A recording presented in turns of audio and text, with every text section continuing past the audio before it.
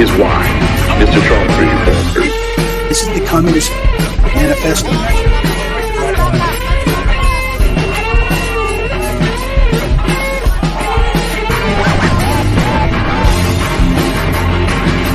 Isn't going to stop somebody if he decides that they need to lash out at the government. I mean, it's a charade, it's phony, it's fictitious, it's ridiculous, they are. It's stupid at this point to not see what's happening. Isn't that interesting?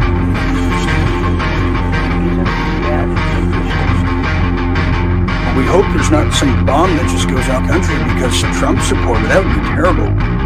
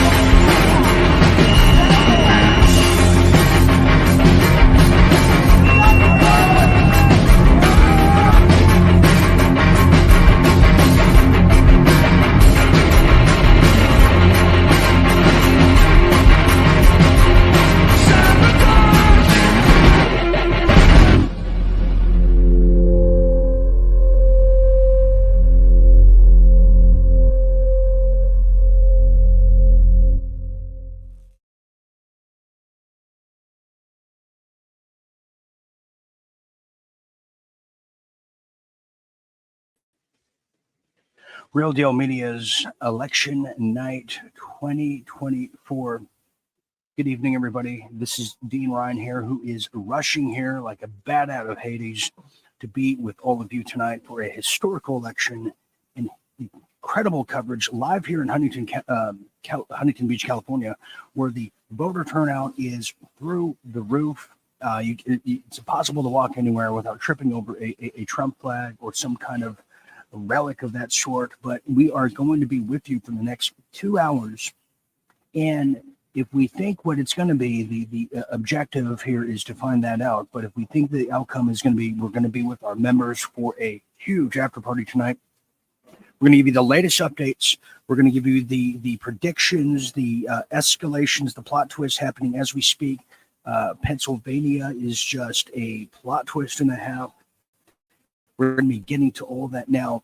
Coming up shortly, before I introduce our cast here tonight, we do have an exclusive interview with a J6er, January 6th prisoner, Jake Ling, live from prison behind bars. And we're going to be talking about how his politicized case, which is coming up, is being used to decertify the election results if Trump wins. So that is coming up very, very soon.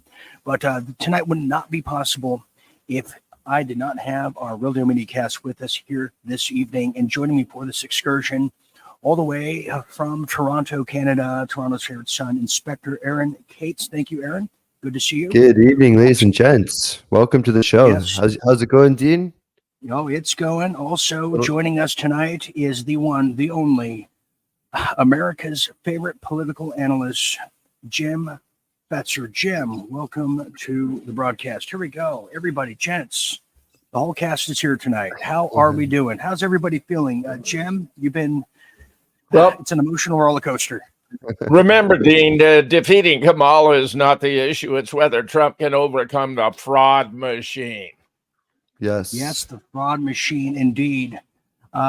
And Aaron, all the way just our neighbor to the north, how are you feeling? The anxiety, the emotions? Because really a lot crazy. of what's going to happen in Canada, what's going to happen in Canada is based on this election here. How are you feeling?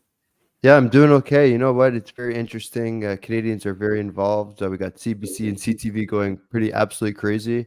And on the weekend, I was at a Vince Carter. He were tearing his jersey up in Toronto, and he said something that really stuck out. And he said that we do this together. My jersey goes to the Raptor. We do it together. And it's just an honor to be with you, Dean, Jim. We do, and the rest of RDM team, we do this together. We take everything, the pain, and we go through the good times together. Yes, it is. And also, before we even go further, Aaron brought to my attention, Jim, and I think it's how symbolic is it for him to do such a thing, is it is a blood moon tonight. I'm going to pull this up. Why is this significant, Aaron, real quick? It is a blood moon. Okay, wow. Here, let me. Can I read you a little something about? Well, let's what make it means? quick. We do have a schedule, but what is the significance in short?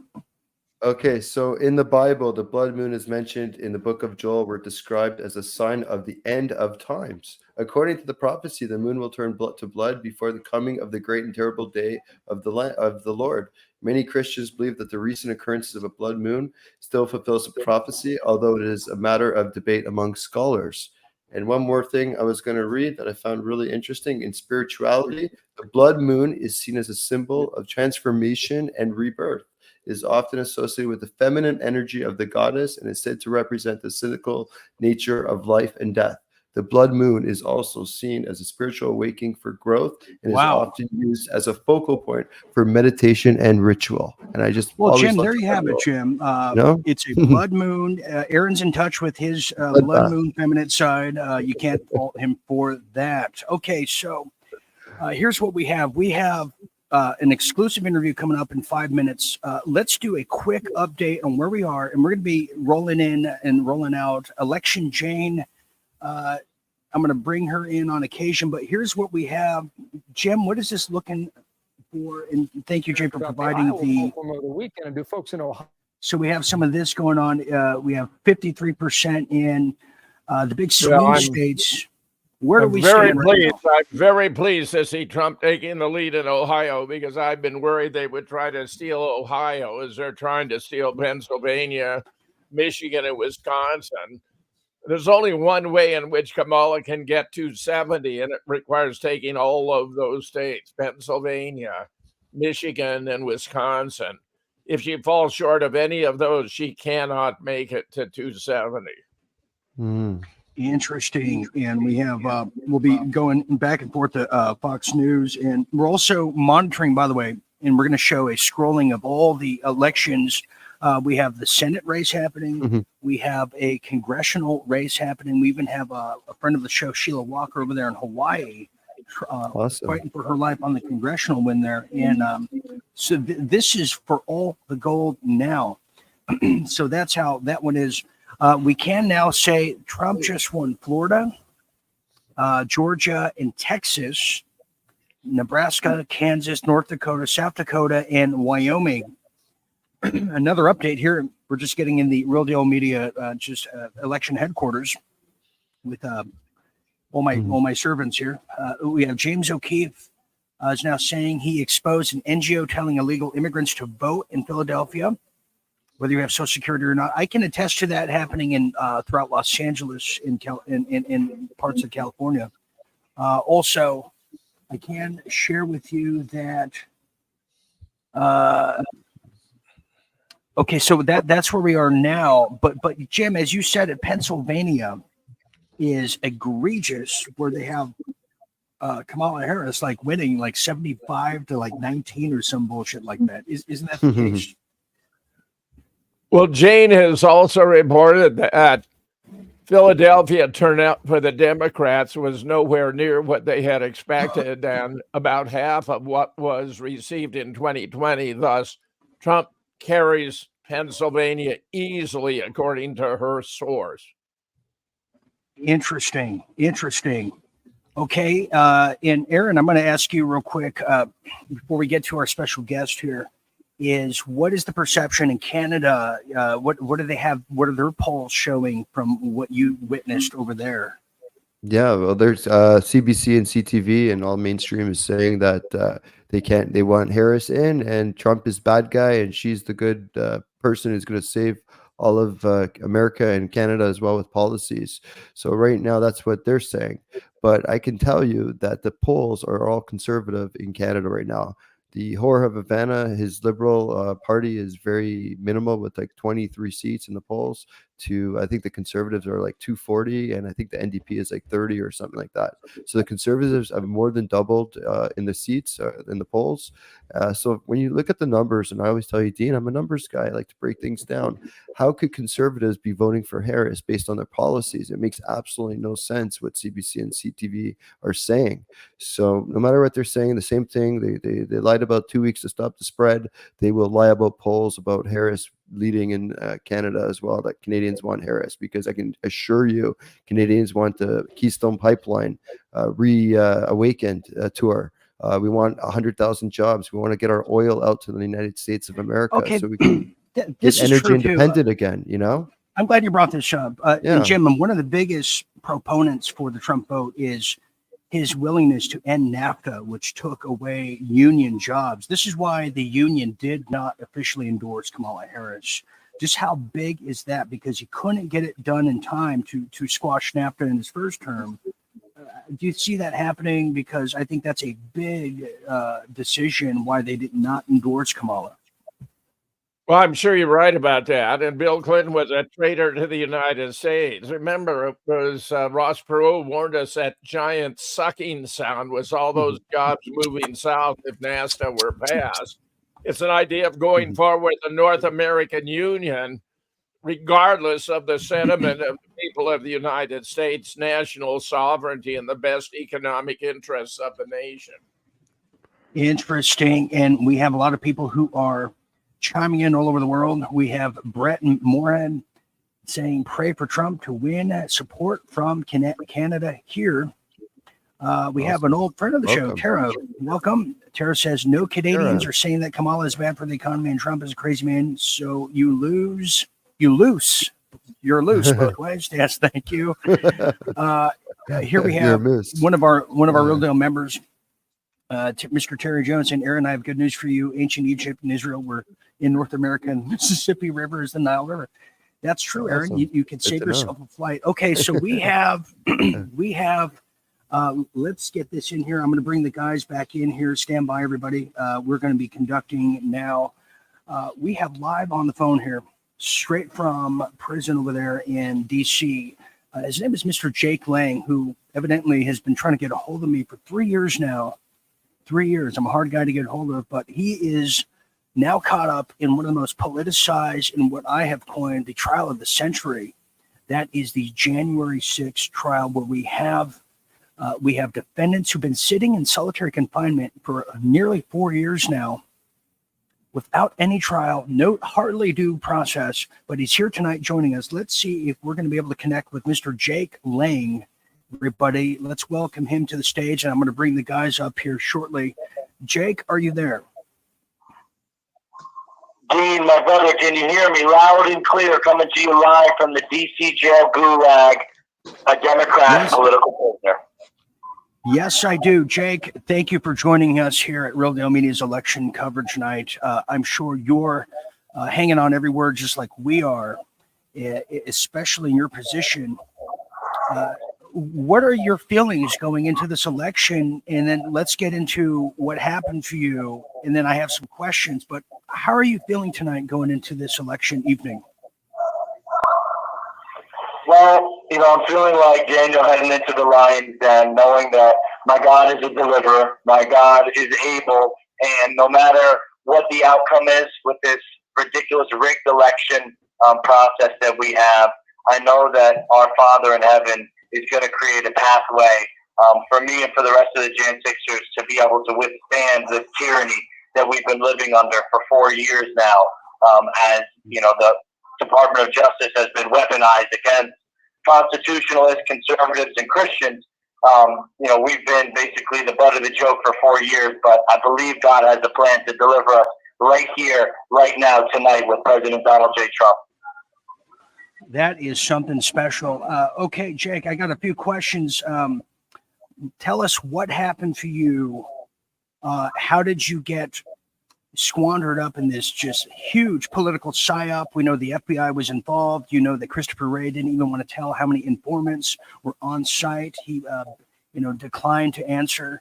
How did you get involved in this big mess? If you could just kind of walk us through that real quick. Well, for all the people out there that don't know me, my name's Jake Lang. I'm a January 6er. I was 25 years old on January 6, 2021. I'm 29 years old now, going into my 30th birthday here in just another few months. And I am a constitutionalist, and I was ready to go to the Capitol to stand up for free and fair election because the Democrats, the regime that Joe Biden has represented, honestly scared me. What they did in 2020 to our country with COVID was, a police state. It was tyrannical. And I wanted to go and have my voice be heard at the Capitol. There was some violence that broke out, started by the Capitol Police. They had direct orders from their handlers, probably Nancy Pelosi and the rest of the Democrat brass, told them to stir up a huge problem at the Capitol so that they could paint Donald Trump and his supporters as domestic terrorists, a psyop right in front of all of America. I got caught up trying to defend lives of unarmed Americans, women, and elderly people, and I'm facing multiple allegations of assault, plus plenty of other completely weaponized and ridiculous charges. And I've been incarcerated for 1,400 days without a trial, transferred to 17 different prisons, and held in 900 days of solitary confinement. Wow. That is. I got to ask you, right off the bat, when they were sweeping you up in arrest and incarceration, were there any other Democrats who were arrested with you, or was it strictly just Trump people? Because I saw people with hammer and sickle tattoos claiming to be MAGA, but clearly they were part of the communist manifesto of radical, just people bust there. Did you see any other protesters outside of a MAGA kind of a spectrum get arrested with you? No, it's been, pretty stark that the Department of Justice has been given direct orders to, give slaps on the wrist to Hamas, the people who stormed the Capitol in the name of the terrorist group Hamas and Antifa and the Black Lives Matter protesters that burned down our cities.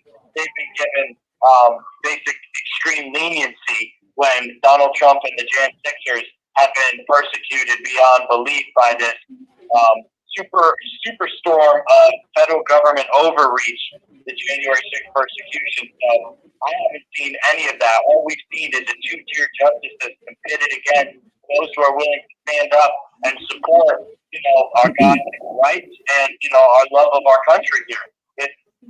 We're being used as an example for future generations. If you dare stand up against the deep state, we will drag you away to prison, destroy your family, all of your businesses, take away your home, your finances, and pin you up against the wall with a railroaded criminal justice system here in Washington, D.C. that you have not a chance at justice. Wow. Okay. And you are currently calling from prison. I'm going to bring the other guys in, but before I do, last question. How aware is Donald Trump of the injustice, the complete and utter silencing and over heavy-handed legal leads being done to you guys by the head of Liz Cheney? How aware is Donald Trump of the suffering happening in prison right now? Well, Donald Trump's extremely aware. He's tuned in. This is why, as I'm watching the electoral college votes come in, I'm watching the swing states and stuff. It's literally the difference between the next 2 months in prison and 20 years in prison for me and for hundreds of Jan 6ers, because he has promised us on multiple occasions in public at his huge rallies that all the Jan 6ers will be pardoned. He's even recently reached out to my attorney when we won in Supreme Court against the weaponized 1512 obstruction of Congress charge, that 20-year maximum felony charge that Donald Trump was charged with, and 360 January 6ers. We beat them in Supreme Court. We kept the Department of Justice and the federal George Soros prosecutors running with their tails tucked when, we got the only little sliver of justice at January 6th is seen. One of the charges was dropped off my indictment. But guess what these cowards did? That same day they replaced that felony charge with another felony charge on my indictment. And so we are living in very crooked times here. The federal government has been bloated and swollen to such a capacity that they are now egregiously going after political dissidents in America and creating a new I guess, a new age type of tyranny where the FBI has been used as the personal Gestapo of the Democrats to go and to kidnap people out of their homes and throw them into these, desolate gulags that I've had to survive in for the last 1,400 days. Wow. Okay, I'm going to bring one of our one of my co-hosts here tonight. I'm Jim Fetzer. I'm going to bring you in for a question of what you wanted to ask Jake Lang here. Go ahead, Jim, because he is on a time schedule. Go ahead, Jim. Jim, you're muted. Jake, I'm very impressed with your courage and integrity in withstanding this grotesque abuse. Have you seen any signs that the judicial system works at all remotely as it ought to under the Constitution, or are you just completely disillusioned with the weaponization of the law? Audio.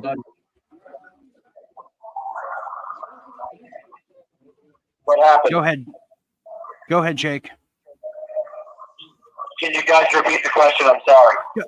Go ahead, Jim. Yes, repeat that question. Sure.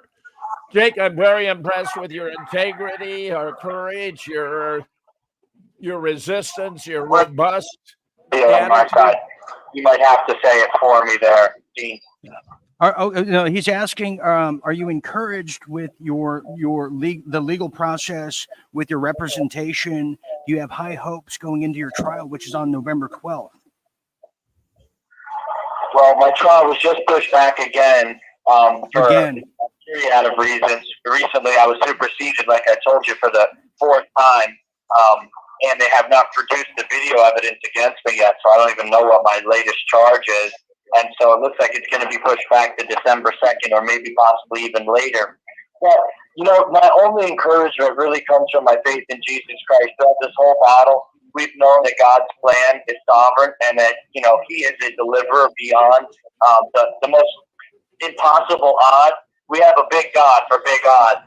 And, walking in that courtroom, I know that I have the truth on my side. I know that what I did in my heart to try to defend my country from a communist and Marxist coup d'etat, where Beijing Joe Biden was being, installed as the next puppet president of America, to try to defend my country against that and defend the innocent lives that were lost that day. 4 Americans, unarmed Americans, 2 women and 2 men were murdered at the Capitol in cold blood, and one of them died in my arms. And so what I did and why I did it, I believe in God's eyes, I will be acquitted. But walking into a DC courtroom, it's 100% conviction rate right now for Jan 6 the felony charge. Oh, yeah. That's incredible. That's incredible. 96% Democrat jury pool. I can now confirm this for you, Jake. And we're going to bring Aaron in here real quick. I'm going to get Aaron, who has a question, to join us here, if he will. Thank you, Aaron, for being here. Okay. But I can confirm Trump just took Ohio. He just won Ohio. I also can confirm to you, we're going to call it here at Real Deal Media with Jake Lang, who's going to join us for the party tonight, and also my birthday in January, I hope. Awesome. Sources that Trump is about to take Georgia. Okay, he's about to take Georgia, and also he just took Louisiana. This is big. Jake, and we're going to make sure that he hears this question from Aaron Cates of Canada, who they're dealing with their own kind of J6 with the truckers too. So this is a international effort, Jake, but go ahead, Aaron. Yeah. Hi, Jake. It's an honor to meet you. I just wanted to apologize on behalf of Americans who don't see the truth, on behalf of Canadians, Canadian patriots. We have our own thing going on here with some kids in Coutts, Alberta. There was 4 Canadians who got arrested, and for years they were put in prison. 2 of them just got released. 2 of them are serving longer sentences, and it seems that there's a lot of setups going on. So I want to apologize on behalf of humanity, and just note that there's so many people that are praying for you. Millions and millions of people are praying for you, and note that. So you're not on your own, man. We're all in this together. And my question to you, Jake, is just: were you able to vote during this time? Were you allowed to cast your ballot? Good question. Were you able to participate in the electoral process here, Jake Lang? Yeah, this was a fight of our lives. So if you guys follow me on my X profile, I recently have some posts that gone viral about this. Jake Lang J6 is my X name. And originally, when I just got back to DC jail from my time at Brooklyn Federal Prison, where 2 people were murdered in a month's time period while I was there, the worst prison in America, they stuck me in to try to get me killed in a Democrat stronghold city. And when I got back to DC jail, they were telling us that the Jan 6ers were not allowed to vote, not allowed to exercise our fundamental constitutional right. And I contacted Jim Hoff at Gateway Pundit, and we did a huge, groundbreaking piece and put a lot of public pressure on DC jail. And the next day, they took us to vote. So I was able to, from inside DC jail, cast my prison ballot, my vote for President Donald J. Trump, and it was one of the most cathartic moments of my life. You have 1 minute remaining. They stole the vote from us in 2020, and then again they tried to spit in our faces and take the Jan 6ers vote from inside our prison cells in 2024. But we pushed back, and we all were able to catch our vote. And this is the sweetest, cherry on top. We were able to recruit dozens and dozens of minority first-time black voters and inside DC jail to come alongside us to vote for Trump too. And everybody in my entire pod of about 100 people here has voted for Trump. And there's only 2 white guys in the pod. So you got about 98 black guys that went out there and they're supporting Trump now. First time voters. That's amazing. Incredible, man. Wish you all the best. Last question, yeah. Jake Lang, this is an international show, and I just want to tell you, a lot of our viewers, prayers from all the RDM viewers. Amazing. That's because I'm on the phone, so give me a second. I'll call you right back. Okay, that's what we want. Thank you for using Global Jail Link. He's calling live from jail right now. We have Jake Lang is here. Yeah, we're an international show, and if people have a problem with that who are on Rumble, you can take a hike.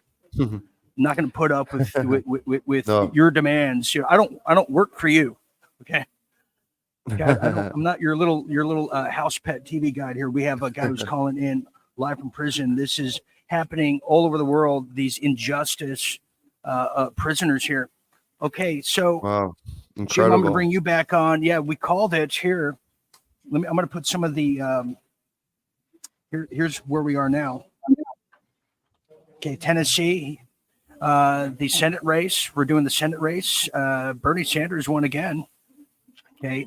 We're going to throw Jake back on one last time before he has to go. He only gets 15-minute slots. It's very gracious. Jim, I got to say, it's really gracious and incredible that J6 prisoner is calling this show here tonight to be with us and our viewers all over the world.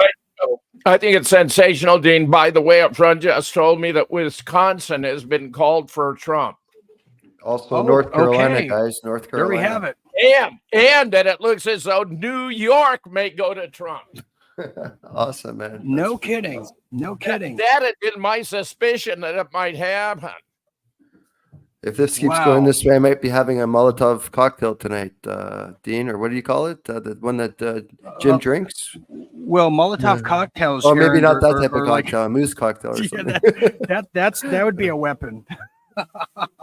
That'd be a firebomb. Okay, so we have that. We're waiting for Jake to call back here. So we have Colorado, 50. That's surprising, Jim, because you would think that a lot of military.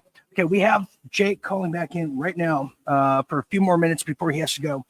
Here's what I want to ask. I believe he's here. Jake, are you with us? Jake Lang, behind prison walls right now. Are you with us, Jake? Yes, I'm with you in spirit and in soul, brother. The country is coming together right now to make a distinct decision that we are rejecting third world banana republic weaponization of our federal government against its citizens. This is the movement. This is the emotional single issue voting cause that we have had through the January 6th. I believe that hundreds. Oh, we lost him. They're trying to jam his feed. You can totally tell. Okay, so we're gonna 95 wait guys. for him. 10 to 95. We're gonna wait for him to call back here. Wisconsin is Jim, did we call it for Wisconsin? We didn't call it. A friend told me it has been called. Okay, a friend called it. Go ahead. North Carolina has been called for Trump too, and that New York is tilting toward Trump. New York.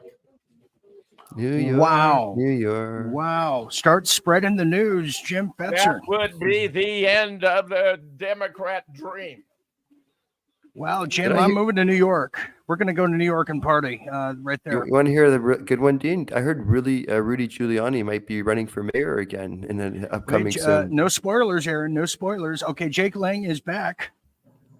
Jake, are you with us? Sorry about that, Dean. Yeah, can you hear me now, brother? Okay, I got a last question here, okay? I got a last question. Do you think that there was a setup by the police and FBI, because there's the footage of them opening the door for you into the Capitol building? You have Nancy Pelosi on record saying, good, this is what we want them to do. We got them now in her little HBO. I mean, she's a big part of this. What are your thoughts on that, if you can talk about that? I'm going to say, I speak my heart when I talk about January 6th because it means so much to me. And I have open the door for you. Opinion of January 6th. January 6th was a 1776 revolutionary event where the American people stood up against tyranny. Our founding fathers would have been with us that day. And while that is true, Dean, when we were showing the power of American unity when we come together, it was also something very insidious and very deep and treacherous going on that we had no idea that we were part of a ruse. We were part of a Reichstag fire to paint Donald Trump as a violent domestic terrorist and all of his supporters. And so, yes, there was a predetermined plan by the FBI, by Pelosi, by the powers that be, that want to try to destroy our movement and paint us as violent extremists. And so you have this event happening, but two different emotional and spiritual motivating factors at the back end of it.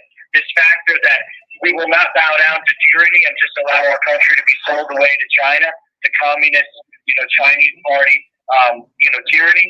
And at the same time, we had no idea that there was going to be such a fallout from this event where they would use it to persecute 1,500 innocent Americans and their tens of thousands of family members and put us all into like a new Patriot Act. It was like a 9/11 all over again. They used a tragedy to further their political goals in taking away our civil liberties. Okay, Jake Lang. We're gonna wrap it up. Jim, Aaron, do we have any final questions for Jake? I think he sized up the situation exactly. It was a pseudo-insurrection to be used to damn Trump. They made up all these phony legal things just so they could use them as propaganda against him to tarnish him for this very election he appears to be winning tonight. Yeah. There you have it. Jake Lang, from all of us here at Real Deal Media and all of our viewers all over the world watching right now, each and every one of them, we are feeling a connected energy with you and everybody here who's watching. And we are not going to forget the plight you have been in solitary confinement with Stuart Rhodes, who's been on the show many, many times. So we have not forgotten you. We will get you out with all of our means. You're all in this together, folks. We're all in this. We got this, and we're with you, man. We're praying for you, bro. So Jake Lang, in your final statement, how can we support you and how can we follow your efforts as your trial is just impeding any day now? Well, thank you guys. First of all the American patriots and patriots worldwide and Christians that love and support us and pray for us. That is the differentiating factor between us barely surviving this extreme, cruel, and unusual punishment and being able to thrive as we have because God's Spirit has anointed us for this day. He said that He would create and raise up people for a time such as this. And I believe that myself and many of the Jan Sixers were handpicked and hand-selected by God to suffer for righteousness' sake and in His kingdom. So I want to say thank you guys for all being there for us.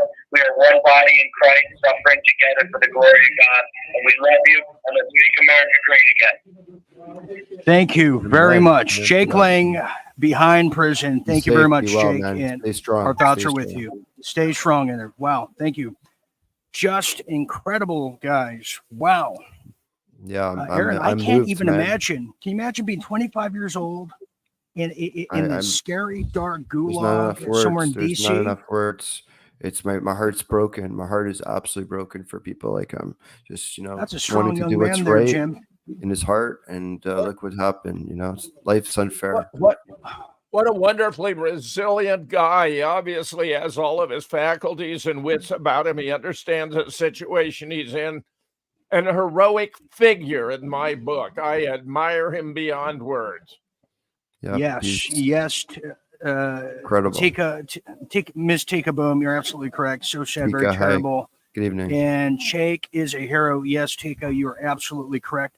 If you want to call in, share with us what you're thinking. We're going to go back to the numbers as the updates are coming. Right now, if you just joined us to Real Deal Media's election night coverage, we can tell you New York has swung towards Trump. I mean, Jim, I'm looking out the window to see pigs are flying or if hell is freezing over, to say that.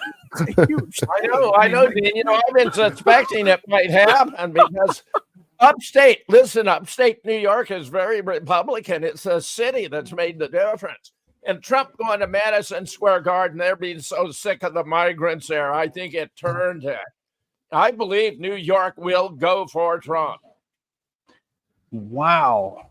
Crazy. Aaron, we might have to live up to the dare. If Trump pulls this off, I might have to go streaking in the city tonight, and where you same with you in your neck of the woods. Okay, we have a lot of people who are chiming in here on Rumble. Let's talk to address some of these. We have Angelina Wolf, who says, quote, "We are in this fight together with every country, especially our Canadian neighbors." Yes, we had a very rude dimwit who almost turned me into green, like a green Hulk man. Grinch. Got very angry for a minute. Okay, here's another one here. We have Rebel Man who says, "God bless you, Jake. The cavalry's coming." Yes, we cannot forget these guys. I tell you, I was in jail for 8 days, Aaron, and I cannot tell you, constantly you're thinking, are they people thinking about me outside the jail cell wall? That's all you think about. Your greatest fear is being forgotten and having nobody. So him being here tonight with all of everybody's energy, thoughts, prayers, and everything, I guarantee you it meant the world to that young man right there. I'm so happy, so honored to meet some heroes, man. I really appreciate that. It's one of my moments in my my podcasting career to actually speak to someone, such a hero. So strong. Incredible. Okay, here's another update here. We can't say, and we want to get our video back up there, please. We have Trump wins North Carolina. Okay, we have one Senate seat gained. One Senate seat gained for the Republicans. We don't know who that is yet. Here's some speculation talk. So North Carolina is for Trump. Wisconsin, Georgia, Arizona have all been called, but not announced yet, possibly because they don't want to lose viewers too early. So it could be a ratings ordeal. Jim, let me ask you this, Jim, if Trump won New York, how damning would it be to the power play establishment? Overwhelming repudiation of the Democrats. There are two main Democrat strongholds, New York and California. Now, that's what I was just going to ask you. I think California is hopeless, but New York might be regaining sanity by going for Trump. It would be huge. It would be a nuke in American politics. Wow. Okay, so would we got be here huge. 210. We got 210 to 105 is what I'm seeing right now. Okay, yes, and we're monitoring Fox News at the same time, but we also out there. I want to invite some of our viewers too. We want to keep an eye on the congressional race too, which is a big deal. One of our viewers from the show, she probably going to be calling in with some other special guest here. I'm going to share what Mike Adams shared with me today. We had a very, very long discussion on the phone, and Jim, I want to get your take on this as well. Mike said, and this is kind of my view of it, is that we're anticipating a huge, long, drawn-out lawfare. I think Trump's going to take it here tonight. but we're anticipating a huge long lawfare that's going to go well into January, just like we saw this in 2000. It went, 3 months? What are your thoughts on that, Jim? Because there's 500 Trump attorneys in almost every precinct that matters. What's your take on this? Because it's stunning. Given the way this is evolving, if in fact New York goes for Trump, I think it's not going to happen. You're going to have some danglers, but it's not going to be that way. The race will be resolved tonight. The race will. Well, Jim, you have Obama now saying that it could take weeks, days, if not weeks, to count all the votes. And I'm thinking, you know, the country of India has 1 billion people. They finished their voting tallying up in like one night. How is this? How is this possible? Taiwan has a photo ID. They do it all with paper ballots and hand counts in public, and they do their elections in 6 hours. I think Switzerland, Sweden, everybody does it within the same day. Paper ballots, you know, everything's counted 24 hours. I don't know. Really, there's only one reason that they delay things. There's only one reason. With all the machines, these machines should be able to count them right away. Speaking of that, Aaron, I want you to talk about your experience, because you were in, well, if you don't know, Aaron discovered the Dominion machine headquarters in Toronto, Canada, where they're making these things. He saw the UN tanks. Discuss what you saw earlier today, or the other day when you drove past Dominion, Aaron. Share your experience. Let's talk about 4 years ago. I was there on January, actually around election time, and also January 5th, the day before, obviously January 6th, everything's happening. And, you know, that's where Dominion head office is in downtown Toronto on Spadina Street. So 4 years later, that's where I got my name for inspector. So 4 years later, I went back yesterday, just do a couple loops around just to see, would they go back to the scene of the crime 4 years ago? I don't know what's there, but I do know it's on the head office website. Toronto is one of their head offices. I was there yesterday, did a few loop around. Traffic was crazy, so I couldn't park. Third floor, where they are, full lights on. Couple of unmarked vans outside. Don't know if there's another office up there, but remember, you know, I called the number and it tells you to press 1 for this, 2 for that. Same thing. Leave a voicemail. Nobody's answering on the day of elections. No customer service. It's very, very interesting, and I don't believe there's a head office in Toronto anymore. So it's still on the website. Interesting. Okay, let me give you some updates too, and then we have Leo, Mouth of the South. Thank you for chiming in. Who's saying that some in New York are saying Harris took it? Is that true, Leo? No, is that true? Not the call I got is that New York is tending to go for Trump, and you know, his Madison Square Garden thing was electrifying. Yeah. Okay. You're giving us a hang on. Pennsylvania has 30% reporting may not be called tonight. Pennsylvania may not be called. Oh, that tonight. is the most ridiculous one there. Rhode Island, you have, a Senate race there. If you do want to call in, join the convo. Join the convo. Please join the convo right there. Yeah, don't be ridic. Join the convo. Yeah, Mouth South said New York was called Harris already. Have they officially done that, Leo? So please let us know that. Also, Liz Marchant says pretty good things. A few more gray hairs today. Jim, you might have a few more gray hairs like all of us too. That's fair enough. Who doesn't have gray hairs these days? If you don't know, if Trump does not win, we said last night, Jim's dropping out of society to become a hippie to live on the road. There you have it. There's Jim right there. That's right. That will be dropping my future. out. That will be my future. He kind of looks Amish there a little bit. A little Amish. His wife is going to kick him out. He's going to be on the road playing the banjo right there. So just to let you know. Jim and his Amish. We don't want that. According to Jane, now New York's been called for Harris with 40% of the vote in. So I appear to have been okay. So there it is. This is what I'm saying. But 40% of the report, it's only 40% in.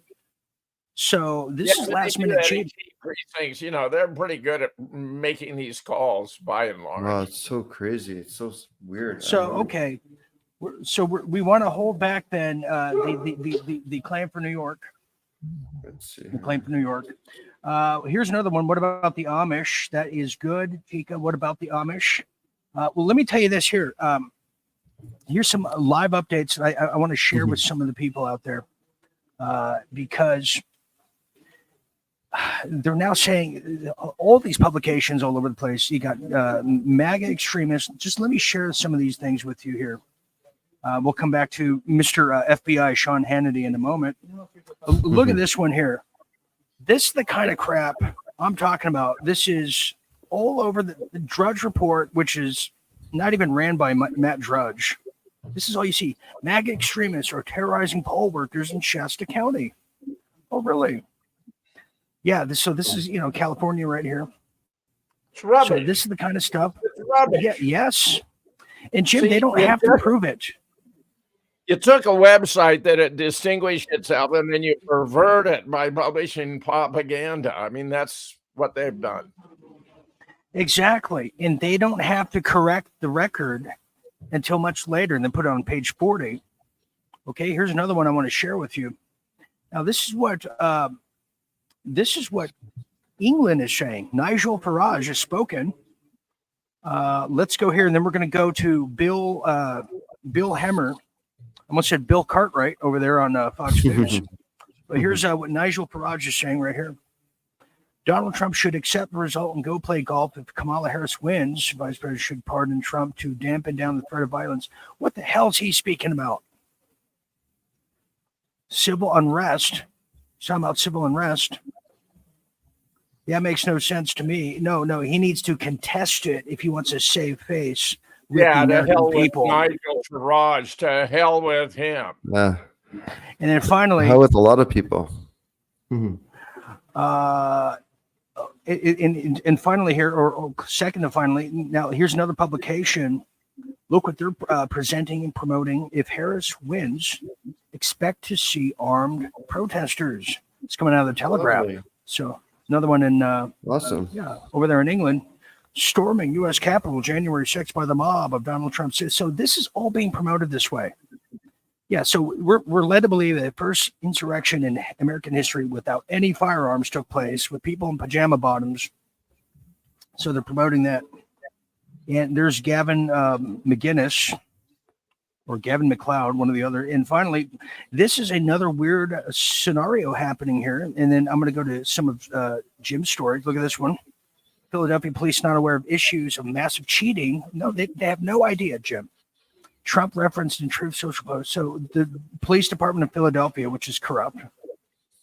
There's a lot of talk of massive cheating. Well, we don't see it here, but look at Arizona right here. Arizona voter files civil fraud lawsuit against Musk over $1 million giveaway.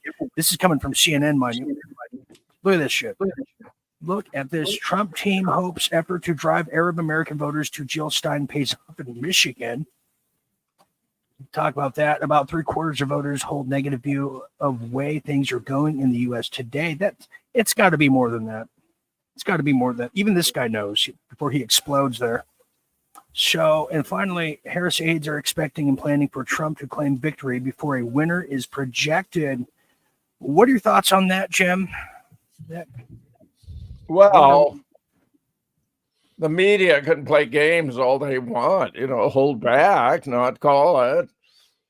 I'm sorry to say, but our system is so corrupt that there's virtually nothing you can count on. So I'm only hoping he can piece it out. I mean, he deserves a win. When you have 75% saying the country is headed in the wrong direction, that's a completely reliable indicator of how an election is going to go against the incumbent administration, because 75% of the people think it's going in the wrong direction, and no doubt that's the case today.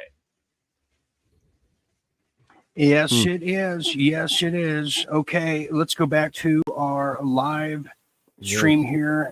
If you want to call in and tell us otherwise, let's tune in here to see what they're calling here. Update. Interesting. Okay, we don't hear anything on there. That's fine. But let's turn the sound on if we can. We'll come back to that. We have people who are chiming in on Rumble. Okay. I have a question, Dean. So it's 162 to 81 electoral college points. Go ahead, Aaron. Oh, in Colorado, remember all those passwords that were, I guess, leaked? I guess 60 passwords to the Dominion machines. How is Yeah. Colorado? Are they still using the Dominion machines, or did they end up going to paper ballot? Because if that's the case, there's no way they can use those machines. It's just not. I don't know. I'm just, just being me. Yeah, I don't They're know. blatant. They're blatant in their theft of elections, Aaron. I mean, they don't care if we know. And then that Okay, lady Tina Peters got put in prison for Trump 9 has years. a lead here. Let's just go ahead and see. Okay, we have But Wisconsin in play. We half also of have a the caller voting calling here in. Hold on, Wisconsin, caller. This is where it finished. I find that interesting. What about Don't Kenosha? Let's find So, Jim, you're on the Kenosha So down. remember, this bottom is the swing of the state. I mean, I east, spent some time where there you- on Yeah. two your recall district? elections You with agree, Governor right? Scott Walker. I I mean, think it's I was extraordinary. And we don't think about it that way. Okay, did you see that? 0.6 for RFK. 0.6 for RFK. Wisconsin with 29% reporting Harris underperforming Biden by 5% in Dane County, a key Democrat stronghold. Okay, we have a caller. We're gonna Yeah, go see, back to that. I reside in Dane County. I mean, that includes Madison, which is the capital. And that underperformance ought to cost the election for the Democrats and put Trump over. Absolutely. Absolutely. Okay, we have a caller. Let's take a caller. Mr. Kevin, one of our long-time viewers. Kevin, thank you for joining Election Night here with the cast. What say you here tonight? Welcome. Hey, the big point here is she's not part of the blood. All the presidents have a bloodline. Trump and Biden are part of it. She is not. So I'm projecting Trump's going to win and the other side's going to go crazy. Your thoughts? Well, Kevin, to add to that, if I could, she, as a prosecutor in California, as a district attorney general of California, she prosecuted marijuana users in all these different cases. But here's the mystery: there's no record of her in court. She came out of nowhere, like Pete Buttigieg. Jim, what's his name? Pete Buttigieg. Buttigieg. Buttigieg, Yeah. Yeah, Pete he came out Buttigieg. of nowhere. He came out of nowhere. Get this. There's now even reports he's not even gay. That's just all an act, like Portia de Rossi, the girlfriend of Ellen, as I said. So he's a closeted, straight guy or whatever. But to your point, Kevin, I think Trump's going to take it. It's going to be ugly. But I think you're right on that. So that's my take. Jane is saying Pennsylvania has been called for Trump, but not announced yet. Awesome. Okay, Good news. so- great news. That's great news. This could be a case of the media keeping us in suspense, like they do with the Super Bowl with the two teams. Yeah. Kevin. Your commercials. Yeah. Hey, and Kevin, what do you think about these mainstream reports here about people are going to take to the streets and armed escalations? Or do you think people are buying in any of those kind of headlines? Yeah. I went and voted today. I've talked to people, all colors, all jobs, whether they're homeless. They all know this country's broke, and they know the way it needs to go. I'm not saying Trump is the savior. Don't get me wrong. He's part of that wing on that bird. But I'm telling you this. Whoever is listening to you, Dean, tonight, they gotta know that 4 years ago was a lot better than today. Am I wrong or am I right? Oh, you're absolutely correct, because just being in the news, just news-wise, it was a lot more fun reporting on, but a lot of people, it was a better, heavier morale kind of populace than it is now. People are hurting big time, especially independent media. So we do thank everybody for supporting us. But real quick, Kevin, we have a viewership that has heavy hearts. What are any thoughts on what you heard earlier with Jake Lang in his efforts to be free and come home and see his mom and dad again? Great question. Okay, Kevin, I think we lost you. No, you didn't. Oh, there he is. Oh, go ahead. Go ahead, Kevin. Well, what I've seen is in this country, everybody's fed up, Dean. We're all fed up to the top. Yes. And if Trump don't get elected, it's going to be madness. And then, like, the Trump supporters went to the fucking Capitol just trying to make a point, and there's grandmas and grandpas, people in jail that shouldn't be in jail, and they weren't tearing up shit, they weren't burning down shit. And then what they've done is they've pumped the left up so hard that when they fall, these people might really start losing their shit like Karens everywhere. Subliminal messages too, subconscious. I think. Absolutely. It's the same thing with the trucker in the trucker movement in Ottawa. And we actually had Americans going there as well. This is a North American fight and a struggle. We have united. You know, I will say on a positive note, Kevin, and thank you for calling in, but if anything, this is united a lot in not just this country, but this continent. The whole world's watching. The whole world is watching. Yes, of course, the world.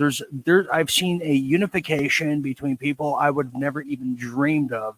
So on that positive note, you know, that's the law of relativity, isn't it? But Kevin, thank you for calling in here tonight. Yeah, thank you, Kev. Thanks for your time, Dean. Always a pleasure. Thank you. We got this. Always man. our pleasure too. Thank you for staying on the journey. Okay, let's bring Jim back here. Jim, Bitcoin is exploding big time.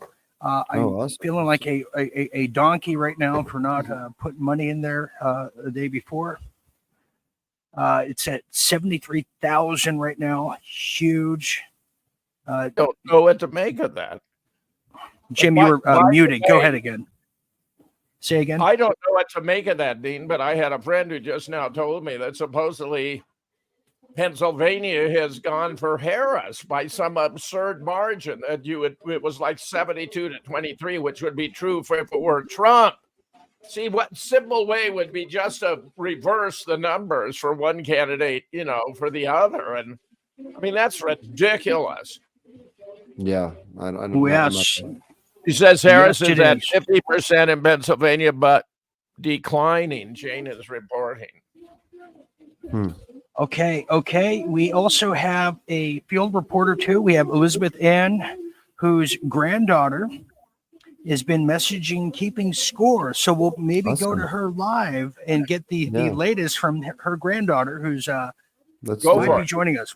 We'll see. Becky Pescatori, thank you for being here. Trump wins Texas. Yes, he did.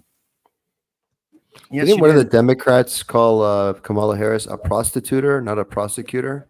I think it was like a Freudian slip. She's a prostituter. Somebody said that. It's one of the Democrats. Is that true? Yeah. Is that true? Okay. Yeah. I want to tell this story here. I don't know much about this. Maybe Aaron or Jim, you can tell this while we kind of get some new numbers that are coming up. What is the story with Peanut the squirrel? Does anybody know? I have not a clue of this story. Of course. What is going on there? That is a lovable guy here. Peanut was very famous, sensational squirrel. I've seen lots of footage. A pet, but much more. And they had a raid on the house. There were like 10 armed agents, wildlife agents. They claimed it was wildlife. He also had a pet raccoon. They ransacked his home to get Peanut and the raccoon. And then they subsequently claimed that Peanut had bit one of the agents and they had to kill it to study it for rabies. This is all very nasty. Very nasty. Oh. Well, yeah, this is what that's the common thing now. You shoot the pets now, you get raided by the cops, and they just, you know, shoot Fido right now. You know, we need that blood moon more than ever right now. Thank you, Aaron, for bringing the blood moon to us. That's just unfathomable. Okay, here's some updates here while we get back to this coverage here. We have Harris at 50%. Montana's presidential election. We're looking closely at that Senate race out there. Okay. Utah and Montana. I don't know if we got that in. Yeah, so Utah. We have Georgia at 53%, Trump 47 with Harris.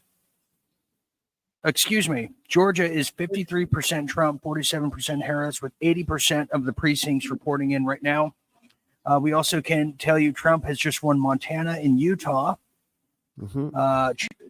Trump leads in Sauk County, Wisconsin. Sauk. Excuse me. Sauk, that's all. Just the name. Okay. In PA, 87. This is very suspect about Pennsylvania. Very suspect. 87% reporting Harris underperforming Biden by 3.3%. In Lackawanna County, a key Democrat county and former home of Joe Biden. She can't even win that. She can't even be a dead guy.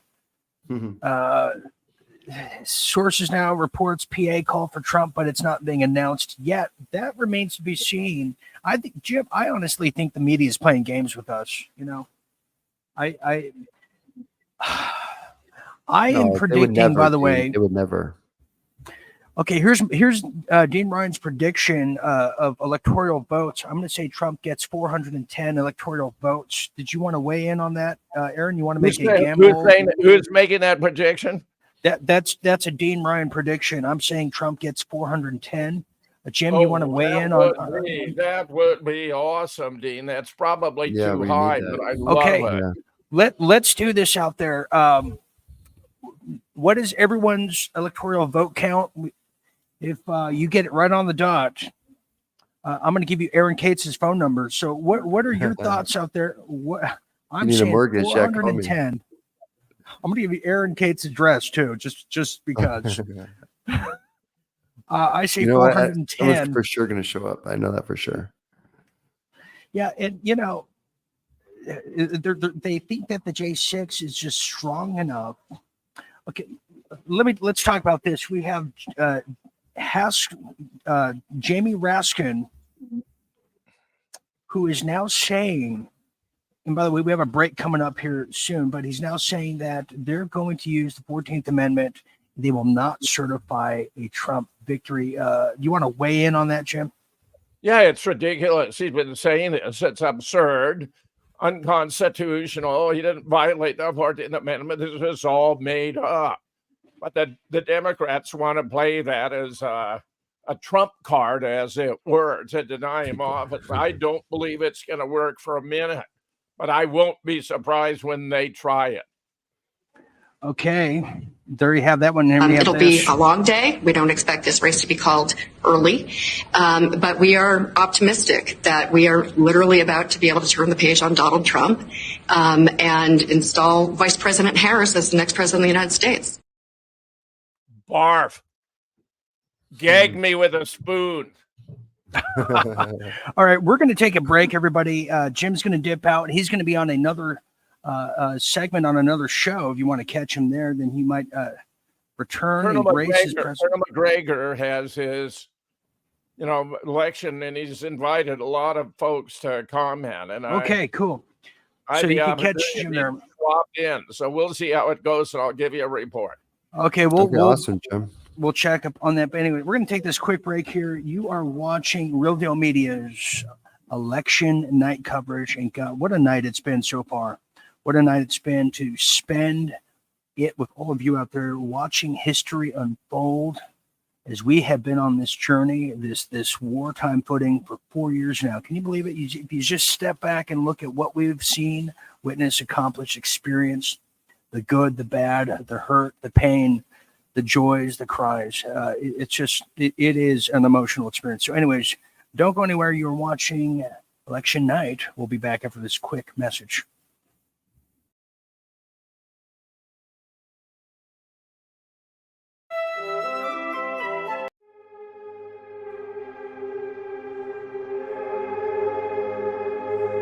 After a long, demanding day, you deserve the best. No judgment, no stress.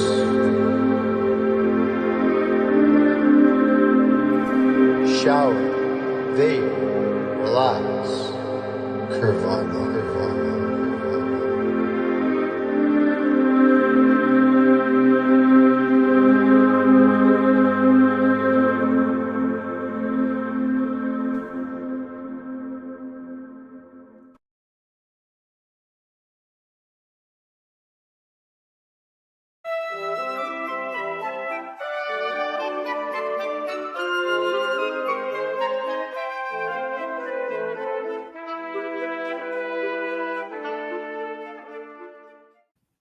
Well, here's Carrie Lake actually on CNN.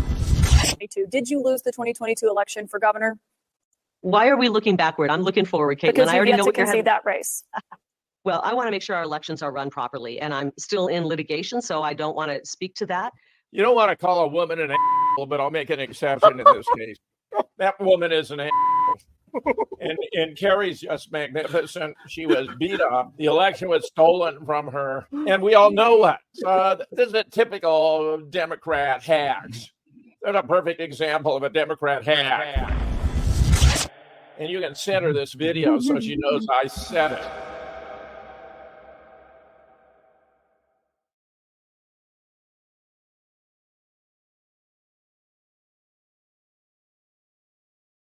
Jim, you want to change your vote? You can still do it at this No, time. no, I want to say we have a wonderful pizza place here called Sugar River Pizza.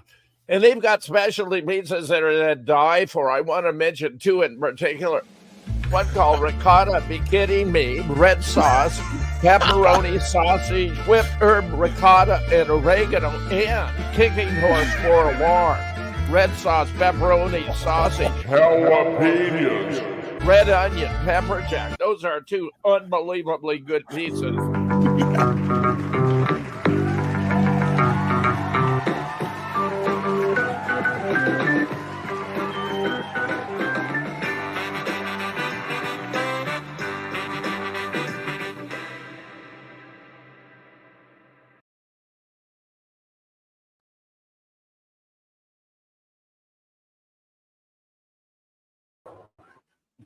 We are back. We are back. Yes, we are. Yes, we are back here at Real Deal Media's incredible historical live coverage of election night 2024. Yes, we are. I'm still Dean Ryan, who is cruising with you way beyond midnight tonight. I'm going the distance. I'm going for speed in a time of need. That's right. We are going for the distance. Joining me on this long journey, who is guy's been by my side all this time, all these years. What a historical time to share with a comrade here. What a journey it's been, Aaron. Hey, it's been incredible. Dean, you told me you like good news. Do you like good news, Dean? I think you on like good news, occasion, you yeah. told me. Yes. I have some Yes, good I news do. for you. Can I have breaking Yes. news? Tell me. The Republicans have won the Senate. That's breaking news right now. So fantastic news, folks. We have control of the Senate. We need the presidency, and then we need the House, and we're good to go and get rid of all these communists. So great news, Dean. Yes. Fantastic. Let's talk about this, Aaron, and I want to invite people to chime in here. Let's talk about this here, because here's what I have. This is some from one of our members, and if you're not a member, you are missing out. We're going to be celebrating tonight with the great Jim Fetzer. Aaron's taking tomorrow off. He's going to be drinking like a Canadian fish tonight. Well deserved. Well deserved. Yes, he's going to be drinking Molson's. Keep these broadcasts going. GiveSendGo.com, Real Deal Go. We are people operated. That's all. We are hanging on by strings here. Yeah. But let's talk about some of what is going to happen. What does a Trump presidency look like? You have Bobby Kennedy, who is going to clean up the regulatory systems or the agencies. He's already declared to get rid of fluoride out of the water. You have a Tulsi Gabbard, who is anti-war. Trump's anti-war. You have a Vivek. You have a youth vote. What is a Trump presidency going to look like to you, Aaron? And I want to ask the audience that too. Feel free to call in at your leisure. Go ahead, Aaron. What does that look like? Awesome. Let's start with, I remember many years ago, President Trump mentioned that when he was, in order to see who his friends are, he'd like to lose everything. And I think he lost the 2020 election, possibly on purpose, or I'm sure he wanted to win it, but now it's exposed to everybody who you can see the chessboard very, very clear. And what does a presidency look like? Well, it's definitely organized. It's managed well by a business, like a business.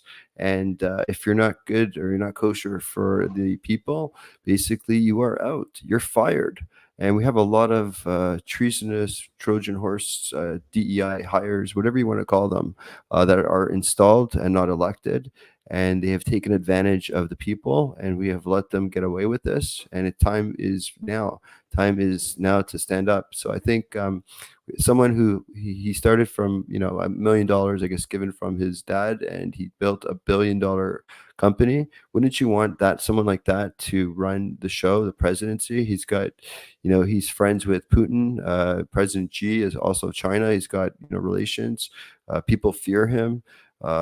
He knows how to run the show. She is a prostituter. She was, with the former Mayor Brown, while he's married, basically, she loves the polls, I guess, but that's another story.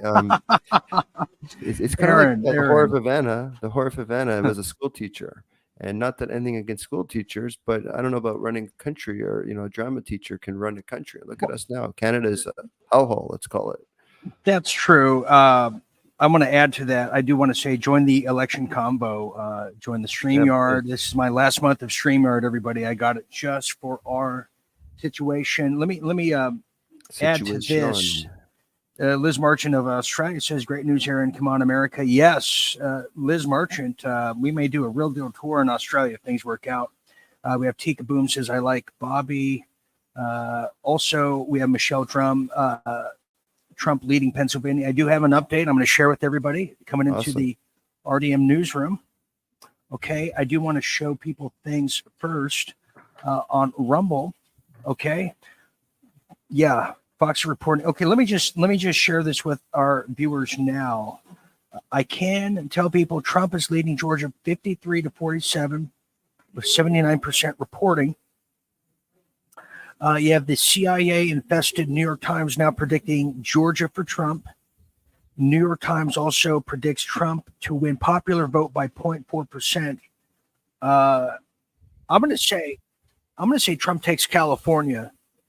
At the very least, Orange County and San Diego, where it counts. Okay, where it counts. I also have some breaking news. The RNC just forced Center County over there in Pennsylvania officials to keep counting ballots throughout the night after they plan to stop counting right now. This is a lot of repeats from 4 years ago. They will not be able to pull off. Well, this is what they did. They stopped the counting. They closed shop, closed the drapes, and then they started counting. Yeah. So they will not be able to pull off the late night mail-in ballot dumps they used and methods they used to do in 2020. That is huge news. Huge news. More about who loves us. No more about who loves us. People stayed home. They were scared to come out and vote. This time around, I think people are coming out to vote. Less mail-in ballots. You do the math. At the end of the day, 1 + 1 is 2. However you slice it. So I think people are aware of what's going on. Okay, let me just address this. We have Notable saying, "Why am I blocked?" People need to understand. We don't block people unless it's just spam. Okay, it's the actual platforms doing it. We're not blocking people. I did put someone in timeout who was a rude bitch, but I have every right to do that. That was earlier in the show. So I'm not blocking anybody. Rumble has been acting up. We have a 50% drop in our viewership on Rumble. I see that with other shows on Rumble as well. The powers that be, the stay behind networks are doing that. So it ain't us. We just want to make that claim right now. Okay. Supreme Court violation according to Judicial Watch. Yes, Mr. Watland. And feel free to call in too. We want to know what you're seeing in your precinct. Yes, Donald Trump wins Montana and Utah. Mr. Watland, we can tell you right now, Trump just won Iowa. Huge. And the New York Times is reporting that Trump is going to win 291 to 247. Okay. 75% chance of victory for Trump. New York Times. Now here's a little thing. One of our members put on there. There it is. Let me go to this if we can. Yeah. Something insane happening. Here are some examples. Arizona's most liberal county. You could see all the numbers right there. Miami-Dade. All these are very liberal counties. Jersey. We don't even know where's New Jersey in this fight. That's a good question. Okay, so I wanted to share that with you. We want to get an update on that. Let's get some more people who are Going to be with us, ladies and gentlemen. I'm going to be going as long as I can here in the travel situation we find ourselves now. Cindy Jankowitz says, "You think you're being censored now? Wait till Trump wins." Thank you for bringing that up, because that's a huge FTC violation of monopoly going against Google, which is just another word for government. Yep. In adrenochrome, but you're going to see a wins censorship change. Mississippi, Dean, we just got Mississippi right now. President Trump. Okay, Aaron's reporting. Say it again, Aaron. We just got what? Mississippi is for President Trump, so let's continue. Mississippi. Wow, I still remember it. Okay. Try saying that 3 times, Dean. Okay, we have Jim joining us again. Jim, welcome back. Oh, Jim. Yeah, I was unable to join Colonel McGregor, but while I was there, he announced that the New York Times has called Wisconsin, Michigan, and Pennsylvania all for Trump. Michigan and Pennsylvania. Wow, that's incredible, man. These are the states without which Kamala could not win. Wow, Michigan, that's a huge one. Jim, and he thinks it's ironic that it's the New York Times that he's citing. Okay. If I didn't know any better, it looks like Dean could kiss Jim right now. Aaron, let's leave her. Too soon. Okay, Jim, here's what we want to share with our people right now. Trump is outperforming his vote totals in Pennsylvania by 40% based on some of the data collection, timestamp 2020. Okay. Also, we can tell you this now. Trump has just won Iowa. To tell us more about that is a man who's in Iowa. He's one of our longest Real Deal Media members. He's a night owl legend, Mr. Watland, all the way live from Iowa. Congratulations. Wow, awesome. Trump won Iowa, Mr. Watland, because of you. Yeah, I put him over the top. Me and Mary the other day, we had to go to the courthouse to pick up license plates. Mary's birthday she's got her birthday on her license plates for renewal. And so we went over there and there was a line there for voting. So we got in that line and went ahead and voted. Good thing we did. Yeah, yes, good thing you did. Was Iowa kind of in question whether they were going to go Harris or Trump? Was it kind of dwelling on the fence there? Not in my mind. I think we won last time too, and it's been red. It's been red for ever since. Okay. Well, it's been red. I can report this too. This is from Angelina Wolf, Jim. Mexico just went for Trump as well. New Mexico. Mexico. The country Mexico. Yeah. The country Mexico. They like it's just amazing. Just countries are voting too now. Why not? But Ukraine's going for Harris, so Ukraine. We can't say Ukraine went for Harris. There you have it. And no word on Fiji or Guam, but that's how that is. What about Puerto Rico, everybody? Where can we find Puerto Rico? Let's go back to. I'm going to put this on just. When we ask J-Lo, she knows a lot about Puerto Rico. Mr. Watland, I have to ask you, since you're the one who told us about the DHS, you provided video to tell us what they're doing in Iowa. Where are we now? Are you seeing a lot of the? We have DHS who are literally performing cybersecurity drills today. Have you seen an uptick in your neck of the woods, Mr. Watland, with any of the G-men or DHS?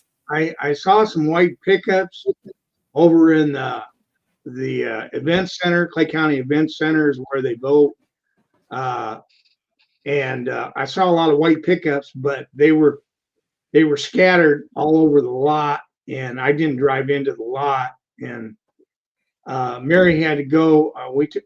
Mary had to go to the chiropractor today, so we drove by there. Is the only way I know that I saw a lot of white vehicles, and yeah, they could be. I don't know what that entails. A drill, cybersecurity drill, or did you say? Or yes, cybersecurity. One of the biggest cybersecurity drills we know to man. That's what we wanted to share. Dean, Also, I just got some breaking. I got something breaking here. oh, okay. Stop the presses, everybody. Here we go. Aaron Cates Okay, for the Grand Slam. we're talking about New York. I got Bronx. Trump is up 21 points in the Bronx. Queens, he's up 20 points in Queens. Brooklyn, he's up 11 points. Those are huge parts of New York, and it's still in play as far as I'm concerned. As far as, any other updates, we'll let you guys know. But I like that. Yeah, I like that. Right, Jim. Good news. That's very good, Aaron. Very good. There you have that one here. So the Bronx, I mean, Jim, it paid off. Trump took a gamble. He took a gamble, and on New York, he campaigned there. He went to Madison Square Garden, sold out a 19,500 person arena with 75,000 people outside waiting to get in, where you had Kamala Harris, who had to use CGI because she couldn't even build an elementary gymnasium if she wanted to. No, you're right. You're right. Okay. Shane's observing that Tucker's at Mar-a-Lago and maybe interviewing him after McGregor was about to feature RFK Jr. Oh, that's awesome. Okay. I'm going to share this now. This is from Mike Adams Live. He just texted me the following, wanted me to say this to people. He's saying he thinks there's a bit of too much optimism right now that's coming from X, from Elon's platform. He wants to hold back. He's saying that okay, he's going to send us a report right now, specifically good for Real Deal Media. Okay, I'm going to share that with you any moment now. He, as you can imagine, is his hands full and everything going on right now.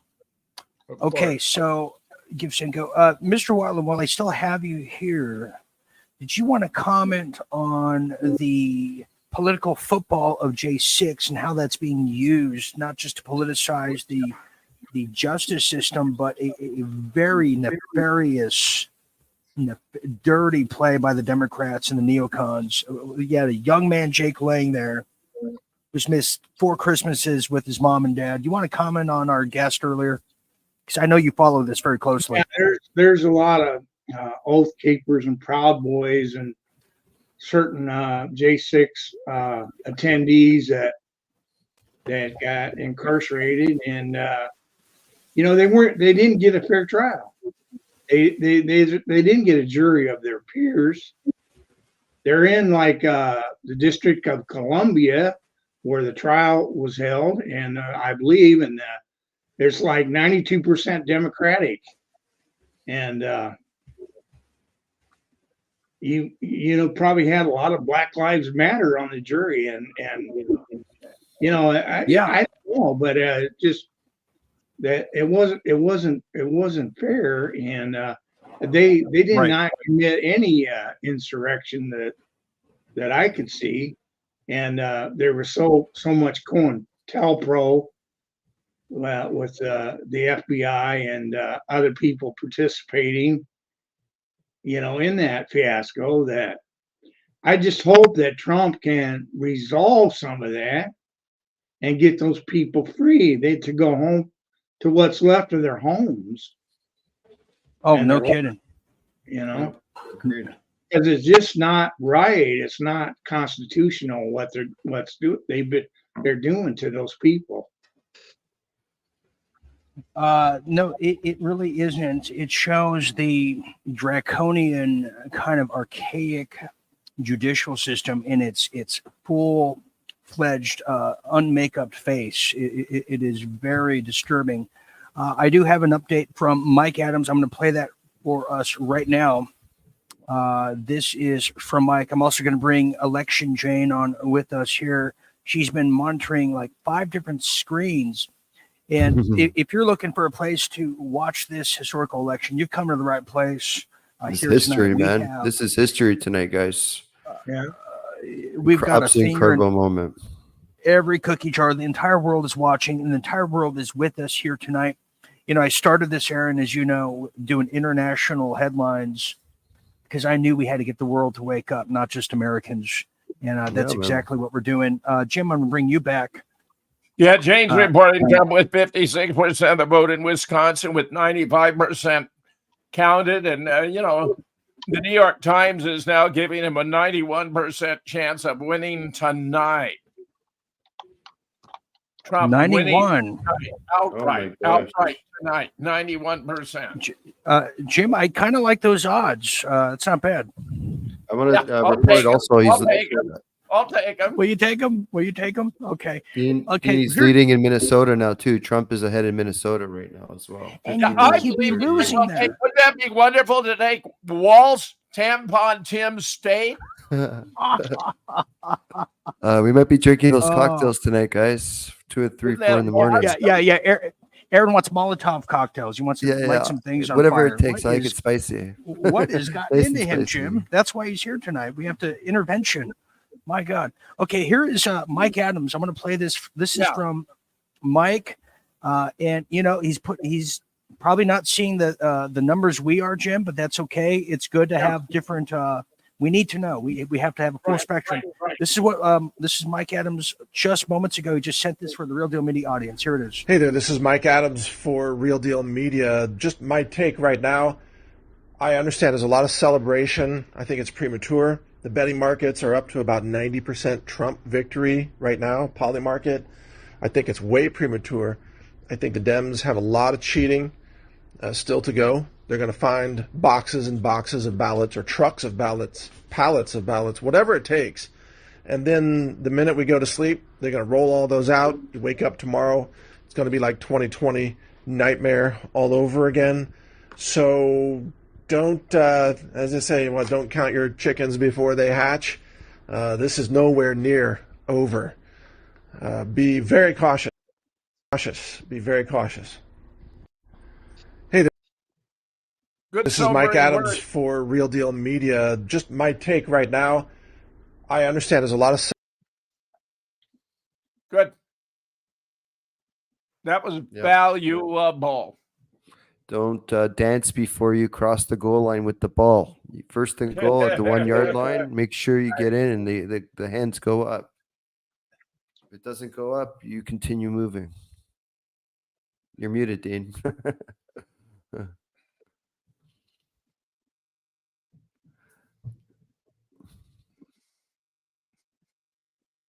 I can't hear. Can anyone hear Dean? I can't hear Dean. Dean, were you speaking? I was, Jim, but I want to do a moment of silence. I like to do that from time to time. Lip reading with Dean Ryan. I do. All plan. I do. I get spiritual. I randomly spiritual when you don't expect it. You just don't know. It comes. But I wanted to bring this to attention that Vladimir Putin endorsed Donald Trump last night. Am I correct on that? Georgia just called for Trump. Trump. Great news. Okay, Georgia called for Trump, but Putin called for Trump last night. Does that have any sway at all? And because we're talking about what a Trump presidency would look like, Jim, and I want you to really get into this, because what does this mean for the world? We have the world watching here tonight. Well, what does a Trump presidency mean? Tell us, give it to us. Within the next couple of days, the war in Ukraine and Russia is going to be resolved within the next couple of days. And I think it's going to tamper down all that enthusiasm for going to war with Iran, J.D. Vance anticipated. And I think a lot of illegals are going to think twice about continuing to flood the United States. I think there's enormous sentiment to get them the hell out of the country as soon as possible.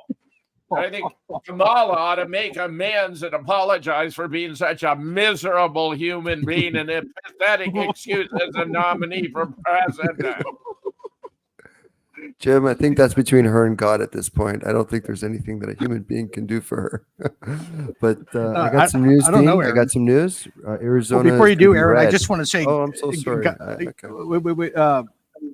To your point, yeah. I think to your point and Jim's point, we may see an armed kind of standoff, but it ain't going to come from the red hat people. It's going to come from the illegal migrants already here. But go ahead, Aaron. What were you trying to tell us? You got an update? I just got a message that Arizona is going to be red, so take it for what it's worth. Obviously, it's not official yet, but looks like it's going to be red. So that just add that to the punch. I also have a tallying right now: 242 electoral college votes to Harris's 108. So what's the number again? What's the number? 242, folks, to Harris 108. We are so close, ladies and gents. History being made right now. Does that even include Georgia? That does include Georgia. Yes, correct. It has not included Arizona, though. Arizona not yet, or Nevada. I'm going to. Okay, yeah, Patsy Rourke. Yes, I take what Mike Adams. He's a left brain. He has math and science. I take what he says very seriously. He's a cruncher of numbers and all that stuff. I agree. I totally agree with what he's saying. I bind Mike's words. I agree it's not over, but I declare Trump the winner because I know the power of words. I do too. I also know the power of party. And if Trump wins, we're having a huge party tonight. Me and Dean are going streaking, I think. We said, I'll go streaking downtown Toronto, and you could do Los Angeles. And we'll look for we're going to have our own somewhere. Aaron's going to have a freak-off party after this tonight. Not a Diddy party, a freak out party. Yeah, not a Diddy party. Okay, we have Nigel Dyer joining us. Tampon supernova in the sky. That's a good one. Nigel, you just won the comment of the night. You got me good on that one. Thank you very much. That was great. Fantastic. Tampon supernova in the sky. It is my favorite song, too. Okay, I want to bring Election Jane in here. And Tika Boom, freak off parties with Aaron. It's a very small list of attendees, just one. Okay, I'm going to bring Election Jane in here. Mr. Watland, you're invited to stay with us just a little long because I have some more questions for you. Let's bring in Election Jane, who's monitoring everything here tonight and helping us with the stream. Jane, thank you for your efforts and hard work here tonight. What are you seeing from your end of the spectrum, Jane? Hey, Dean. So I've been monitoring several sites tonight.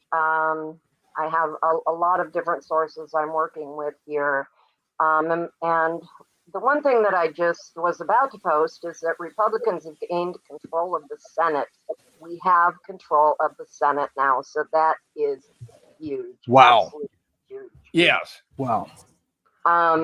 Yes. And they already have control of the House, but all the House seats are up, are they not? All the House seats are up every 2 years, so they're up now, all of them. Wow. Right, and it looks like that they're predicting that we're going to gain at least 3 seats in the House. So looking forward to that. We could have the House, the Senate, and the presidency. Wouldn't that be amazing? It's going to happen. It's going to happen, Jane. Now that we see how this has gone, it's going to happen. Yes. A couple of things I wanted to mention. Go ahead, Dean. No, I want to ask, who is so Chuck Schumer is the Senate Majority Leader, correct? Yeah. Who would be the Senate Majority Leader? Republican. Is there any favorites right now who that would be going forward? It has been Mitch McConnell now, understand. It would have been Mitch McConnell, but he's retiring. Yeah. Okay, he's retiring. So is there anybody that any names replacement yet? I'll do a look. Okay, go ahead, Jane. Please finish your thoughts. Election Okay, Jane. a couple of things I just wanted to mention, and I apologize, Dean, if you've touched on these already. I've been kind of distracted here. So earlier today, I had heard that Elon Musk has and had IT experts on the scene in many states, ready, able, and willing to respond to any voting machine mishaps or issues that might arise during the day. I was told also that any voting machines shown to have any problems at all would be taken offline immediately. I was told that in one particular polling place, I believe it was in Pennsylvania, there were 13 voting machines that had the security seals broken on the machines, meaning that they had been probably tampered with. And all of those voting machines were taken out of service, and voters were directed to an alternate polling place. So that's very interesting. And the other thing I just wanted to mention, along with Elon and his IT experts, is that Trump had lawyers responding in many states to various issues, such as, the long voting lines and getting the deadline for voting moved ahead in a couple of instances, especially in Pennsylvania, where the lines were so long, and things like that. So they were actually responding to legal problems immediately on the day of voting, rather than waiting until the election's been called. So Trump's entire team has been very proactive in this election. Judicial Watch has been dispatching some poll watchers also. They dispatched some to Wisconsin and up in Jim's Good. From Judicial Watch. So I'm a big fan of Judicial Watch. Excellent. Awesome. Dean and Reed, what's your opinion? The two candidates, South Dakota's John Thune is McConnell's number 2, John Conent at Texas, who held the job before the other front runner. Okay, this is insane. Okay, this is crazy. Here is a updated here, and here's another thing about just exactly which Kamala is Trump running against. I mean, there's this one with the fake neck.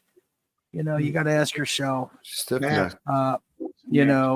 what role is Mike Johnson playing in all this? But we can announce the first transgender senator ever was just elected in Delaware, a state that I often question, is it still a state? Sarah McBride, Democrat, becomes first transgender person elected in the United States. Well, there you have it. Is that Liz Cheney? Looks like Liz Cheney. No, that is it's a man, baby. It's a man, baby. Hey, Dean? Yes. Trump is now leading in Arizona. There you have with about 50% of the vote in. Wow. Elon Musk, game, set, match. Just tweeted out. Yeah, that's exactly what I was just going to say next, Darren. You can always read my mind, Jane. Now, Jane, where are we now? Where are we now with the congressional? Excuse me, not the congressional, but where's California in all of this? I want to find. I haven't heard any news out of California just yet, because it's still early for them. But I expect that we'll be hearing something any minute from them.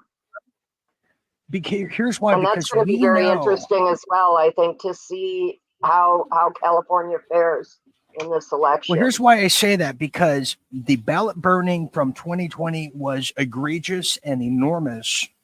This go around, Jim, what would it mean if Trump takes California? What would that mean, not to just the country, but the entire universe? What does that mean if that were to happen?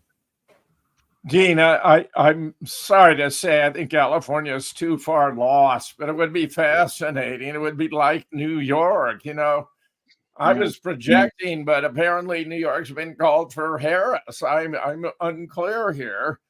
That can't be the case. It shows a map of blue for New York. It doesn't show. It doesn't What does show the yellow mean? It doesn't show Wisconsin, Michigan, or Pennsylvania called yet. So we seem to be ahead of the game with McGregor's report that I have shared with you, based on the New York Times. Okay, we also have Angelina said she heard all the votes for Watermark. I heard that 4 years ago too, but we haven't heard any update from that. Maybe this go around. I also heard it in the midterm elections too, and no follow-ups on that. Trump actually has 242, folks. It should be 242 right now, not 211. They're behind. Jane, please keep us updated because I'm very curious about. Here's the states I'm curious about: New York, Pennsylvania, and I want to hear something on California. Because even if he doesn't win California, but it's a close race in California, that says a lot. Yeah. Okay. Do you want to leave the Fox News up on silent while you guys are talking? Then we can watch the numbers together. Yeah, sure. Sure, Jane. Behind. They seem to be well behind. Notice behind the polls. They're always behind. They're always, tweaking things, telling that she's ahead when she's not. Look at Iowa. Iowa won because of Mr. Watlin's appearances on this very show. That's right. Iowa has now won. I have Mr. Watland get the vote. Congratulations, Mr. Watland. I have some news about a neighbor to the north, Minnesota. Tell us. Tell us. I have a Facebook friend that reported that there was some shenanigans with the voting, that something about a red dot being in Kamala's circle there on the ballot, that if you see a red dot on that, that would trigger a flip to her ballot. Even if he filled out the circle for Trump and black pencil or black pen, that red dot would flip it. Well, so anyway, that's just what I caught his post about that. So okay, interesting. Breaking news, folks. Georgia. Okay, hold has on. just been called Hold for on. Trump. Wait, Jane, hold on, please, Jane. Tell us again. The breaking news. Georgia has just been called for Trump. Officially. Wonderful. Okay. Officially. Yes. This would have never been possible, Jim, had Aaron not told us about the blood moon. I'm now willing to say that officially. Isn't that beautiful? Look how Aaron beautiful Cates, that is. Thank you. Because Thank of you. Aaron Cates is blood moon. This is how we got where we are. I have another projection, but why? A new beginning, folks. A new beginning. Yes, it is. Yeah, you little guru, you. Okay, here's another one I want to share. We can announce officially in a congressional race. Jim, you're going to like this. We have. Okay, I can't do it right now. I got to delete some things here. Anyways, here's a chart. While I was trying to continue to show you what I was about to. Here's a money chart here. You want to explain what we have here is the markets all seem to be going up and down and all over the place of who's 87 to 12. So the markets believe that Trump was going to win. I have breaking news also right now. Dean, breaking news. Joe Biden went to bed at 9:30 p.m. White House official. Joe Biden's sleeping. Is that a White House official, really? What does that tell you? What does that tell you? They'd announced earlier that Biden was not going to go to a Kamala's election watch party. No. I have an update on the Electoral College as well. Well, tell it. 210. Right? Yep, 210 to 112. I had it at 242. I saw it somewhere. But anyways. I think I think it's a lot higher. They're not counting all the states yet. Well, hold on, Jim. We just need Hold on. One of these two people's lying. Who's telling the truth between Jane and Eric? Okay, I'm going to pull up the AP. Here's another one. Here's a projection. It's official. Projected winner, Marjorie Taylor Greene. If anyone who deserved to be reelected to the Congress, it's Marjorie Taylor Greene. Love her. Yes. There you go. There's some official for you. Jane, thank you. We're going to come back to you shortly. Thanks, Jane. Okay, there we have it. There's election. Jane, Jim, I mean, you were things looked a little grim before tonight's event here and last night. How is Jim Fetzer feeling right now? How's the temperament? How's the emotions? Whole lot better, Dean. Whole lot better. I think this is going to be over tonight. Basically, it's going to end tonight.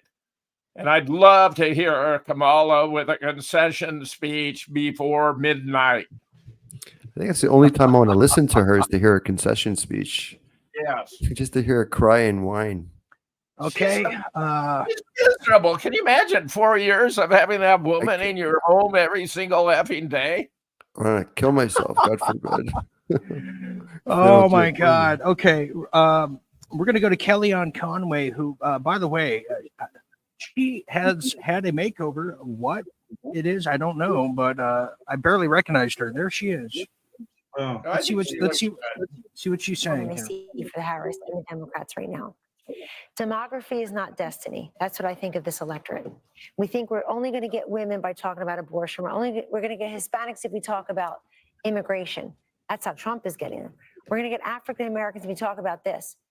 Whose big idea was it to over-prosecute Donald Trump with all these cases? You think a lot of black men in this country didn't stand up and say, I think the system has been against me. I think that's unfair, to say nothing of the fact that they want economic upward mobility like everyone else.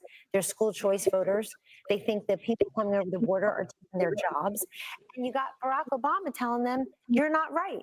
Stop telling us who we are, what we think, how to eat, how to vote. This is the election where people are turning on its head. Last point, young voters. I think Harris is going to underperform Joe Biden nationwide on young voters. There too. Let's get rid of the old guy and put in the 6 year. Okay, that's a good point. Jim, let me ask you, Jim, was it a mistake? How big of a mistake, if it was, for Kamala Harris not to go on Joe Rogan? Because when Trump did 3 unadulterated, uninterrupted hours with Joe Rogan, it was the most watched interview in internet history. I think it's upwards of the 40 million by now.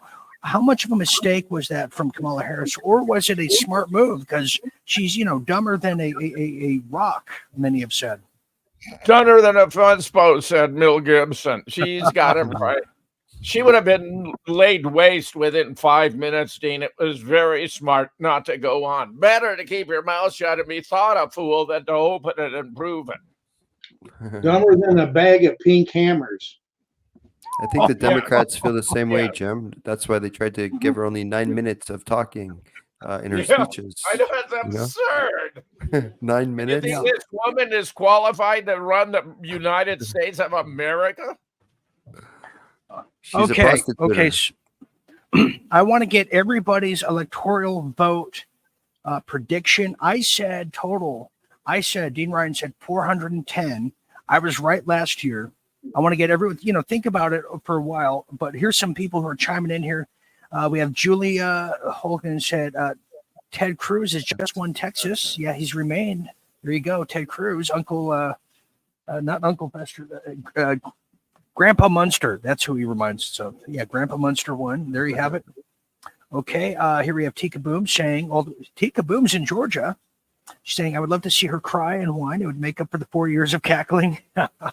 UNESCO says, Aaron, I haven't heard that in ages. Yes. Jane Motzenbauer says, I agree, Aaron. Can't stand listening to her voice. No, she hasn't. Tika, she was too scared to go on Joe's show. Here's a big one here. We have Stacey Nelson saying, Dean, you guys were talking about the ballots that are marked for Kamala Harris. I sent you a picture of the ballot to your Messenger account. I don't know how to get it on your show. On top of that, a friend of mine called me today.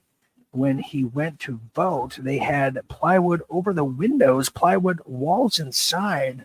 The ball place told him they were remodeling for the windows. He lives there, and the buildings are only 2 years old. That happened Friday, or in Fridley, Minnesota. It's as big as a high tower. The amount of cheating anomalies. I mean, who can forget this one right here? Trump's nowhere to be found on the ballot. Okay, so I'm going to go find that picture. I'm going to have one of our interns go check that out. Let's just take a quick break, everybody. Let's everyone use the facilities, get another drink, and we'll be back after this quick message here. You're watching Real Deal Media's finest coverage.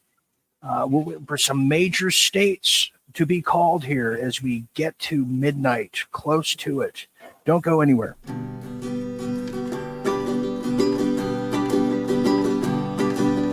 Fall is here, hear the yell, back to school, ring the bell, brand new shoes, walking blues, climb the fence, books and pens, I can tell that we are gonna be friends. I can tell that we are gonna be friends. Walk with me, Susie Lee, through the park and by the tree.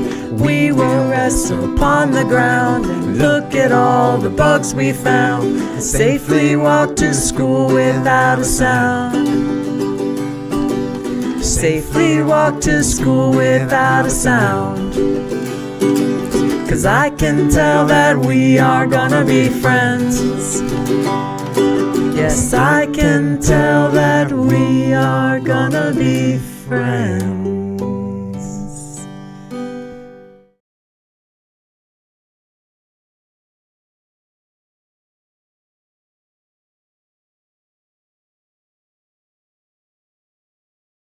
Story. Hispanic women, for example. Okay, Harris is leading by 24 points with this group right now. Biden led with this group by 34. Hispanic women underperforming there. Comes with Hispanic men. Look at this story. Harris is up by 6 points with Hispanic men. Biden led with 19 points. So there is really some interesting stories developing with the younger voters and the Hispanic vote out there. Brett and Martha, as you know, we have heard it on the ground. A lot of those American Hispanic voters, they don't like what they're seeing with illegal immigration in this country. They've been speaking about that. We are seeing that show up in our analysis. Sandra, thank you. Yeah. Interesting stuff, especially Very. that Hispanic vote. And that gap, that 20+ gap that we're seeing, we've been seeing it for a long time. We've been talking about it for a long time. It has shown up in polls that she was underperforming Biden by more than 20 points with Hispanic voters, Brett. It's a very seismic change. Which means that if it comes down, as we now I think have agreed at this desk that it does to those 3 blue wall states being her chance of victory, are on a very narrow path, that if these numbers are meaningful about how she will perform broadly speaking, and I think they're big enough now that we can say they are, her chances of pulling this off would be the biggest thing we've ever seen. I mean, amazing come from behind victory, and I think the odds on that are very long indeed. Yeah, I mean, well, it's a significant, to say the least, point that Kellyanne was making, which is that it all stops, right? And Well, hello, everybody. This is Brett Hume. I am the saddest newsman ever alive, but that's just my face. I have resting sad face. Okay, let's welcome back, everybody. It's getting down to the late 9 hours here in some neck of the woods. We're going to continue our voyage. Aaron, I'm going to bring you on because we're turning our frowns upside down. We've been on this journey for 4 years, everybody. I mean, if everybody just think 3 years ago, throughout 2021, Aaron, that's when Aaron came to the operation. It was every day we were talking. I covered this. Trump's coming back this week. Trump's coming back next week, and that went on and on. And we've lost a lot of people because of the instant gratification and high hopes. And Aaron, you certainly you've been an optimistic guy, but I have to ask you too, and I know this will resonate with a lot of people. What kept you holding on and staying in tune and awake during this entire 4-year battle here? What is the secret to the perseverance here? Well, secret is our Creator. I always believe every day I pray to the Almighty that she give me strength, health, all the blessings that we need to get through this, because we can't do this alone. We need help from above, and that's for starters. So we always want to thank our Creator, the Almighty, and getting through this. Dean, I met you, I met Jim, I met so many amazing people, James Grunvik, Patriot Mike Cook. I've met so many people from around the world, Tika Boom, all our amazing audience, effective audience from around the world. It's because of you. You guys have kept me and Dean and so many of us, with optimism to try to help each other and support each other through the hard times. So, there's no other way. There's no turning back. Once you're awake, you're always going to be awake. And knowing the truth is better than the alternative, because at the end of the day, I'd rather go through God's judgment than through man's. And I know that he put me here for a reason, to have a voice and to wake people up, because this is it. This is everything for all the marbles, man. If Trump does not win, which he looks like he will, and I'm God willing, we'll get through this. There's no turning back on the communistic, Marxism that is slipping into all our respective countries, and we let it go under our nose. And it did it. Satan works in very deceptive ways, and he did it right under all our noses. And you know what? I was never in politics, Dean.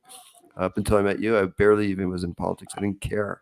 But because of they had to put miracles on us, and passport miracles and all these different things about who loves us, it woke me up.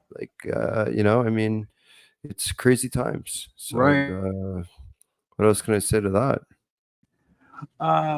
Yeah, that's a good point. I'm going to bring Mr. Watland back in. I want to ask you the same thing, Mr. Watland. Is things are looking good here tonight, but what has kept you staying in tune? Because a lot of people, everybody was in the news after the lockdown. Everybody was a news junkie. Everybody was a hopeful one, but we were also a instant gratification type of society. What has kept you focused to this point where we are tonight? My prayers as a Christian, and I started going back to church. I don't know if that's, but I have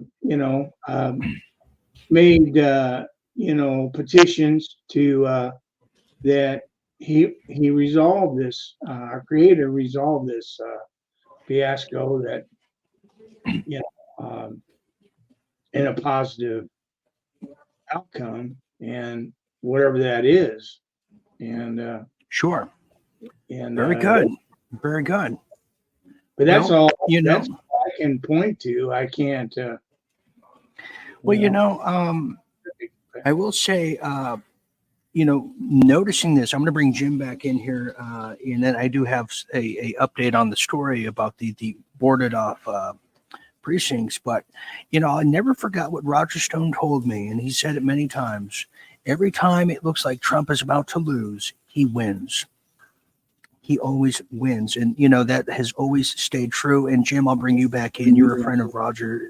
Roger has known Trump for well over 40 years. In fact, I'm going to have Roger call in here. Let's see if we can get him on here. Especially, I had to get a celebratory gin and tonic, my friend. That's a very healthy portion. Awesome. I'll make sure to tell Roger to bring his Jane's glass. reporting Secret Service is sending additional forces down to Mar-a-Lago to protect the president-elect. That Trump is leading in Minnesota. I would not be surprised. Minnesota hate Tim Walz.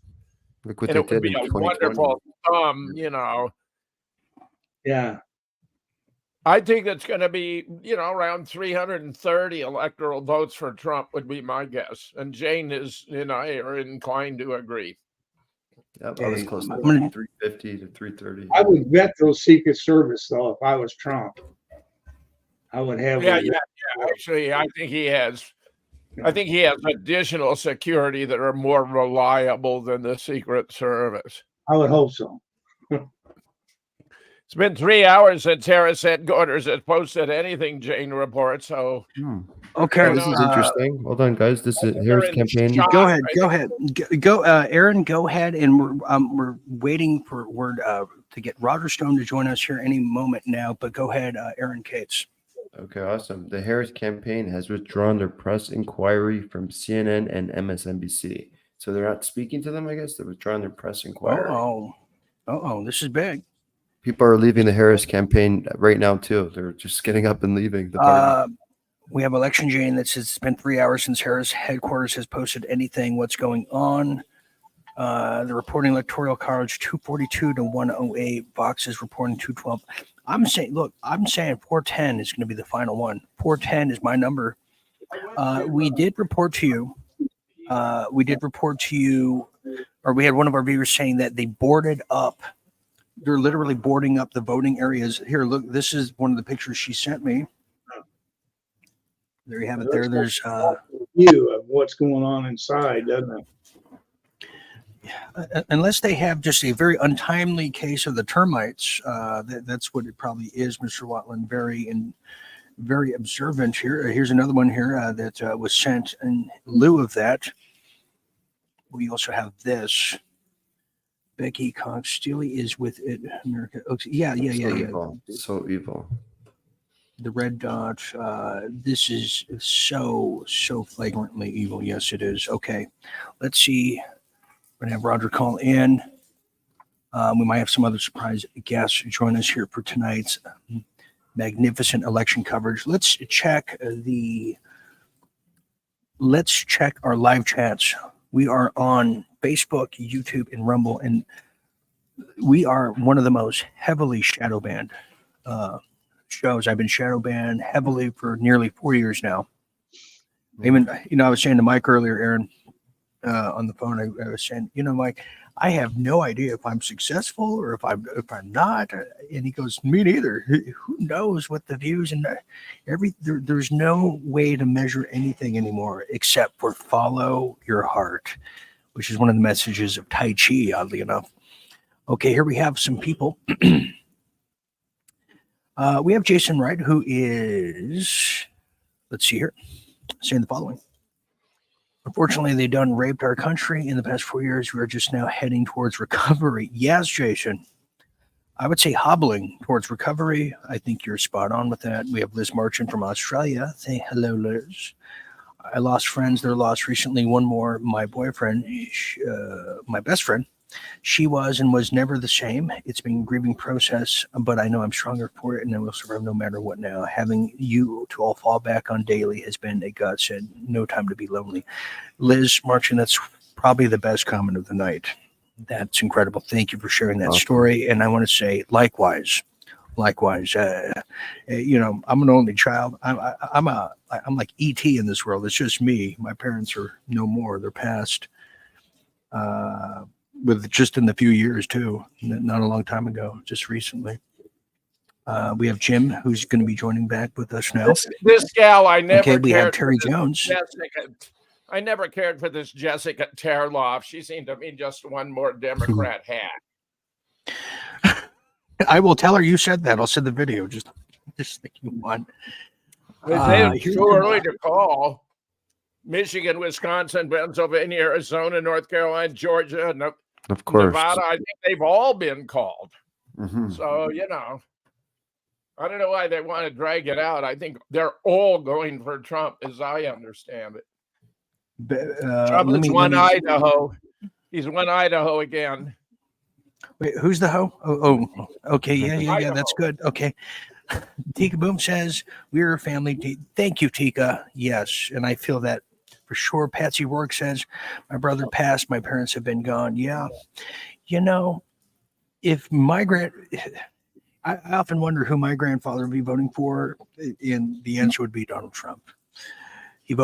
My grandfather voted for Ron Paul in 2012, and it was just announced, Jim, we shared this earlier, that Elon Musk is considering, he put it out there publicly, to have Ron Paul lead the efficacy department of the federal government to shut down. That's a wonderful idea. Wonderful. Jim, I'll tell you, that'd be something, huh? That would be something. Here's another one here. Let me go back to Terry Jones. Terry Jones, I want to make this statement. I'm going to go to Rumble next. He says, California, Washington, Oregon, go for Harris, according to Fox. Now, this is key. Okay, what you just heard there is key. Let me explain this. Fox News is now saying 193 electoral votes for Harris, Trump 260. See, they're playing footsies with us. They're trying to keep viewers to go to midnight here. They are. No. They are. They're not stupid. Lena Star Moon, the Munchkin, says Jim is on the Hag patrol. Yeah, he's patrolling, looking for hags to squash them. Yes, he is. What our viewer Terry Jones just said is very key. Oregon, Washington, and California, which are they're part of a PAC, the West Coast PAC. They're not going to certify the results. They didn't go along with the protocols of the Trump White House 2020. They did their own mandates, I expect them to go forward. And Colorado's part of this pack, and so is Nevada. Now, which way Nevada's going to go? That's a good question. We do know a housing bubble, and the housing is about to burst. It usually happens in Nevada. But, you know, Trump is Nevada's going to go for Trump. Well, you know, Nevada has a lot of land. That a lot of that land is 80% of it's owned by the federal. Homelessness could be solved in a day. It could be solved in a day. I agree. You know, Aaron, your homeless population in Toronto alone, I think, is just devastating the you know, the food banks as well. Yes, we have over 2 million Canadians at the food banks. 5% of Canada is at the food banks. What's interesting is that they're able to get jibby jabs to the whole world, but they can't feed the entire world. Very, very interesting how that one works out. We have Mr. Watland reporting. How's this for a bit of humor? Mitt Romney says he'll join the Democrat Party if Trump wins. I say good riddance. Yes. We don't even want him in the human race, let alone any party. I'm sure the Democrats are thrilled to hear that, right? Good riddance. Very good. I like to hear that statement, too, from him. Yeah, if you look at the ticker beneath this, Arizona State, Kerry Lake. Okay, let's talk about this. How in the world is Kerry Lake losing again? That's ridiculous. That's got to be manipulated, Dean. That's got to be manipulated. Wow. Terry Jones said all that government land in Nevada is radio. Yeah, that's true. They used to test all the nuclear bombs there in the 50s, Project Chad, you name it. That's right. Let me go to Rumble here. We have a lot of people. If you want to join us and you want to make a statement, join our party. Jim, when are we going to call the race officially? How many more hours do you think before Real Deal Media can make our own prediction? Well, who's feeling daring tonight? I'm good for another hour. I'm good for another Let's hour. be daring. Let's call it. Join the election convo here. I'm good for a few more minutes. Oh, Aaron's still here. Okay, there he is. Join the election convo. Join the election convo before we get the H out of here. Following tonight's show, we're going to be here for one more hour with all of you. I will be conducting a official after party on the Real Deal Media members only pages. This won't be backstage. This will be an actual show. We're going to do some music. Jim's going to do a keg stand maybe and drink till oblivion. We'll see. Feel free to join. Update on Pennsylvania, Dean. I got Pennsylvania. Okay. Trump's at 51%. Harris is at 47.7%. So it's 2.568 million votes against 2.4 million votes. Okay. We have a Delaware Senate win. Okay. Rebel Mama just ordered appetizers. Keep going to midnight and beyond. When did you order, Rebel Mama? Because I'm starving. That's why I want to know. All right. Here we have. Good point, Aaron, says the real General Mahdi. Yes, indeed. Here's another thing, Jim, that just crossed my mind is the balance of power now as the Fox News went to this 50%. You want to talk about what you can have now when you have a competent Senate and a competent congressional House. Because what is the difference now, Jim? Because when Trump came in, Mitch McConnell, he had the legacy neocons that were trying to make him a lame duck president. Just what would be the difference now? Because a lot of people say deja vu, question mark. Is there going to be a difference this time around? Well, let us hope. Mitch McConnell was always a little too sly. He was a never Trumper, really. He never got behind the program, and he had all kinds of ways of sabotaging Trump in the Senate. So good riddance. His wife was Chinese. I think she may have been his handler. It's just like, other cases. Swalwell, what, he had an affair with a Chinese spy? I mean, and you got Waltz, who's got a Chinese wife and loves China. I mean, we got the Democrat Party infiltrated with Chinese spies. It's unbelievable. Okay.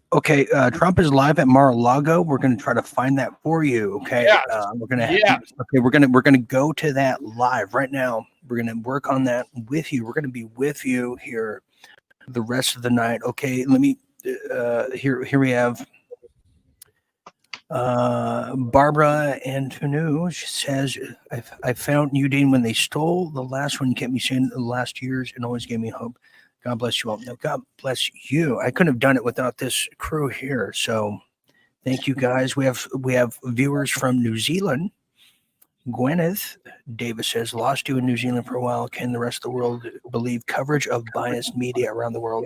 They tell us Putin is losing the war. What bullshit. Yeah, Jim, this is a major rebuttal to it all. Go ahead. Yeah. Go to Trump. We want to hear him. We need Jane to get to Trump, please. Will she do that? She'll work on that. We have Susan Stevens says Mitch the Turtle can go. Yes, he can go. He can go back to the zoo. That's where he can go. Okay, she's looking for it. We're looking for the live feed. Let's try. Let me try and look. Aaron, why don't you try to look for that on your end if you could? If somebody can help us there. Here's another one. Here we have Hammer Time 00113 saying that all the Trump derangement syndrome zombies bags are packed, ready to go, leaving on a jet plane. That's true. Taylor Swift, she was going to leave the United States if Trump wins. She's coming to Toronto next week. She's got 6 shows in Toronto. I can't believe it. The city is going to be packed and jammed. I just really want her out, actually, to be honest. Okay, well, there you have it there. Okay, so here it is. He's going to be live on Fox in 15 minutes. Trump's going to be live. Here's a report that they've just discovered 31,000 extra ballots in Milwaukee. There that you they go. somehow hadn't processed. There Thankfully, you go. an eagle-eye observer called out this potentially insecure ballot counting process. No tampering. Mike was right. Mike Adams was right. This is deja vu. I'm going to tell him that right now. Let's get him on here. I'm going to tell him. Hey, Madison, Wisconsin passes constitutional amendment requiring citizenship to vote. I thought that was already the case. The Supreme Court ruled something. Jim, what kind of city is Milwaukee? Is that just renowned Democrat blue, deep blue? How would you describe Milwaukee? Because it's drastically different. Working class, most famous for the beer that made Milwaukee famous, Schlitz, Blue Ribbon. I mean, they had a big brewery town. They got a major airport. Mostly working class. Manufacturer up there, Jim. Harley Davidson. Yeah. Harley Davidson. Harley Davidson. Yeah. Oh, really? Yeah. They're in Milwaukee? Harley Davidson's in Milwaukee. Did not know that. Okay. Well, they're also international. They got a plan overseas somewhere. I don't recall where, but okay. International. Let me show people. I'm going to go to your comment too, Liz Martian. But let me show everybody, Jim. This is wild. What Elon Musk just posted right now on Twitter. This is huge. Everybody, pay close attention to what I'm about to show you. Check this out right here. Jim, look at this here. And Aaron, can you read that? I can't seem to see too straight. Sure. John Podesta's friend who debunked Pizzagate arrested for raping toddlers. Slade Summer, editor-in-chief at the Recount and friend of former Hillary Clinton campaign chair John Podesta was arrested last month for raping multiple toddlers and babies. And he votes Democrat. Mm-hmm. There was a Q post something about hammer of justice. Close friend of Hillary. Wow. For him to post that to millions of people, that is massive. Yeah. I just saw that. I also have breaking here. This is from Alex Jones. Why do I show this? All right, because we are now in almost DEFCON 1. U.S. military set to test nuclear missiles hours from now. West Coast test is meant to show readiness of nuclear force. But why now? This is from Alex Jones. Why don't we play this right here? Go Check ahead. this out, everybody. Here we go. We're all feeling good because we're waking up, taking things back. The globalists could do anything. So pray for peace, pray for their plans to be stopped, pray for a global awakening to accelerate.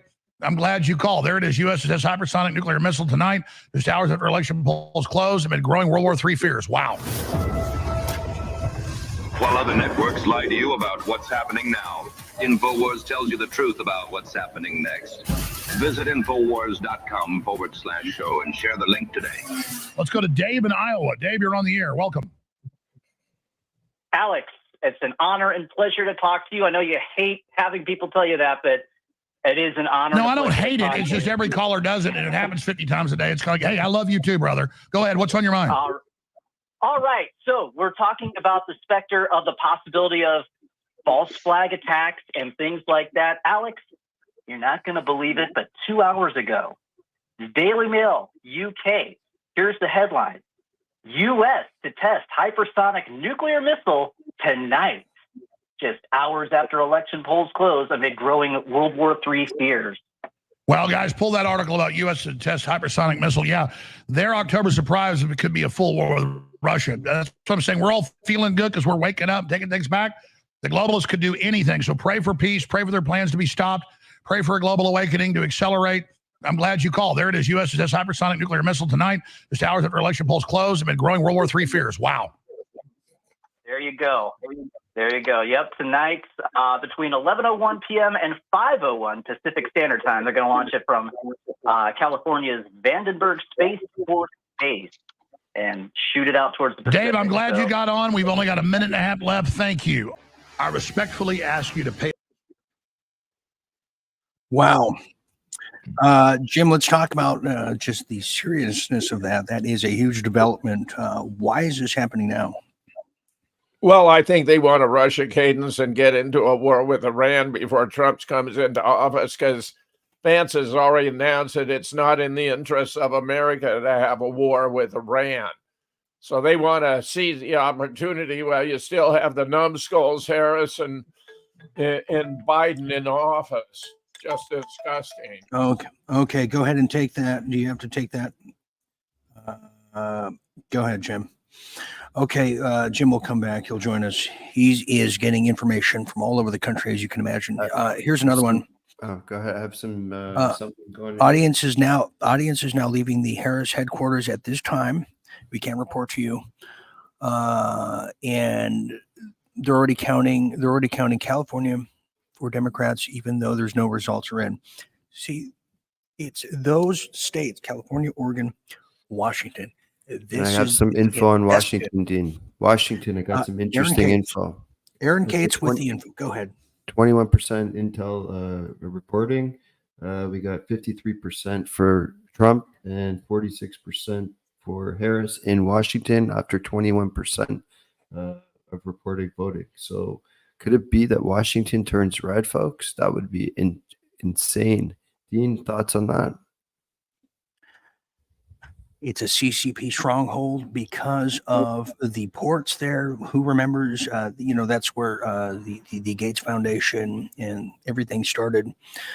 That's going to be a hard one because you also have the Canadian usurpants of the Trudeau people coming in through Tacoma. But here, let me play this video too.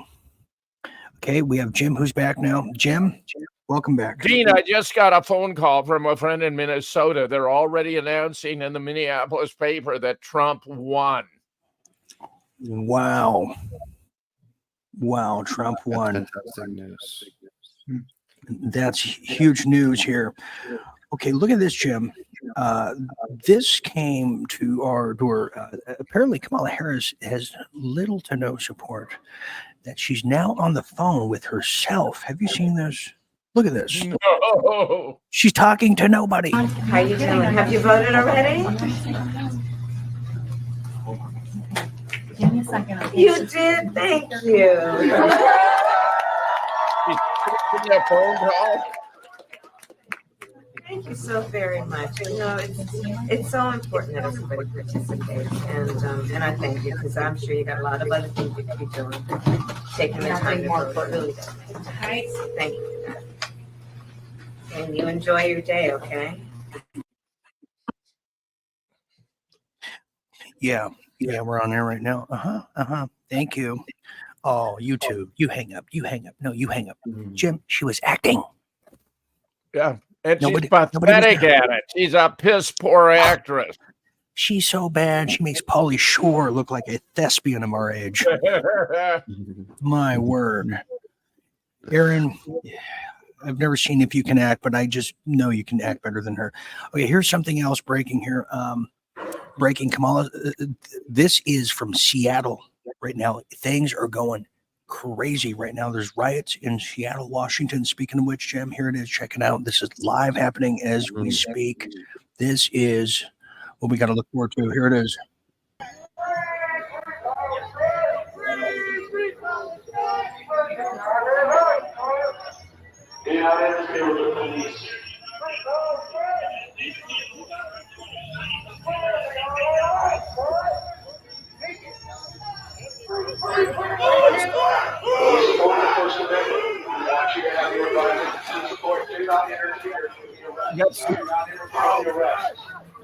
Dean, that's the totality of Harris voters in Seattle.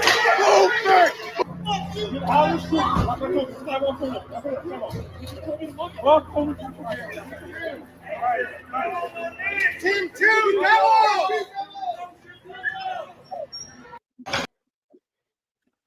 That's the totality of Harris voters in Seattle. There you have Those it. look like the Antifas and the BLMers with the umbrellas. That's what they are there.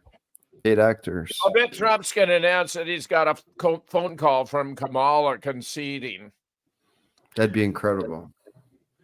That could be the case. We're watching reporting that everyone's leaving the headquarters, the Harris headquarters. They're all leaving. Yes, they are. Too big to rig, folks. Too big to rig. We have breaking confession. Harris campaign advisors are now bragging that the deep state is about to install Vice President Harris as the next president of the United States. Jim, let me say this. Let me say this. What are you saying? Jim, let me just say this, because as one of our viewers said, deja vu. I remember 2020 being exactly where we are right now. Last minute, overnight, like Mike Adams was saying, they do all the new ballot counting. They install the usurpant. I have Alex Jones reporting on that. We also have, oh my gosh. Jim, I can now tell you, Mike Pompeo, I think, is dead. And they're using a faker now, a mass bandit. Yeah, that's not him. That is not Mike Pompeo the other day. That is not him. Jim, I want you to check this out. I want to show our audiences. I'm about to show you Mike Pompeo, who is a wretched human being who tried to kill Julian Assange, like Kamala Harris. This is a mass bandit. Here it is. Check this out. Rightly so. Oh, guess whose mask is falling off? What is that? Are you guys awake yet? You guys need to get on these rallies and pay fucking attention to everything. This shit is coming off. Well, that's Cardi B giving us the commentary, as you can hear. Yeah, look, Jim, any thoughts on the any thoughts That's on not this? Mike Pompeo. If he's being presented as Mike Pompeo, that is not he. Exactly. I don't know who the hell this guy is, but I guarantee you it's not Mike Pompeo. That's Jim, I'm surprised you don't know who that is. That's that might be Don Knotts, I think. That's Don Knotts from the that is definitely not Mike Pompeo. That's not even a real person. Isn't that Mr. Drummond from Different Strokes? Yeah, Remember that's Arnold and Willis? That looks like Mr. Drummond. That's what I was thinking. I was thinking that too. Can we get down to Mar-a-Lago? I'd love to see what's going on down there. Okay, are we there yet? Is it Mar-a-Lago time? Here it is. Here it is, everybody. No, he's not ready yet. Well, Not ready. okay. This is You live. have to stay down This there is then. live. This is live at the Harris campaign right now. Let's have a listen in. Here we go. Swing states from Michigan.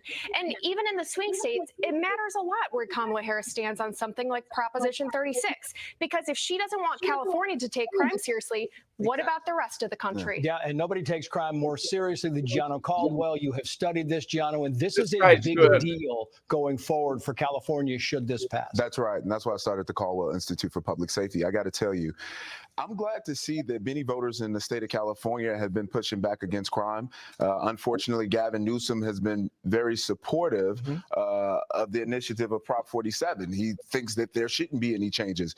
But this is a major problem. And I think we see this not just with this particular prop, but we've seen it with a lot of progressive prosecutors funded by George Soros, people like George Gascon, who people are fed up with. And that's why Nathan Hochman, who's running for district attorney of Los Angeles County, is predicted to potentially win this one really big. I think the Democrats who've fashioned the idea that if you be soft on crime, then there's going to be criminal justice reform, when in fact there's been nothing but justice for the criminal. It's going to win. It's probably going to win big, Jody Armour, but the governor of California is against it. He thinks it's just going to raise the number of people going to California prisons. Yeah, well, the fact that Harris wouldn't answer the question about what she voted on this, a former prosecutor, she said, I'm the top cop. She, her bona fides are that she's law and order.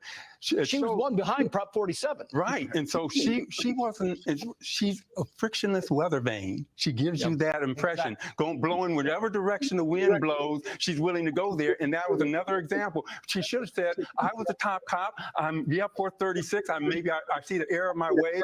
I see crime going into a certain direction or whatever. But instead, she does this frictionless weather vane routine, and people. But you can't expect her to do that when she was the one posting links about rioters and looters during the George Floyd era. This is not somebody who's about law and order. Gianno, Kayla McGee-White, Steve, Jody, thank you all. Martha will be here later in the night when everybody gets tired there in New York. And He's good. He's very good. Yeah, there you have it there. I have some new scenes here from Philadelphia now. Check this out. Aaron, incredible. You want to explain what the hell you just Actually, showed me? I haven't seen it yet. I just saw it coming out of Oh, that's Philadelphia. great. Let's play it right now. Yeah. So this is it's coming out of Philadelphia. It's about 23 odd seconds.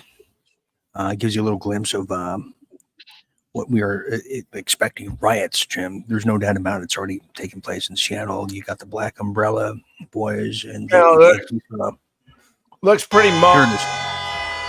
There it is.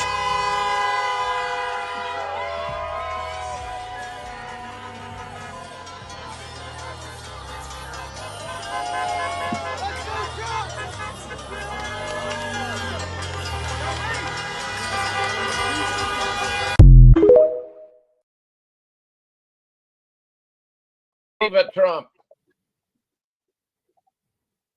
I'm all for that. I don't have any problem with that. Harris is underperforming in Chicago by 12% compared to Biden in 2020.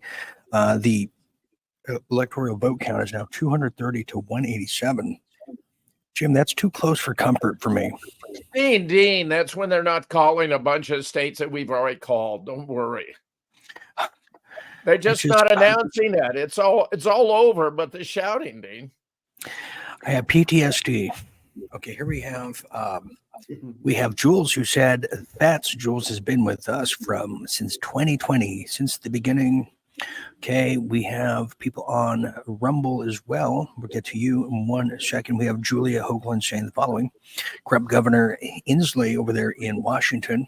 He had a National Guard ready for Seattle. He's a liar, just like he's ignored the chop crap where city sick malls were shut down by Democrat hired thugs. Where that was the Chaz. Residents. They Go ahead. created this region in the middle of Seattle called Chaz. It was lawless. You let it happen. What a loser. What a pathetic excuse for a governor. Isn't that the case? Yes, it is. What is the actual tally count here, Jim? Do we know? What do you mean at the Electoral College? Yeah, if we count the states that we've called, you know, like Georgia, what would be the total? We'll find that answer. for you. It's over 270. I'll bet you anything Trump's going to announce Kamala is called and conceded. We also have Harris now leads Trump by 700 votes in Bucks County, Pennsylvania, with an estimated 52% reporting. Wow. Wow. That's in one county, Dean. I've been to Bucks County before. It's a very affluent area. I have intel that Kamala is doing a Hillary Clinton, just going nuts behind the scenes.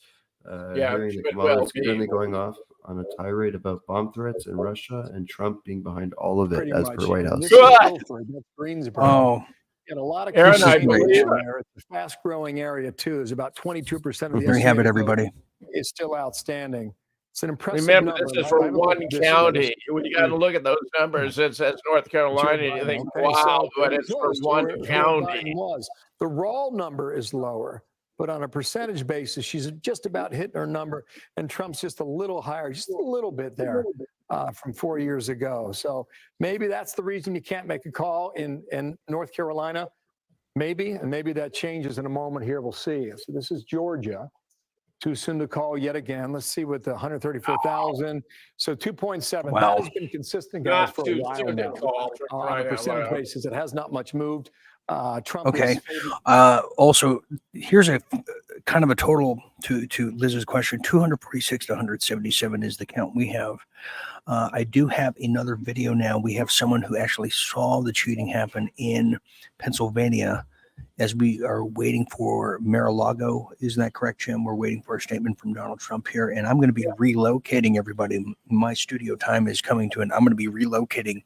So I'm going to ask Aaron and Jim to keep it going until I get to the other side here. But check this out. This is coming from Pennsylvania now. Jacobs here at the Center County Report, giving you guys an update on the Willow Bank building evacuation here in Bellefonte, PA. We have now received a press release from the Center County Board of Commissioners. They said there was a bomb threat received via email to the elections office. So out of routine and caution, the police evacuated and did a sweep through the building where they posed there was no actual threat. And after about an hour or so, employees entered back into the building. You can see now people are going back in where they will resume operations of counting ballots for the rest of tonight. Haley. Okay, there you have that one. Now, Jane just posted, New York Times predicts Trump with 301 electoral votes, winning the popular by 1%. Okay, there you have it. And remember, that's a very left-wing paper, so they're grudgingly conceding he's won. Several sources. Kamala could concede the election tonight. Several sources. That she will concede it, right, Aaron? That she will concede That she will concede. Yeah. Yeah. Okay, here is people are getting really angry right now, Jim. I'm going to show you.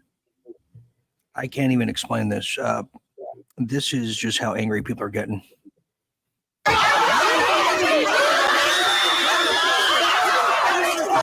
Okay, that's good enough. Those are all the Kamala voters in the world. All the libtards. You get the point on that. Good to see. Good to see. Yes, you can definitely feel it here. Here is breaking from the headquarters of Kamala Harris here. Okay, then we're going to cut to break, Jim, and I'm going to have you anchor and go forward till I relocate here. Okay, so here we go. Just give you a gut check here about what we are hearing here as we've been sitting here reporting from the Harris headquarters. And I think the operative word right now is silence. There's not a lot being said because the Harris team appears to be searching for bright spots in the map as these results very, very slowly come in. Searching for bright spots and also very aware of the warning signs throughout the electorate in Virginia, in Iowa, in other places. I am told that Milwaukee and Detroit and Philadelphia, that is what the Harris campaign tonight is holding out hope for, more votes to come in. They have always said the blue wall was the most straightforward path. Now it may be the best, not only at all, because Georgia is also something that is developing tonight. Yeah, I mean, I still hear from Harris aides that they feel good about Georgia, but it is very, very close. The blue wall still remains the best option for her in this moment. Well, actually, the New York Times, as Jane is reporting, Dean, we thought you were relocating. Have you already relocated? No. I'm about to. We're going to cut the break, and then as I relocate. But go ahead, Get Jim. this, New York Times reports there's a very real chance Trump will take all 7 of the swing states. That the election could turn into a bloodbath by the end of the night. Yes, that's what we want. And also reporting Cardi B. Cardi B says we need a Hail Mary. That's what Cardi B just said. Okay, I'm gonna bring Jane to the fold here. I relocate here and change studios. I'm gonna cut to break right now, and I'm gonna have the guys anchor. Yeah, but this is we're expecting a Mar-a-Lago any moment now, so stand by, everybody. I got to relocate to get another gin and tonic, Dean. You do that. Yeah, you do that. Okay, everybody, you're watching it. You're watching Real Deal Media's election. Bring Jane in, Dean. You relocate. All right, here. We'll see you soon. Stand by, everybody. This is getting wild.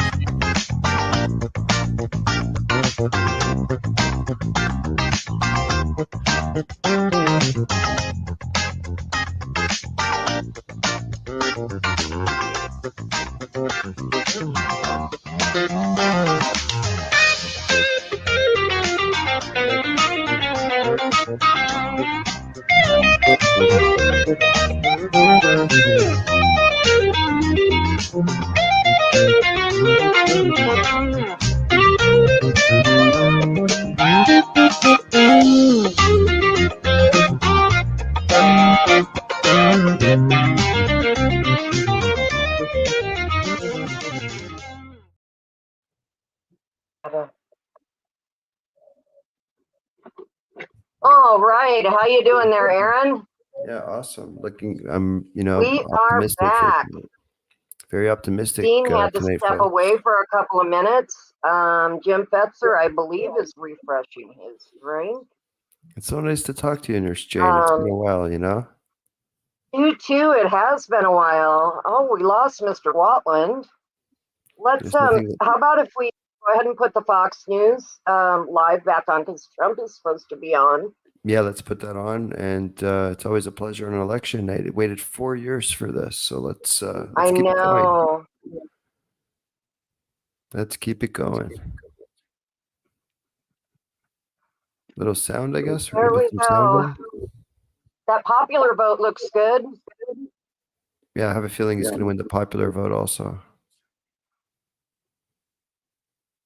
Okay, let's see if we have any. Oh, I sent something to Dean about why ballots are still arriving at Detroit's Bureau of Elections via cars with California plates. How interesting is that? So hopefully Dean will put that on when it comes on. Yeah. Oh yeah.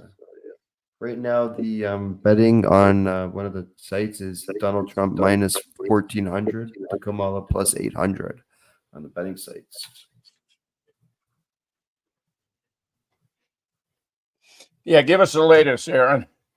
Scorecard. See, those states we've already realized were called, but they're not reporting it. Well, no, I mean, California is reporting only like 16% so far. They're calling major states that they have the flu. Right. Well, when you got Georgia and Virginia and Pennsylvania and Michigan and Wisconsin, all of which are callable, they're not calling them. No. They did not have Minnesota filled in that map. That was called for Trump. Which one? It was just shown. Did not have Minnesota filled in red. It was gray. It had Minnesota blue. No, it had it gray. Oh yeah, meaning it's uncertain. Yeah. I can't wait for Minnesota to go for Trump to repudiate Tampon Tim. Yeah. I'm taking that Jim doesn't like tampon Tim. What a disgusting excrescence of humanity. Well, he's a communist and he's been to China 30 times. It's enough for me to say bye-bye, Tim. Bye-bye, Tim. Yeah, it's disgusting. Yeah. Trump's leading in Michigan.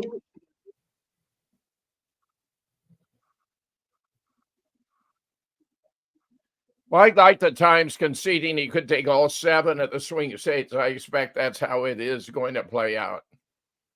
Yeah, Project Veritas is saying eyes on Detroit, folks. 11 o'clock p.m. Why are boxes of ballots still arriving at Detroit Bureau of Elections? Via California plate, as I said before. I just received word that the Secret Service has just dispatched a full presidential detail to Mar-a-Lago. Perfect.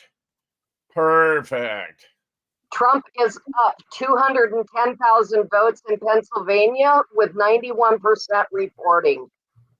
That's not going to be overcome. So he's taken Pennsylvania. Yes. Let's see what Pritt Hume is saying. He's a pretty savvy guy. Can we get the sound on there, Aaron? Or Jane?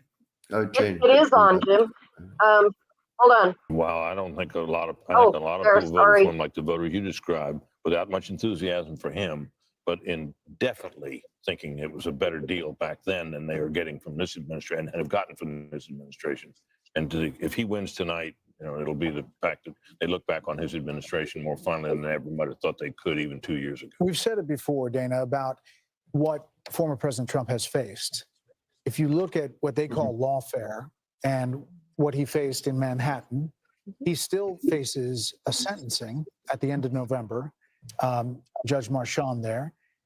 He is still facing other cases. There is an appeal of the Attorney General's case, Letitia James here, that the appeals court looked like it actually was siding with Donald Trump. Yes. And they could have a ruling that either strikes it down or reduces it dramatically right after the election, even though Vice President Harris used that in many ads to say that he was, convicted and he also lost this civil case. It's pretty amazing that we are where we are. It is, and I feel like I wish I were Shannon Bream right now because I don't know all of the legal issues, but I could play. But you know the sense, 30,000 feet. Yes, I think, again, it's one of those things that you think of all that he withstood, but it's also this result of these states that are coming in so far. It's because of what they did, right? And he didn't let it bring him down. So he would sit in courtroom all day, and then he would go campaign at night and go do a rally, and he'd be back in court the next day. And if you think even just about the creativity of the campaign, like at McDonald's, et cetera, they were just beating her to the punch every single time.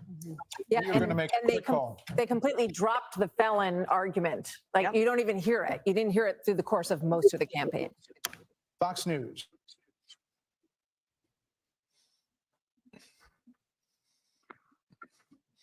North Carolina for Trump. Yep, I just muted it so I could tell you guys that. And I also have some more good news for you, Jim. I'm waiting. Ivanka Trump will attend the Mar-a-Lago election night party. Say that once more. I said Ivanka Trump is going to attend the Mar-a-Lago election night party. Okay. Ivanka. Remember we were wondering where she's been? Yeah. Yeah, she'll be there tonight, apparently. Well, good idea. Celebrate her dad. I think keeping her the hell out of it whenever the election was a good move. Interesting. That's actually very interesting. Carolina, the state in the battlegrounds that Trump has won 3 times. It was the only battleground state that he locked down in 2020. So obviously a relief at the Trump campaign that he has kept that one in his column as well tonight as we continue to move on. Peter Ducey is live at the White House. What he's hearing from the Harris campaign and the Harris path tonight. Peter. And we'll start with what we're hearing here at the White House, and that is nothing. They told us that President Biden and some longtime advisors were inside watching the results come in on TV, but we have been here outside, and we've been noticing that a lot of lights that were on within the White House, at least from the part that we can see, have been turning off. So it seems like some folks around here may be taking the campaign co-chair, Jen O'Malley Dillon's advice in that memo that they should get some sleep and prepare for some results in the morning. There have been 3 big changes, though. Okay, I've got another announcement from the Georgia Secretary of State saying that Donald J. Trump has an insurmountable lead and will carry the state. Jane, we couldn't understand. We couldn't understand what you said. Hold on. Okay. Okay, can you hear me? Yes, yes, yes. Okay, Georgia's Secretary of State has announced that Donald J. Trump has an insurmountable lead and will carry the state. Wonderful, wonderful, wonderful. Go back to Peter Ducey. He's actually pretty good. You She's in betcha. Naval Observatory right now. We don't know if she's going to show up at her campaign headquarters, but they took the press pool and they told him just to stand by. And if Joe Biden is giving anybody watching an indication of how he feels about all these races that he has really not been a part of, he's made 6 congratulatory calls. 4 of the 6 are to people who just won in Delaware, where he is heading next. Peter Ducey, live on the North Lawn. Peter, thank you. Another call to make. That's right. We can now let you know that the Fox Decision Desk can project that Vice President Harris will indeed win the state of Virginia. This was much closer. It was a state that the Trump team said they felt they might be able to expand the map, but he did better than he did in the prior elections. But this has just been called for Vice President Harris. And President Trump did better with non-married men than he did 4 years ago in Virginia, which seems to be a theme It's that a we're door seeing prize. in a lot of these states. That all according to the Fox News voter analysis. Participation But trophy. I want to read from an email that came from Jackie Heinrich moments ago. I'll just read from it. 3 sources close to Harris are expressing concern that Harris's path to victory may be too narrow to overcome. Friends and Family Party says, quote, her path is so narrow and she is not doing what she needs to do in Pennsylvania, Michigan, and Wisconsin. The exit polls I saw hours ago are all accurate. They need to suddenly outperform those. I don't believe it will happen. Asked about this, a second source close to Harris told me I 100% agree. The path to victory is very difficult. His numbers are higher than expected in counties where he should be losing by larger margins in Pennsylvania and Michigan. A third source saying, close to the campaign, I think we're losing this. I think we're losing this. Hearing word that Vice President Harris may come to Howard University soon, but not for another hour. Harold Ford Jr. So consistent with those numbers, Brett, that Senate race in Pennsylvania between Bob Casey and David McCormick, it looks like McCormick with 81% of the vote in is leading by a point and a half, and we'll monitor that. I think that race, if McCormick wins that race, I think it's very likely to say that President Trump will win the Commonwealth as well. Building on some of the points, reacting to some of the points from my friends on the other side. That's another Senate plus. The party often says that Donald Trump didn't do enough on the border. So my question is, why should a bill that would have been a Washington, compromise. D.C. That he get a didn't lay out vote? specifics. He said no They're taxes not on one tips, of no our taxes United on States. They're not even overtime, part of that this the president country. wrote it, economic plan. And all that may be true, but sometimes politics in life isn't fair. And he's a different kind of candidate. I think if we Speaker look Johnson en route to Mar-a-Lago after spending most of the evening in Louisiana. So Speaker Johnson's en route to Mar-a-Lago right now. this campaign is going to wish that they had done probably more effective was to just lay out a bit of a plan on the economy and inflation and growth, to lay out a plan to maybe say we should have reinstated or kept in place some of the Trump border executive orders as we look to find ways to do things differently. Because just going back and looking at things just wasn't wasn't working with voters, and the polling data showed that. And the fact that we have more wealth today than we did 3 years ago, more innovation, more cures and therapeutics, more oil than we did 3 years ago, and they couldn't figure out how to run on that, couldn't figure out how to capitalize on that. So as we talk about reconstituting our party, that's some of the things we're going to have to do. And if you guys are successful tonight, I hope that President Trump is willing to reach out to us as well and try to figure out ways in which to grow the country for every American. But don't you think he's done that? Don't you think he's done that? I mean, look at the coalition he has built. I think there's been an underestimation of what the definition of protecting democracy is. Okay, you have RFK Jr., Tulsi Gabbard, who was in charge of the DNC at a certain point, saying there's all this lawfare. You're suing to keep RFK Jr. off the ballot. Nicole Shanahan, one of his vice presidential candidate at the time, feels the same way. And people look at that and say, he's building a coalition that actually works. The only thing I'm saying is Brett Baer wrote a great piece for FoxNews.com called about unity and about what happens when these races. This is one of the most divisive races in my 54 years of life. My only point is it will be time to whomever wins. And if it's President Trump, it looks like it might be, it's time to heal and move forward. And I think he'll have to do something. I don't disagree with he's built this coalition. I have a 6-year delta on Q, guys. 6-year delta that just came in. To work with him if he wants to do that, but it's going to take each side wanting to the do world it. is changing. Can you feel it? History is being made. You are the saviors of mankind. Nothing will stop this. Nothing. Another projection. Projects that the Republicans will take control of the United States Senate. The party will hold at least 51 seats, which is enough for an outright majority. The tipping point for this is Nebraska, where Fox News can now project that Republican incumbent Senator Deb Fischer will defeat independent challenger Dan Osborne. Now, this was a very, very tight race. The incumbent Republican pulling this out. And that means, because of Bernie Moreno and West Virginia, that it now goes over the top as far as the Senate majority, but we don't know the final number yet. Right. We're still waiting for the Tim Sheehy race against John Tester in Montana, which is one that I think a lot of Republicans felt was something they were relying on. So we'll see if that turns out to be the case. And it's not clear yet who would serve as the next Senate majority leader. Republican leader Mitch McConnell, who is the longest serving Senate leader in history, announced earlier this year that he would step down.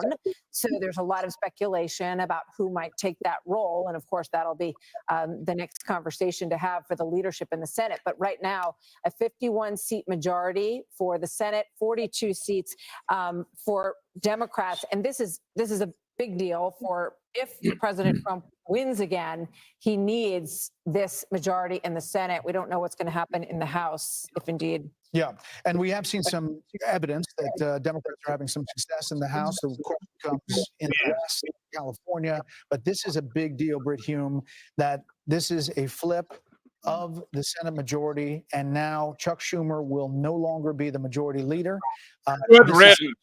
Republicans looked at their map at the beginning and said, this looks good for us. They didn't know how good, and we still don't know how good it's going to be tonight. They had a concert in Kansas This City. is a possibility. If Trump wins, he has the Senate, and the question becomes then, can the Republicans maintain control of the House? There's been a lot of confidence in the betting markets that they would throughout this evening, but just to keep you up to date, the margin on the bet. What happened to him? Jim, I'm back, and I'm hearing the good news. I'm so excited that I've even brought my friend Arnie with me. Isn't that nice? Nice, Dean, nice. I'm so excited. Woo! I'm back. Okay, welcome back, everybody. So what do we have here? They're just expressing their feelings. $3 million at the last minute to help the senator of Nebraska get across the finish.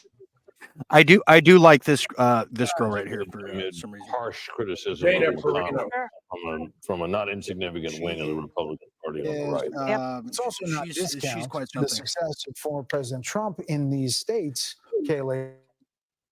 Okay, he could so everybody give me the update. Can you give me the update, Jim? Where are we now with everything going on? I was rushing across. Well, we picked up. Where are things looking like?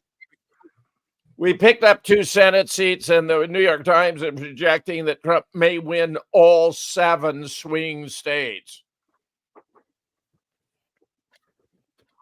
In which case, the Electoral College is going to be considerably heavier in his favor. Yeah, I think he's Okay, already this is done it. huge. He's just not called This it is yet, which is okay too, you know. okay. This is a big deal. Aaron, this is a watershed moment. But I called it. I said Trump will take it. This will be lawfare. The overwhelming vote. They can't cheat their way out of this one, Jim. As hard as they're trying right now. Go ahead, Jim. Three sources with the Kamala Harris campaign said her path to victory is increasingly narrow. They don't think she can make it, that she'll be making a statement in about an hour. Secret Service has announced it's sending a full presidential detail down to Mar-a-Lago now.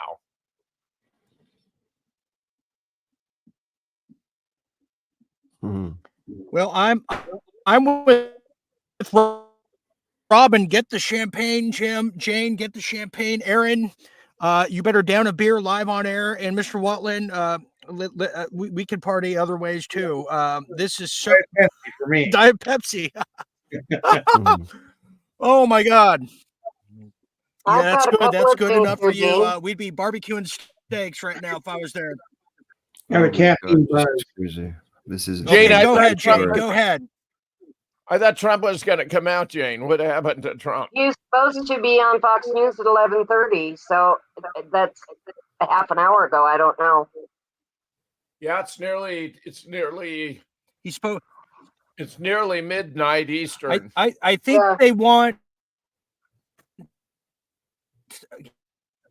Harris You're mute, Dean. to goes out. So this is interesting. Okay, this is huge, everybody. Go ahead, Jane. Trump has go ahead, Jane, received 43% of the Jewish vote in New York, which is not been done That's by a big. Republican in a long time. And in addition to that, Kamala Harris, with more than 95% of precincts reporting, is polling at 67% of the vote in New York City. If that holds, that would be the worst performance for a Democratic presidential candidate in the 5 boroughs since 1988. A disastrous evening for Democrats in Gotham. Awesome. Love it. I'm loving it, man. Oh, I'm this so is loving big. it.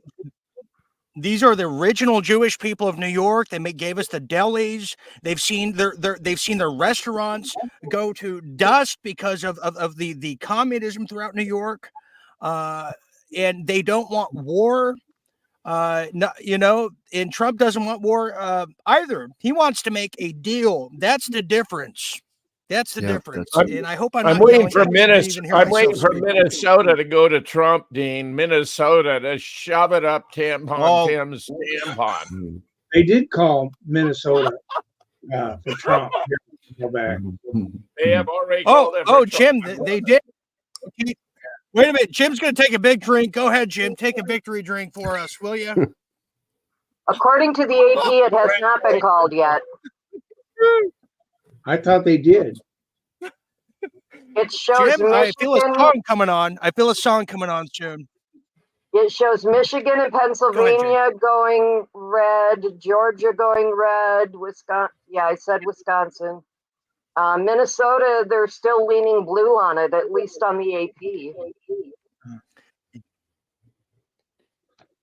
Well, This is so wonderful for the country. I'll just say Interesting. Robin, yes, she asked, are we winning No. New York? Are we winning New No, York? no, Robin, it Winning New appears New York went state blue. New York state blue, it appeared. I thought there was a real chance. I think it's going to be contested, Jim, because was Hawaii blue? Does anyone know? Not yet. Hawaii is blue, Alaska's red. there's California, New York.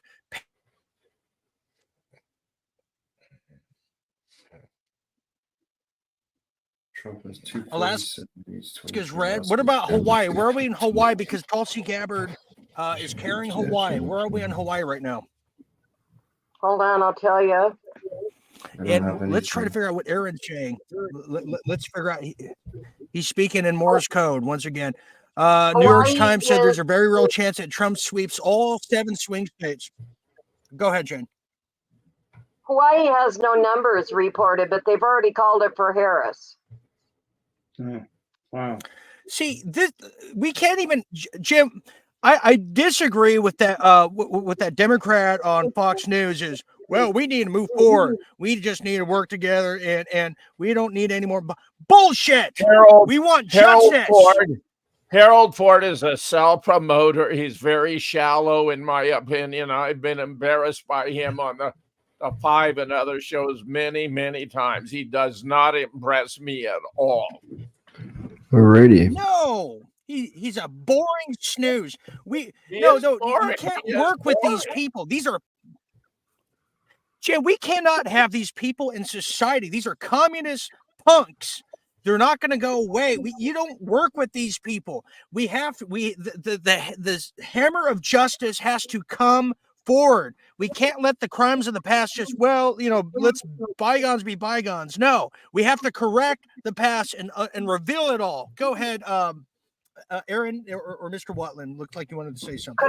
Dean, could I change this? Could I put something else on the screen for you guys? Yeah. Go ahead, and Aaron, go ahead and share your thoughts there.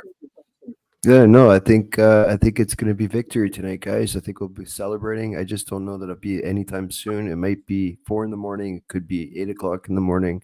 We could be here all night. I have no idea, but things are looking very positive. And let's not take our eyes off the ball. That's for sure. Okay, good point, Aaron, being the voice of reason. Mr. Watland, how about you? Are we going to be doing cartwheels in the neighborhoods of Iowa tonight? One thing I want to say is, I'm pretty well pleased so far. Judicial Watch, though, they petitioned I believe the Supreme Court over the closing of the balloting, and they got a win on it. And I don't know I don't know specifically how much time that is, but I thought it was like, okay. The polls closed at 8 o'clock in Iowa, and I think most of that had to be secured and tabulated, and the rest of it had to stay there or whatever. And if you didn't get your ballot in there at the time it closed, well, then you're just out of luck. But they did have some pre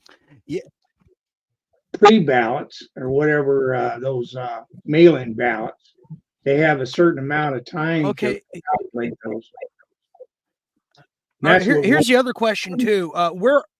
Where are we on the popular vote? Because this is going to be used, Jim. New York Times New York Times said not only may take all 7 swing states, but a popular vote by 1%.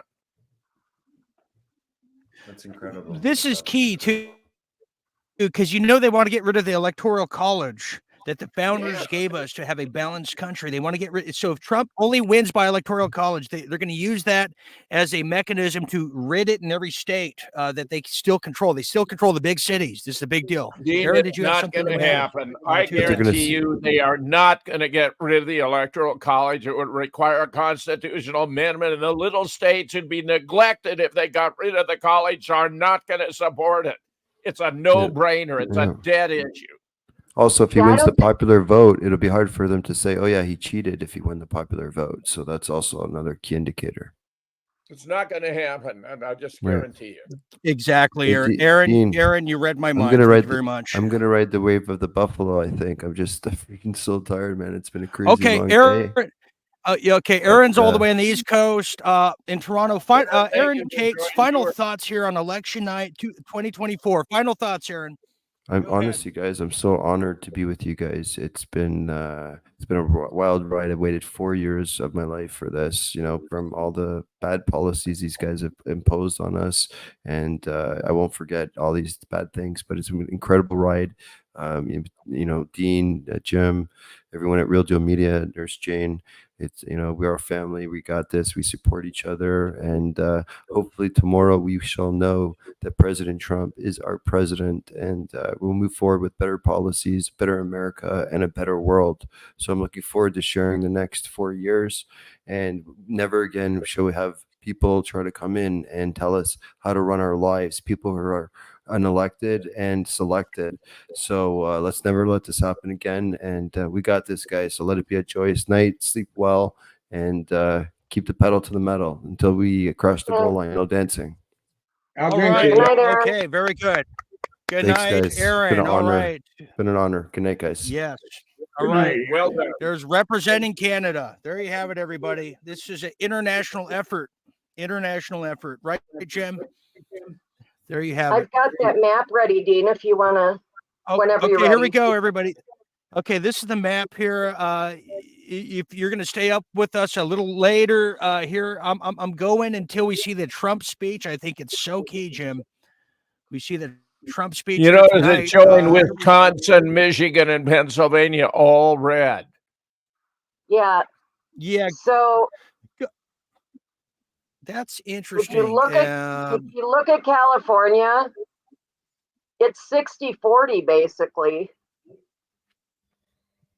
But they called it for Kamala with only 43% of the votes in. Yeah, but that Jane, they know the precincts, and that's very sophisticated stuff. It's not a problem. That's an accurate call. Martis on Rumble says Hawaii is mostly a welfare state. That's true. That's just part of their culture. Is not a very capitalistic culture. But they're full of resources. That's what makes Hawaii.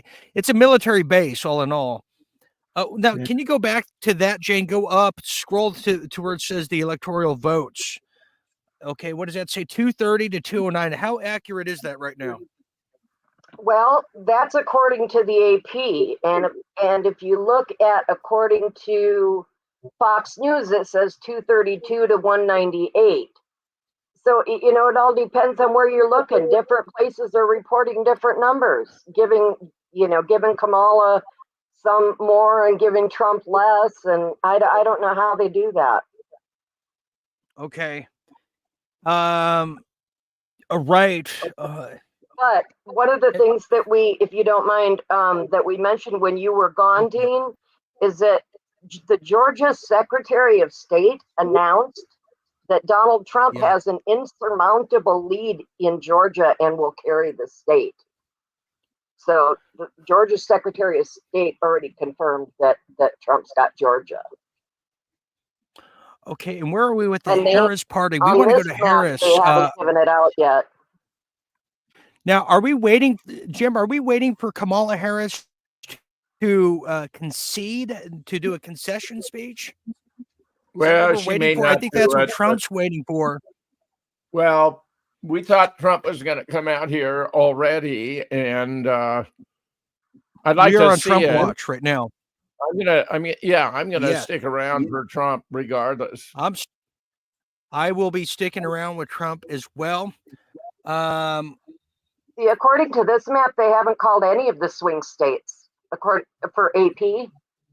It's ridiculous because he's going to win them all. Yeah. Well, even if he only won 3 of them, I mean, the AP hasn't even shaded the ones red or blue, that we have already found out they're called for.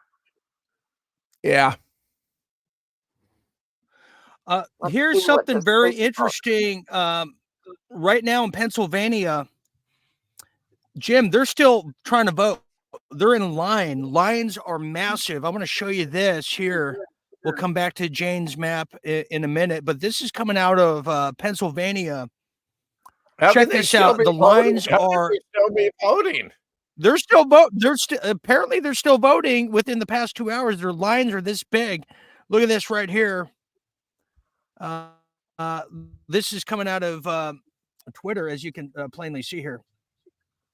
Wow. It'll play one of these days. Anyways, as I'm trying to fix that per usual. Nothing, Iowa, they closed. Here, Trump look has at the told line. people- Go ahead, Jane. I was just going to say, Trump has told people many, many times today to stay in line. Whatever you do, don't get off line. As long as you're in line, they have to let you vote. Wow. Right, and that's certainly the case in Pennsylvania. Here it is. Finally, it just takes 30 seconds. Here we go.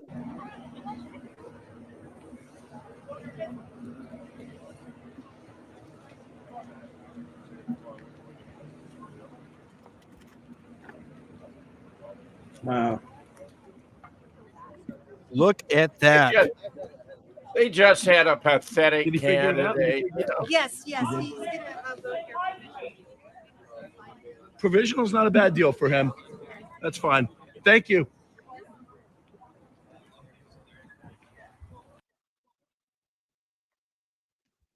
Okay, so there's that. There's that one. Okay. We have a lot of people from England. We have a lot of people from England watching us here tonight who are watching this election. Jim, just right off the bat, what is it? We know what this kind of means for Canada. We know Trudeau is essing bricks right now. I don't know if you're aware, Jim. It's so fearful for Justin Trudeau. He literally has teams of psychiatrists going around Canadian neighborhoods ready to help give free therapy for people if Trump wins again, for those who can't handle it. I mean, he's essing bricks right now. But what do you think this means for England? Because Brexit passed when Trump first won, and then all the pandemic stuff happened. Do you think this means Brexit is back on? Because I kind of think it does.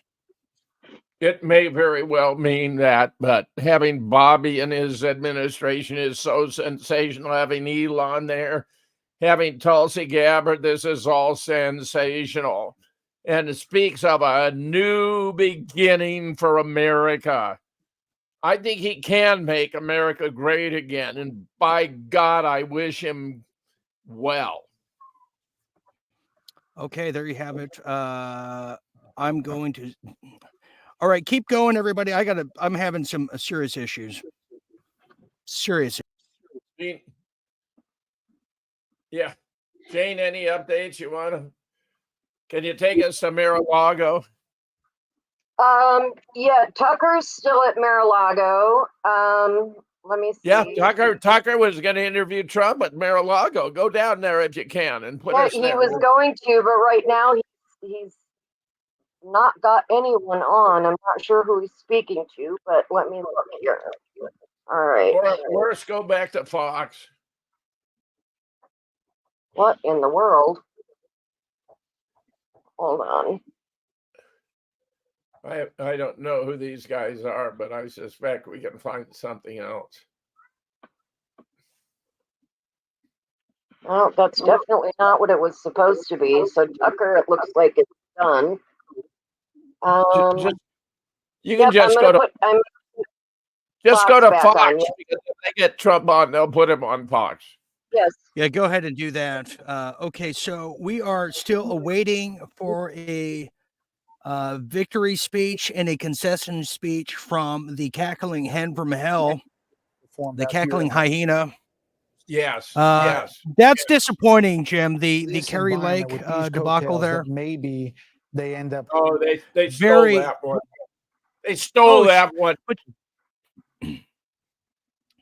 But she's still in litigation for the governor's race, so she could win. She could pull that one off as well. Yes. Let's hear what Kellyanne has to say. Jane, go ahead. Okay, let's do it. Go ahead. I have it. Projecting, and really just a 53-seat Senate. I mean, 55, 56 would be remarkable.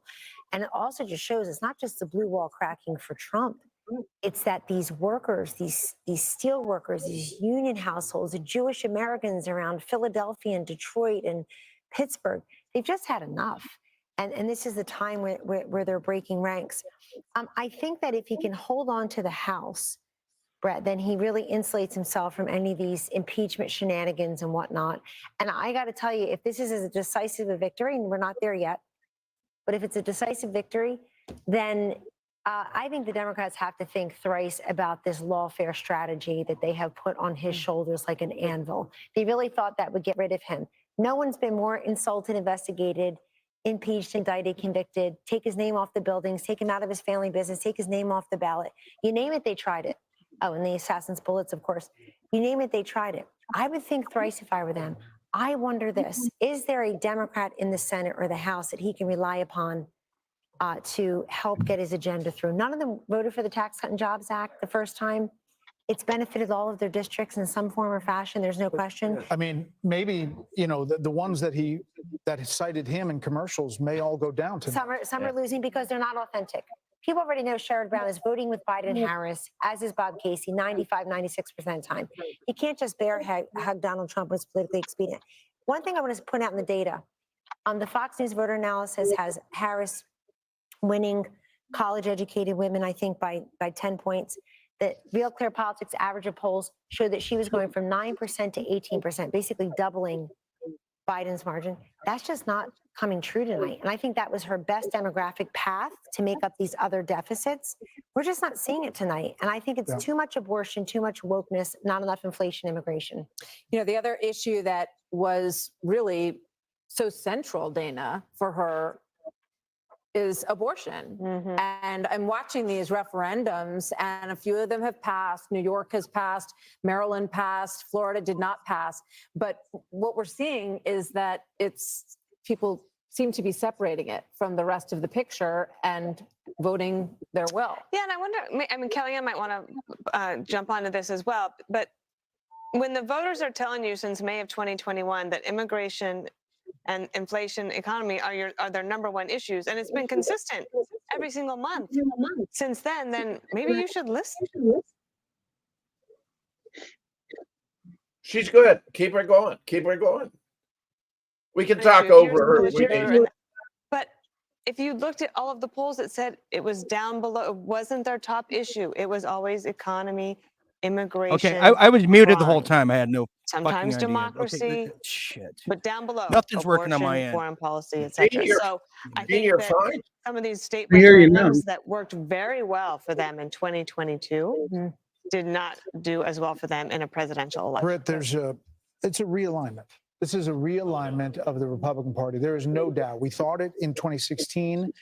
It is now fully implemented in the face of what was, to everybody's point, fascism, Hitler, Nazi, Madison Square Garden, a Puerto Rican.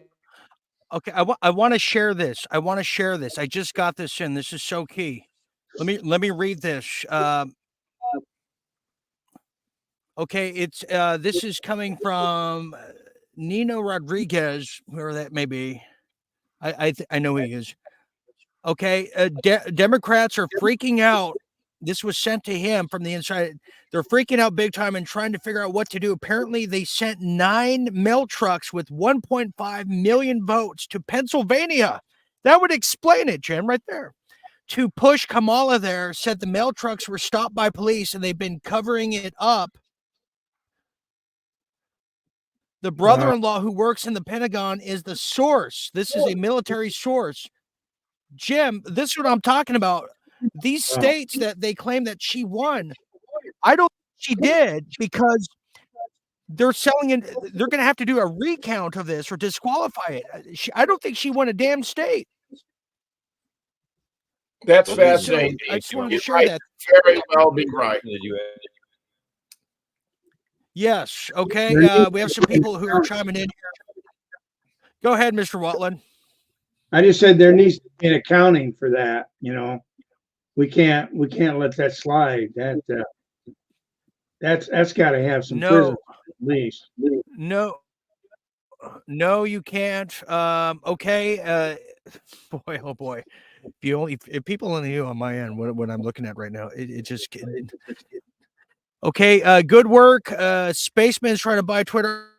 I heard Elon Musk will be buying ABC and canceling the video. What a great idea. Have a major network in the hands of a conservative. That would be okay. I have some other stuff here too. Just with Tucker. Go ahead, Dean. Carlson. Do we want to see that, Jim? Yes. Yes.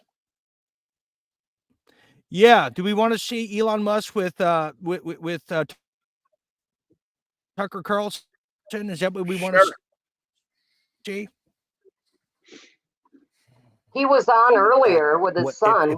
if it looks like what's going to Okay, happen only playing happens, at once. I do hope everybody can be gracious and magnanimous. Okay, hold There's on. no Here we doubt go. This is the greatest political back we've seen. I had not heard my friend Mark talk about the 1892 reference. You're likely very right. The political resurrection of my friend Trey Gowdy. I called one of your friends. He said, made me call him Mr. Chairman also this evening. But we have to be gracious in the moment, and I hope, Kelly, and there will be Democrats who will want to reach out to President Trump and reach out to Republicans in the Senate, and we'll see what happens with the House. But again, we haven't declared anything. No, we haven't. And there's the caveat. We're Bill Hemmer, we're waiting on Georgia. Yep. Right? Waiting on a lot of things. And we're waiting on Pennsylvania. We're waiting on Wisconsin. We're waiting on Michigan. You But can ask. why Georgia, do you think? Let me pop on down there. Had a nice little pretty map set up for you guys. Oh, I'm sorry. Okay. I can come back to it. All right. So here's Georgia. All right. And here's the remaining. Jane, go ahead and pull it up. We don't need What I Georgia. see We know is Georgia. a lot of the vote in Atlanta metro area is in, but there's. Okay, it'll take me just a minute here. Okay, here it is. I have it right here. I got some updates too. There's now civil war in Israel. Every major road's being blocked because of the firing of Galant. That's big deal. Also, the IDF just literally wiped out southern Lebanon. 40,000 homes have just been wiped out. Ethnic cleansing. Wow. Incredible. Yeah, they don't want Trump in either. Now, here's a lunatic I want to show you. Jim, Michael Moore said there's no way Trump's going to win tonight. He's lost his mind. This is just him, Michael Moore, hours ago, I want to say, shaming Michael anybody Moore who's turned into a lunatic. That's exactly what I was thinking Totally too. detached Here, from check this out. reality. Here is while we get the Tucker Carlson in rotation. Here it is.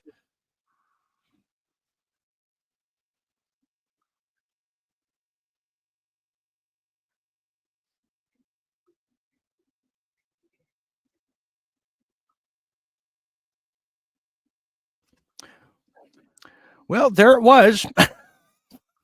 Nothing plays, folks. This is what happens when you get displaced by a bloody hurricane. Here it is. Not a problem. Okay, here it is. Came to the Detroit Economic Club and stood there in front of the Ford Motor executives and said, if you close these factories as you're planning to do in Detroit and build them in Mexico, I'm going to put a 35% tariff on those cars when you send them back, and nobody's going to buy them. It was an amazing thing to see. No politician, Republican or Democrat, had ever said anything like that to these executives. And it was music to the ears of people in Michigan and Ohio and Pennsylvania and Wisconsin. He's saying the things to people who are hurting. And it's why every beaten down, nameless, forgotten working stiff who used to be part of what was called the middle class loves Trump. He is the human Molotov cocktail that they've been waiting for. The human hand grenade that they can legally throw into the system that stole their lives from them. Although they lost their jobs, although they've been foreclosed on by the bank, next came the divorce, and now the wife and kids are gone. The car's been repoed. They haven't had a real vacation in years. They're stuck with the shitty Obamacare bronze plan where you can't even get a fucking Percocet. They've essentially lost everything they had, except one thing. The American Constitution, the right to vote. They might be penniless, they might be homeless, they might be fucked over and fucked up. It doesn't matter, because it's equalized on that day. A millionaire has the same number of votes as the person without a job. One. And there's more of the former middle class than there are in the millionaire class. the dispossessed, will walk into the voting booth, be handed a ballot, close the curtain, and take that lever or felt pen or touchscreen and put a big fucking X in the box by the name of the man who has threatened to upend and overturn the very system Dean, I think we're that all has ready to ruined their wrap. lives. The guy's Okay. away. He's lost it. He's lost it. I guess he's turning for Trump, though. I think that's what I was learning there. That was interesting. No, it was all an attack on Trump as a human flamethrower or whatever. I mean, ridiculous. The arguments, many of them were favorable to Trump, objectively reviewed, but he was trying to. Okay. He's a cheerleader for the Yeah, libtard. I don't. Oh, is he? Okay. Okay, so there's that. We're trying to find the Tucker Carlson interview here. Where are we on the Trump at Mar-a-Lago phase right now? Has anyone found that? I've been looking, and Tucker's not on anymore. Yeah, I can't find that interview. I wouldn't know where to look, and it takes me he was 5 minutes supposed to to do be on anything. Fox News at 11:30. That's all I have. There Yeah, could be Fox- security detail, security Fox risk News, right I now don't have too. the link here, but I think the fact that Secret Service has sent a full presidential security detail to Mar-a-Lago is sufficient for us to sign off. Oh, and Dean, you know how you guys are wondering about Ivanka the other night? Yeah. Yes. She's supposed to be in at Mar-a-Lago's celebration event tonight. I This told is Jim what we that, but you want. didn't hear that. This is what we want. Okay, I think No, I this found is it what here. we Let want. me This see. is what we want here. Good. If we got Trump Okay. celebration at Mar-a-Lago, that would be great. Yeah, I just have to pull it up here. Okay, we found it. Okay, here we go. I also found the Elon Tucker Carlson ordeal here. Oh, you did? Because I just did too. Live. Go to Mar-a-Lago. Okay, go ahead and play it, Jane. Play it, Jane. Go ahead. Yeah, they're both at Mar-a-Lago right now. Tucker Carlson is there.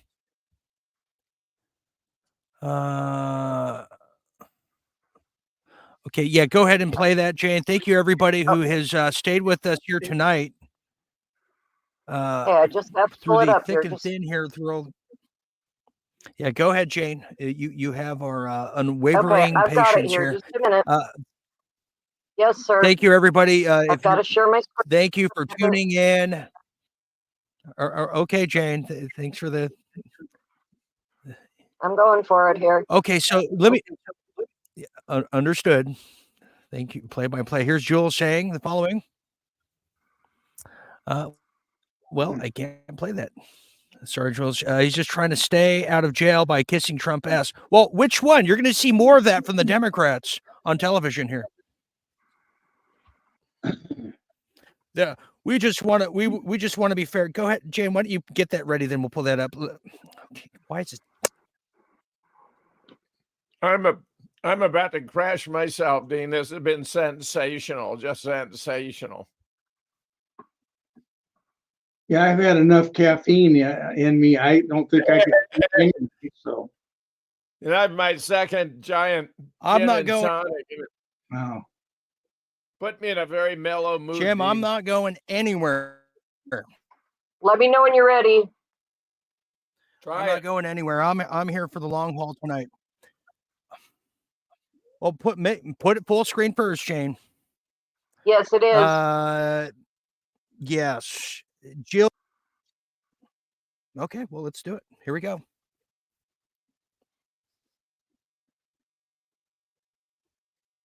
That's full screen. That is full screen. Okay. Jim's got to go. So let's just say goodbye to Jim.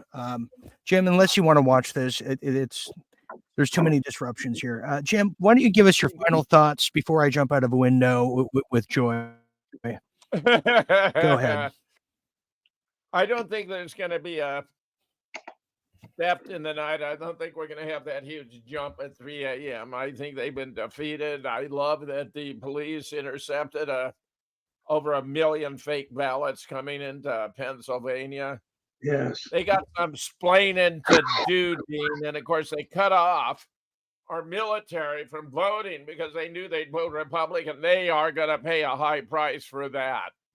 So I think we're going to wind up 340 is going to be my guess. Trump's going to have a wipeout. He's going to take all 7 of the swing states.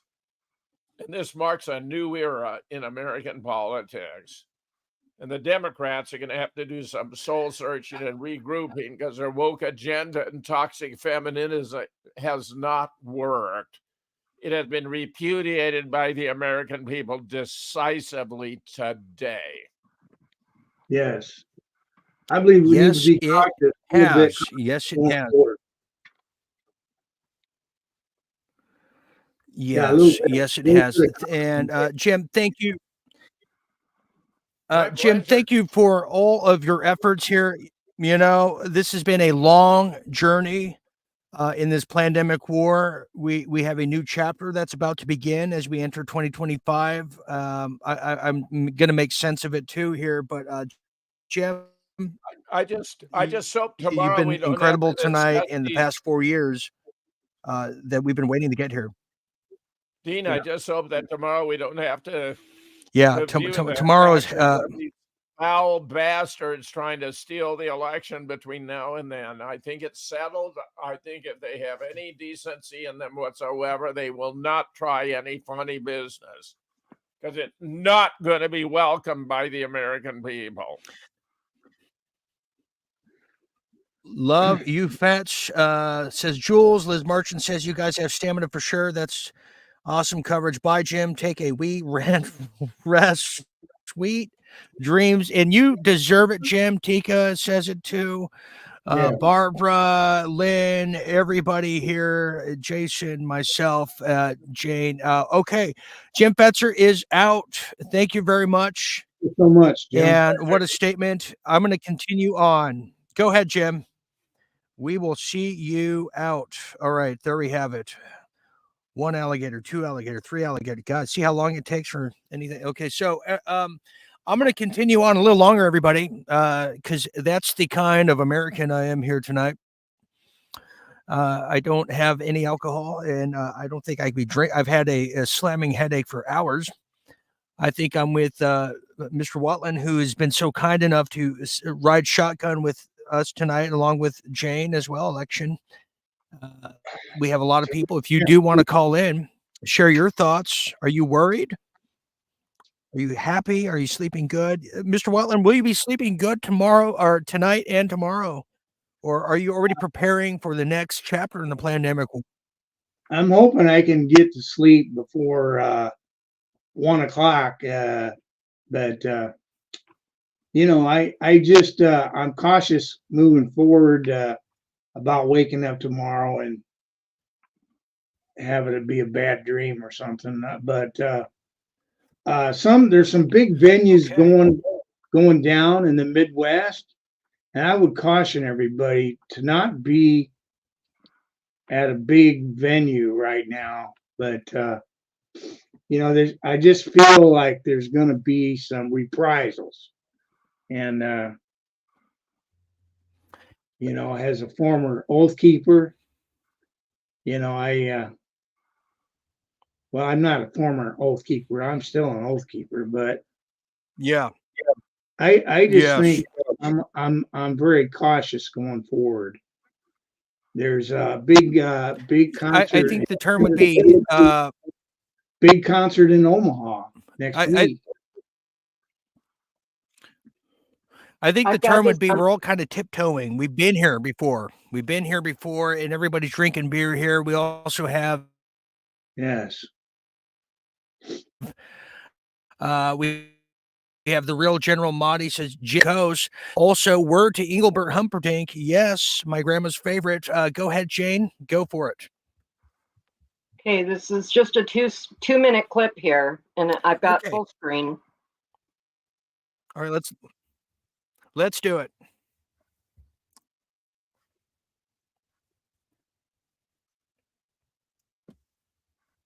Okay.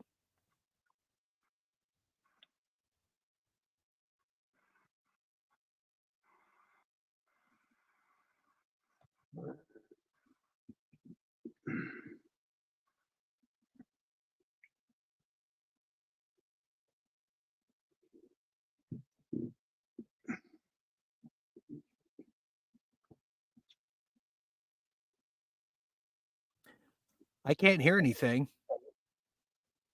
Okay, one moment. You guys hear anything? You should be able to hear it. Okay, I didn't hear a damn thing. Yeah. I get a little Okay, lag. so I don't know why not. Yeah, you think that's like you should see what I'm looking at. I'm 10 seconds in the pan. I'm 10 seconds in the. I have the clip here. I'm going to play the full interview on my end. Okay, so here's what we're going to do. Here is the full interview. It's going to be lagging because I everything sucks on my end, but I'm too happy, sort of with caution. I'm happy with caution, as Mr. Watland said.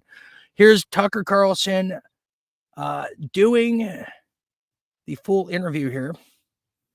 I'm going to play it here, and here we go, live from Mar-a-Lago just moments ago. Tucker Carlson and Elon Musk.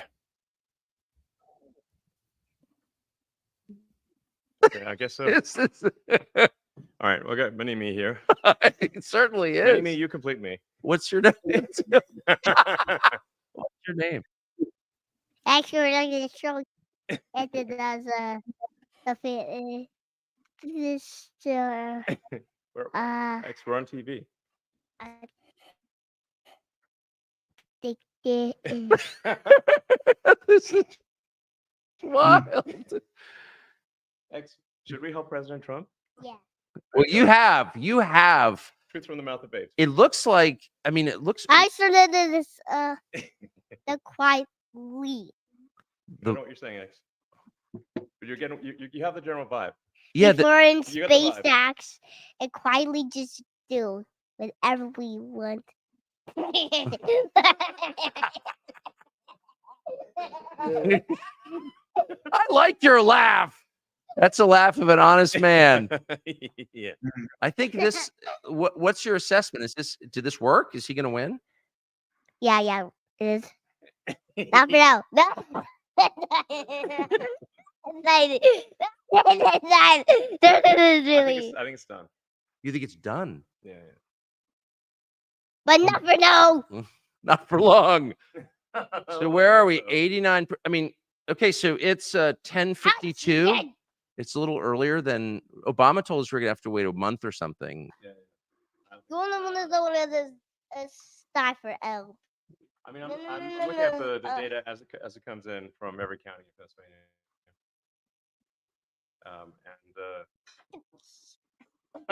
Oh, he can tell us. It's all right. And it seems extremely likely that if not a certainty that So then we're done. Done. I mean, are you surprised? Because I'm shocked by how quickly this happened. I'm not particularly surprised because the no. That's like okay. So we might have to. Sammy Timo, oh, she's so nice. You don't need to worry. She's really nice.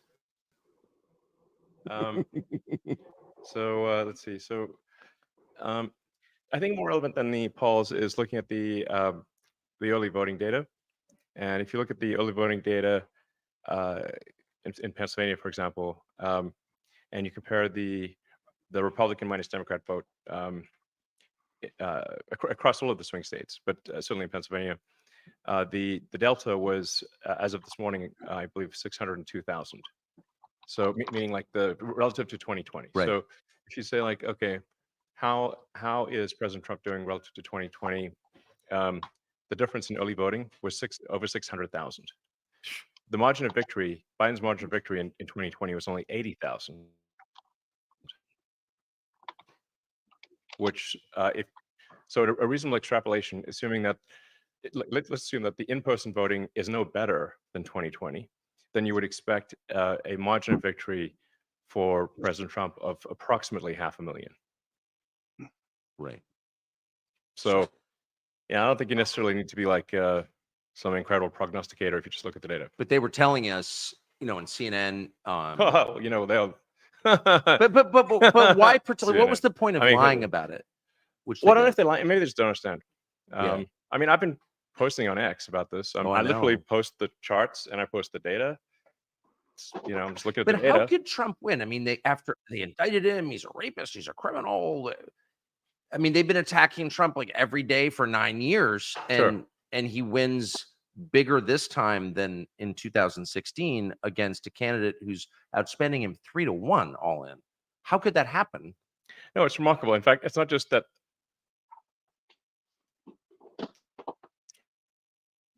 The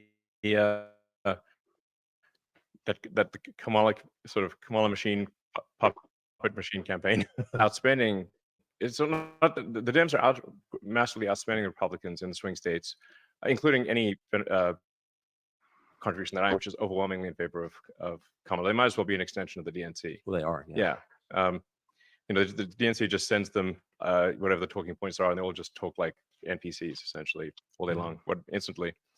And then you've also got, I mean, God knows how many celebrity endorsements. I mean, it's like sort of running out of like, there's anyway, call it 80%, 90% of celebrity endorsements on the Dem side.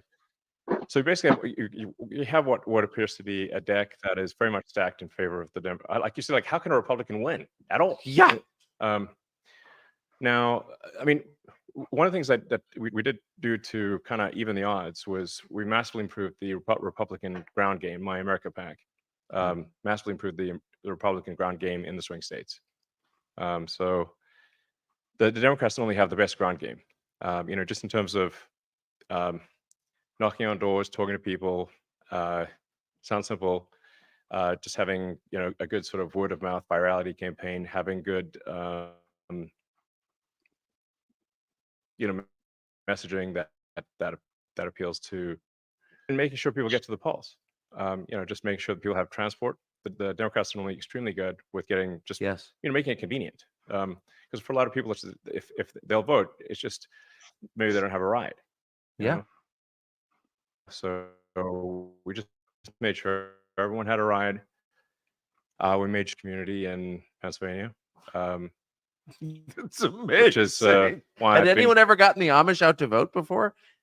not in significant numbers. But the Democrats did make a mistake because there was government overreach and with some of the Amish farmers. Yes.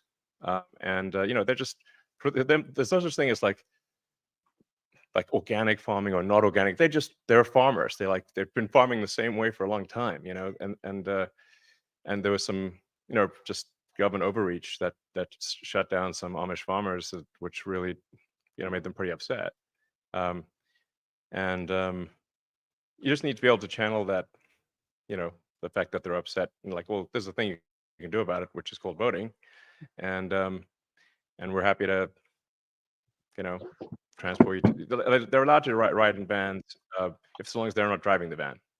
So, you know, we're just making sure we bring them to the polls and they vote how they want to vote, which is going to be like 99.9%. Actually, call it 100. Call it 100 at Call it 100. least. Call it 100. So these are In raw favor milk of Trump. producers. Yeah. So you endorsed Trump within minutes of him being shot. I mean, Yeah. how many? I mean, it was literally minutes, I think, as I remember. Yeah. And then you just went more all in than I've ever seen anybody ever go. Yeah. What was did you ever doubt, or did you just decide to go all in and you just did it? I mean, my philosophy is you play to win. You don't play it by half measure. So, yeah, I mean, I was with the team every day, 7 days a week, just working the early votes in Pennsylvania and other swing states.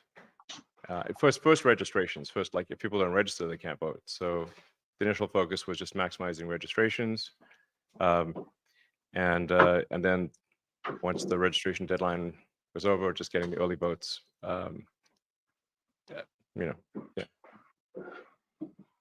X, from my perspective, played a pivotal role not just in this election, but in keeping the country alive. Yeah.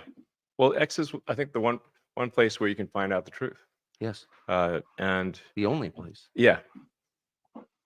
So how much pressure, to the extent you can say, has there been on you to shut it down or to censor it? Well, I mean, apart from the multiple Democrats saying that I should go, they want to put me in jail,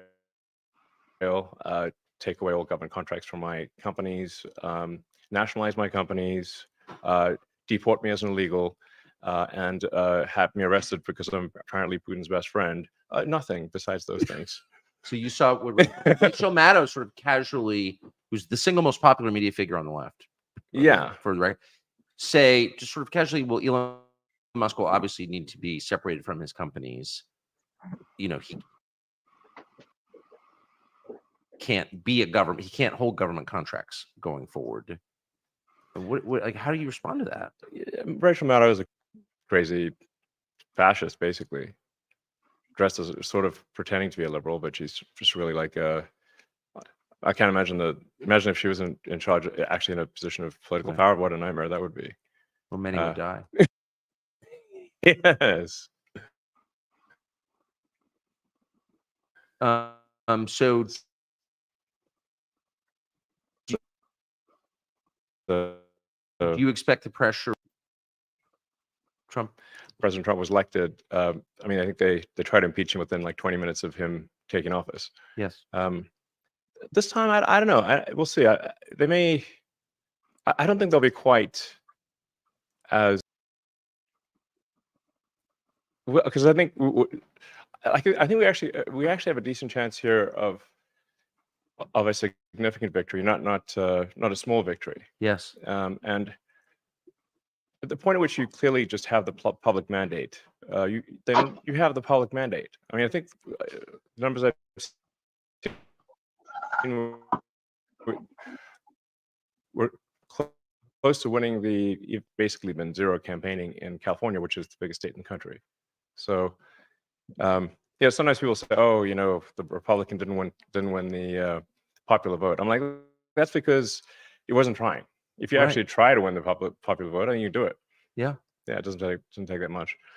I think it made a big difference that President Trump and soon to be Vice President Vance went on lengthy podcasts. Yes. I think this makes this really makes a difference because people look at like Joe Rogan's podcast, which is great, and Lex Friedman's and the All In podcast, and to a reasonable minded smart person who's not like hardcore one way or the other, they just listen to someone talk for a few hours, and that's how they decide whether you're a good person, whether they like you, and especially like Rogan's podcast, 3 hours long. I mean, this is why I actually posted on X like the nothing would do more damage to Kamala's campaign than going on Joe Rogan, because she'd run out of non sequiturs after about 45 minutes. You can't hide in 3 hours. Yeah, like hour 2 and 3 would be a complete melted puddle of nonsense. So it would just be absolute game over. That's why I shouldn't go on.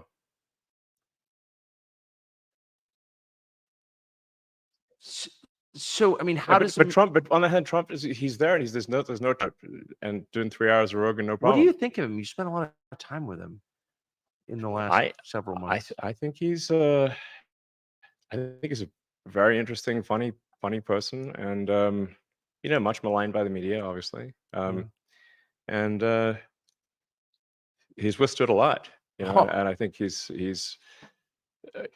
you mentioned that as you mentioned, I endorsed him immediately after he was shot, because when you see somebody under fire, what is their reaction because immediately if someone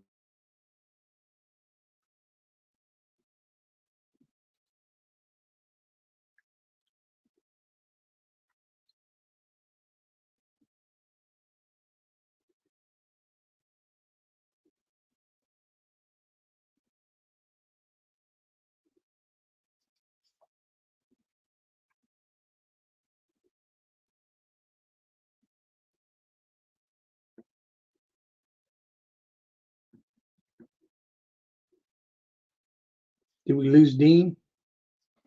Yeah, one moment, please. Technical difficulties. Okay.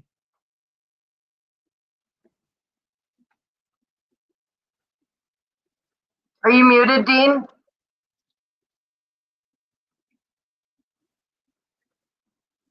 I am. Who knew? Yeah, I was.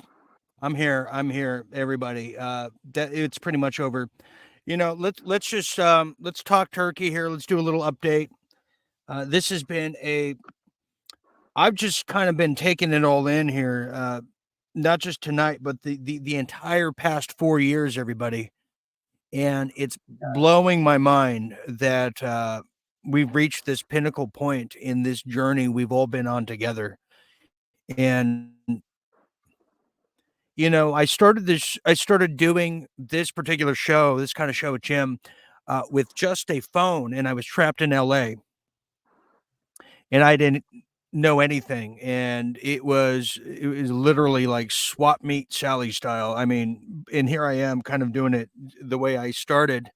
But this is such a watershed moment, and it's not even official yet, but it's starting to creep in and sink in little by little here.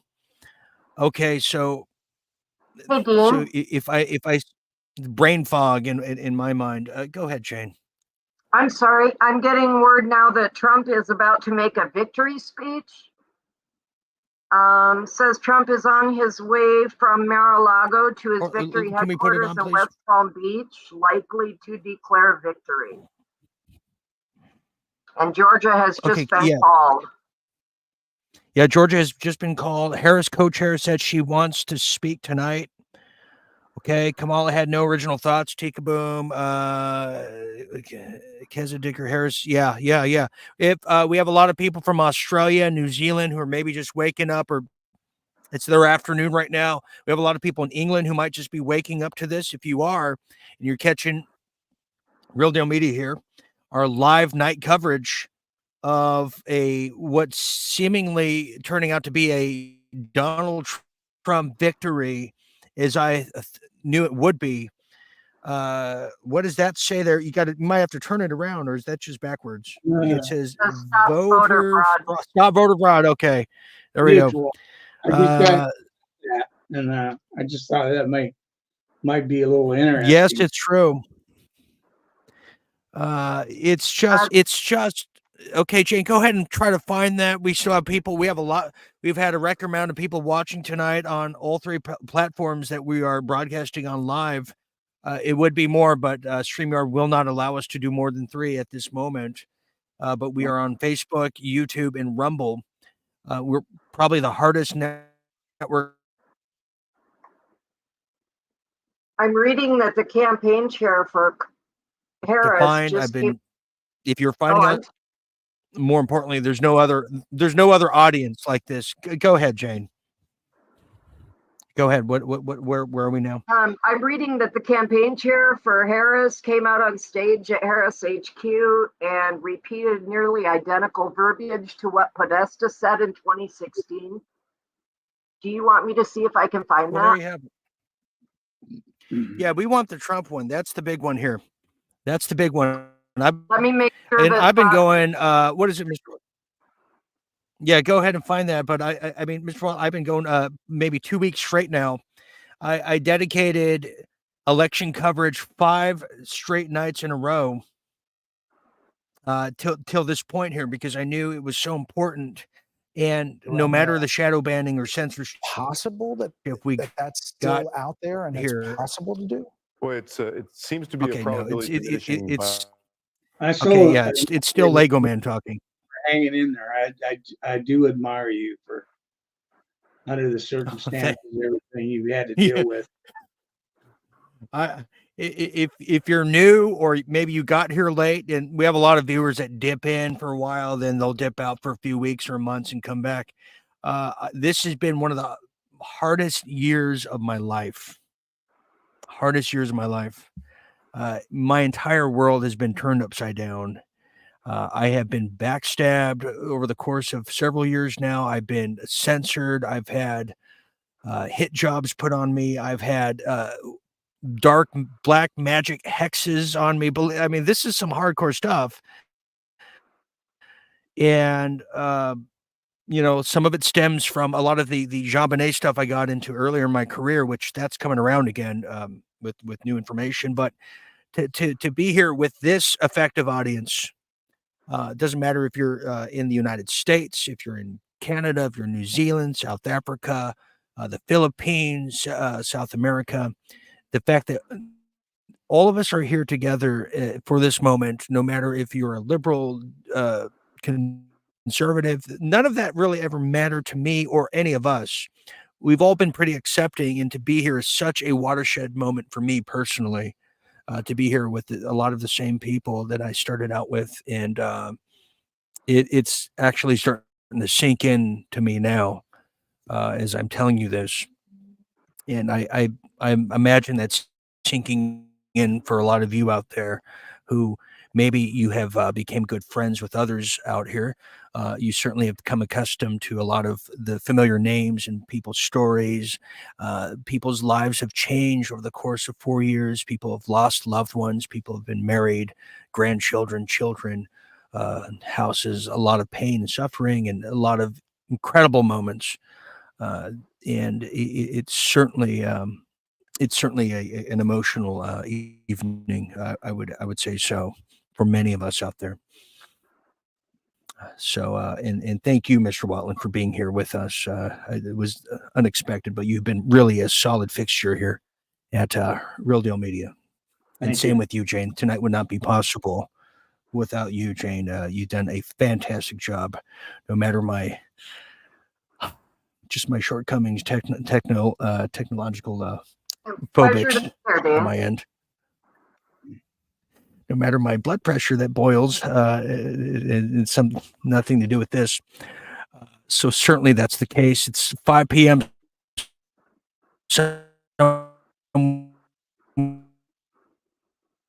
Where he is. Tika Boom says, yes, Dean, you've bounced back each time like Trump. Yeah, you know, that's incredible that you say that. It's no comparison by any means, but a lot of what Trump has been through, I've been through a smaller version of that, just kind of simultaneously, you know.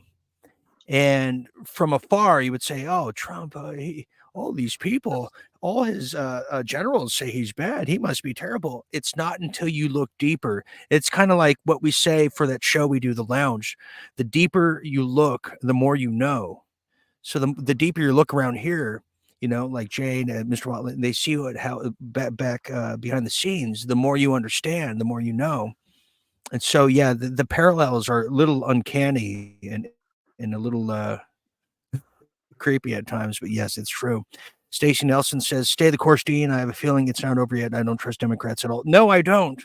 I don't. But you could feel the sea change. The sea change, because you could feel that there's more people in this country that are not going to stand for election fraud. They're not going to stand for misrepresentation of their tax money that's going to unjust, unholy wars. There is a sea change that was that I didn't see in 2020. You can totally see that now.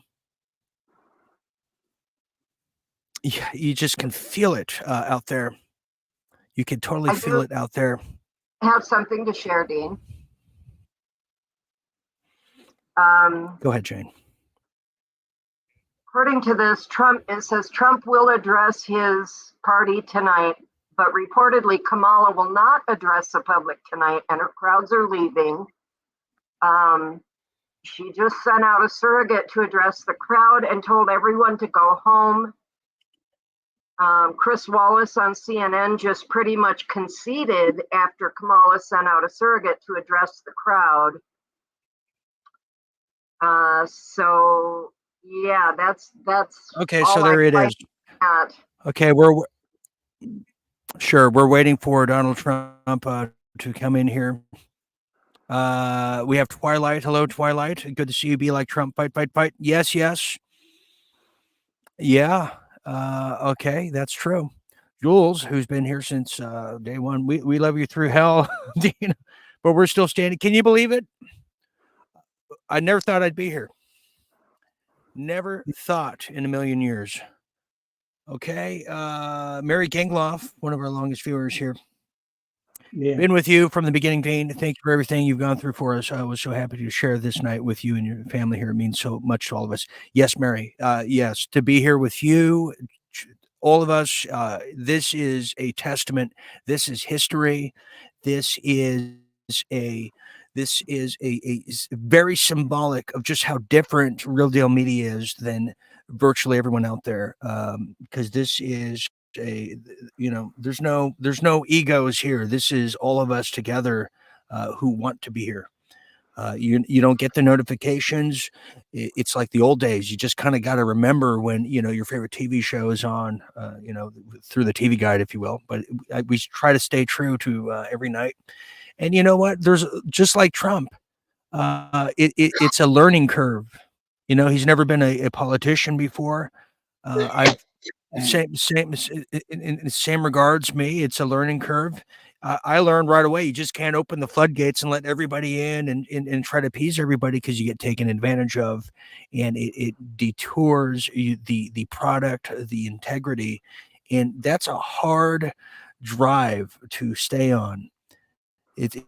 I've been driving a Ferrari with no brakes for a long time, and this is just a monumental moment right now. Monumental moment. Okay, so yes, Robin. I know. I'm with you. I'm waiting for the fake 3 a.m. ballots to call. I can't help to be skeptical with those corrupt people. Yes, you're just like Mike Adams, who might have a update for us. Okay. Also, shout out to Sean Gregorian, who is under the weather. He's been just wonderful. Also, a big shout out to the great Seth Black, who actually helped provide questions for me, for Mr. Jake Lang, who is one of the J6ers in prison. That is something that Seth followed closely, but also Seth was hypothetically kind of in that area, maybe not during that time. So I think he knows a thing or two. Thank you very much. So big thanks to and a lot of you out there. A lot of people have sent me links over the time. I don't always have us guys are not multitaskers, but it is appreciated. I try to get back to everybody when I can, or somebody does. It's not always easy to be a juggler, a trapeze artist, and a maestro at the same time, as you know. Okay. Have we mentioned And also, what's that? Have we mentioned our behind the scenes artist and social media whiz extraordinaire? I'm getting to yeah, I'm going through a long list of people. Also, this was a little under the weather too. Is the Munchkin Angie, who's done a fantastic job, and in fact, she did a wonderful birthday card for you and your wife there, Mr. Yeah, she Watland. did. So that was it's a real team effort and timely. That was really nice. Yes, it's a real team effort around here, everybody. It really is. It's like I would imagine like the Moose Lodge or the local lodges of veteran. It takes a willing participant to make these things happen. This is a big ordeal, and this has been almost nearly 5 years in the making. This has been our Super Bowl night here, and I try to strive for excellence every single night. I whether I'm performing or creating or sharing the news, we strive for only excellence, because this audience does.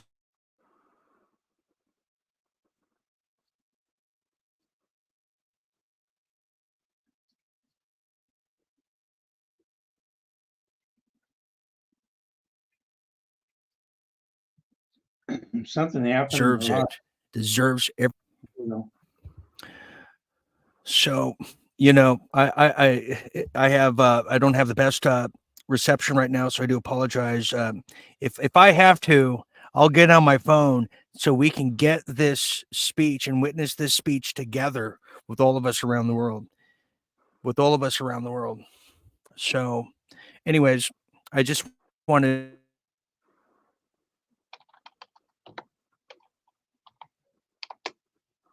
to share. Yeah, I could lose a reception at any moment.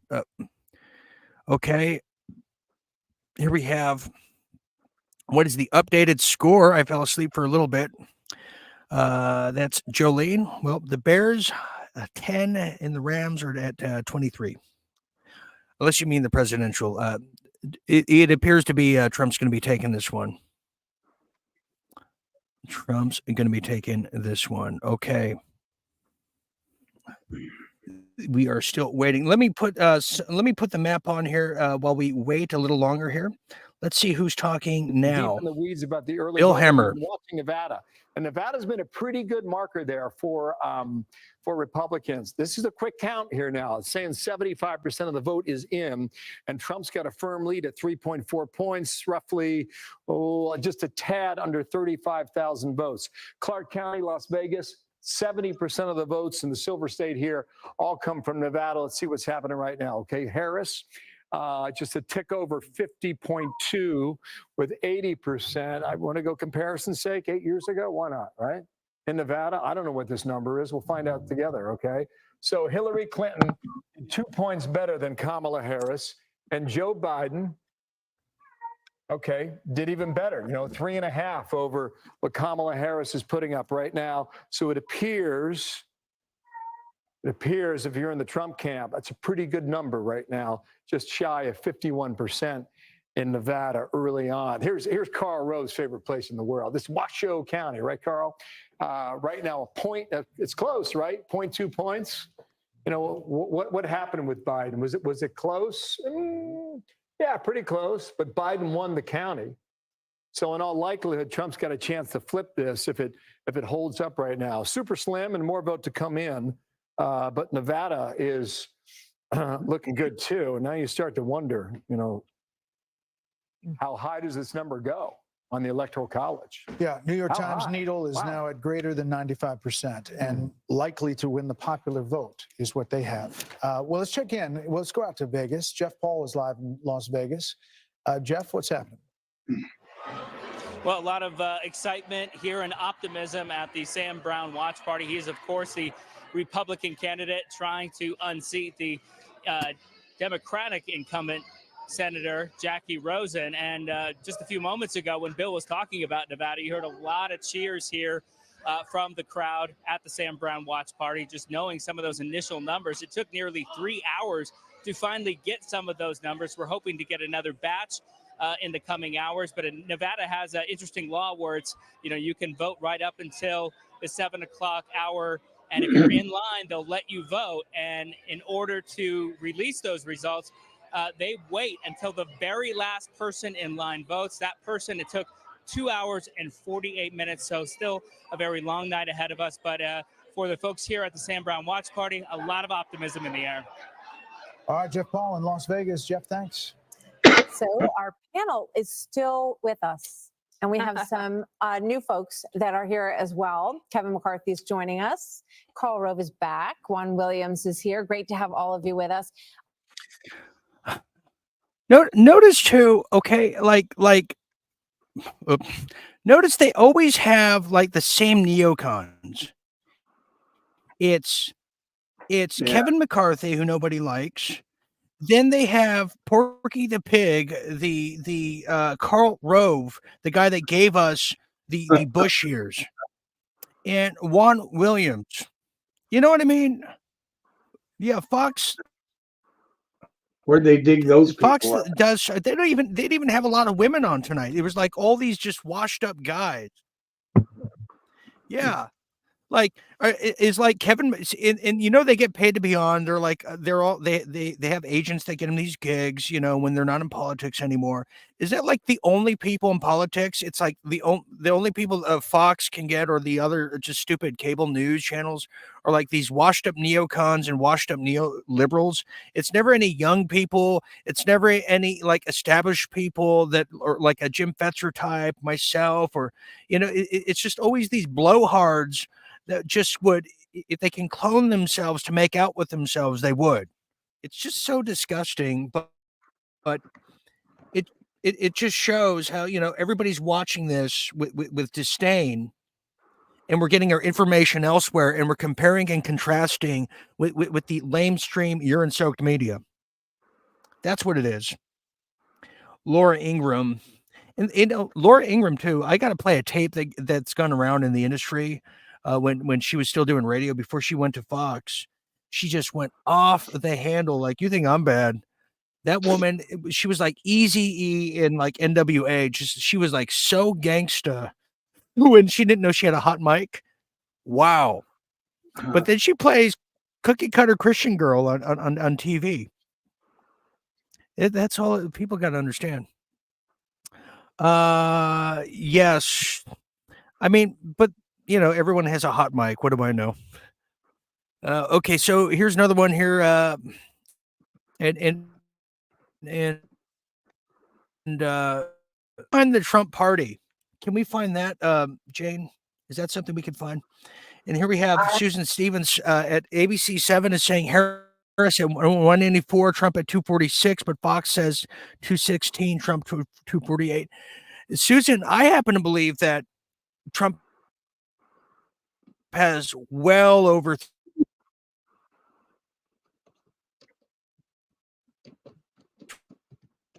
300 trickle down, drip, just to keep viewers throughout the night.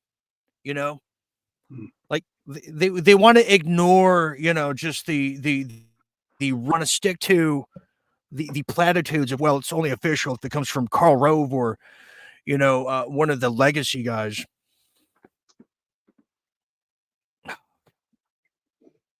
Okay, so is this the Trump party? Is that the Trump party? Yeah. Okay, let's watch that. Okay, I love. Let's just do was, Trump party. "Well, I'm not Who's with voting me? for this woman," or "I'm not voting for this black woman." No, that's not what we see in our day. Yeah. My phone also. I got I my down. did put some things in the chat there, Dean. I don't know if you saw them.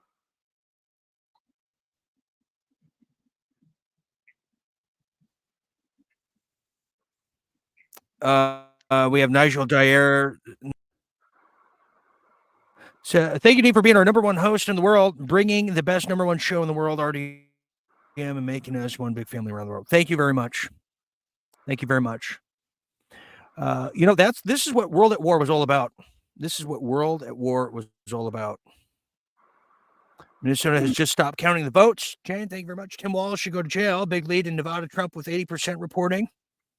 New York Times has Trump at 95% to win the presidency. Let's just call it now.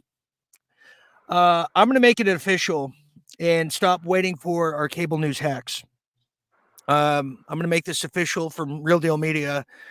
We are now projecting, we're going to call it right now. Let's make this really official. We're going to call this right now from Real Deal Media.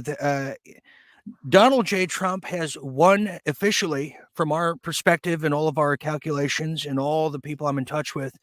We're going to call it Donald Trump has now won the presidency to become the 47th president of the United States of America, to save the soul of the nation, to save the integrity of the nation, and to make this nation a strong, friendly, peaceful partner in this world and not a war-mongering hack from all the people previously. America's leading the way. And what we accomplished here tonight and over the course of 4 years in the United States, all the other countries can now do it. We're leading the way through example and not through diplomacy at the barrel of a gun. And that is the sea change. That is providence. That is history. And that's the real deal.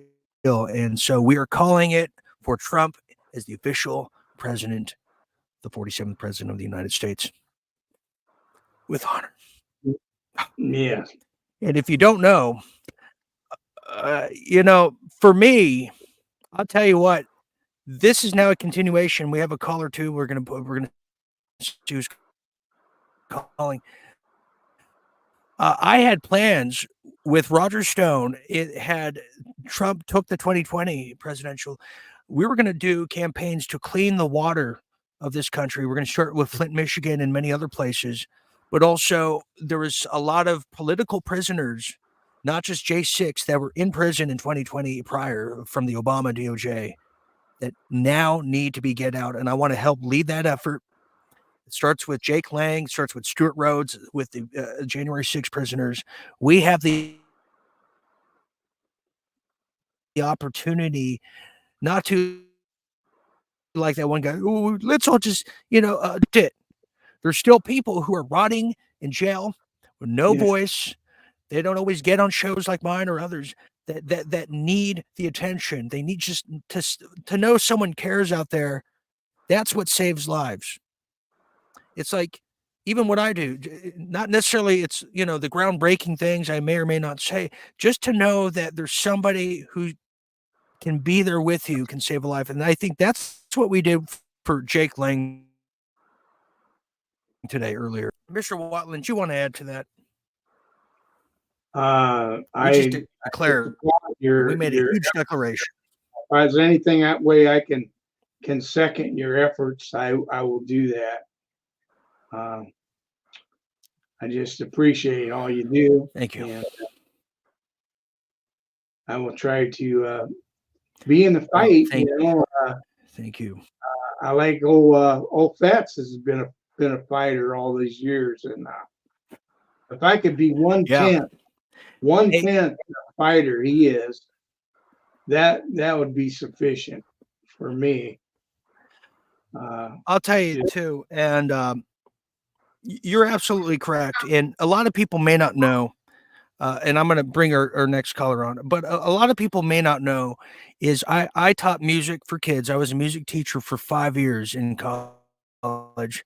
And I saw when the music programs got pulled out of our schools, I saw the culture of our youth kind of dip. I saw the imagination of our children get pulled away from them.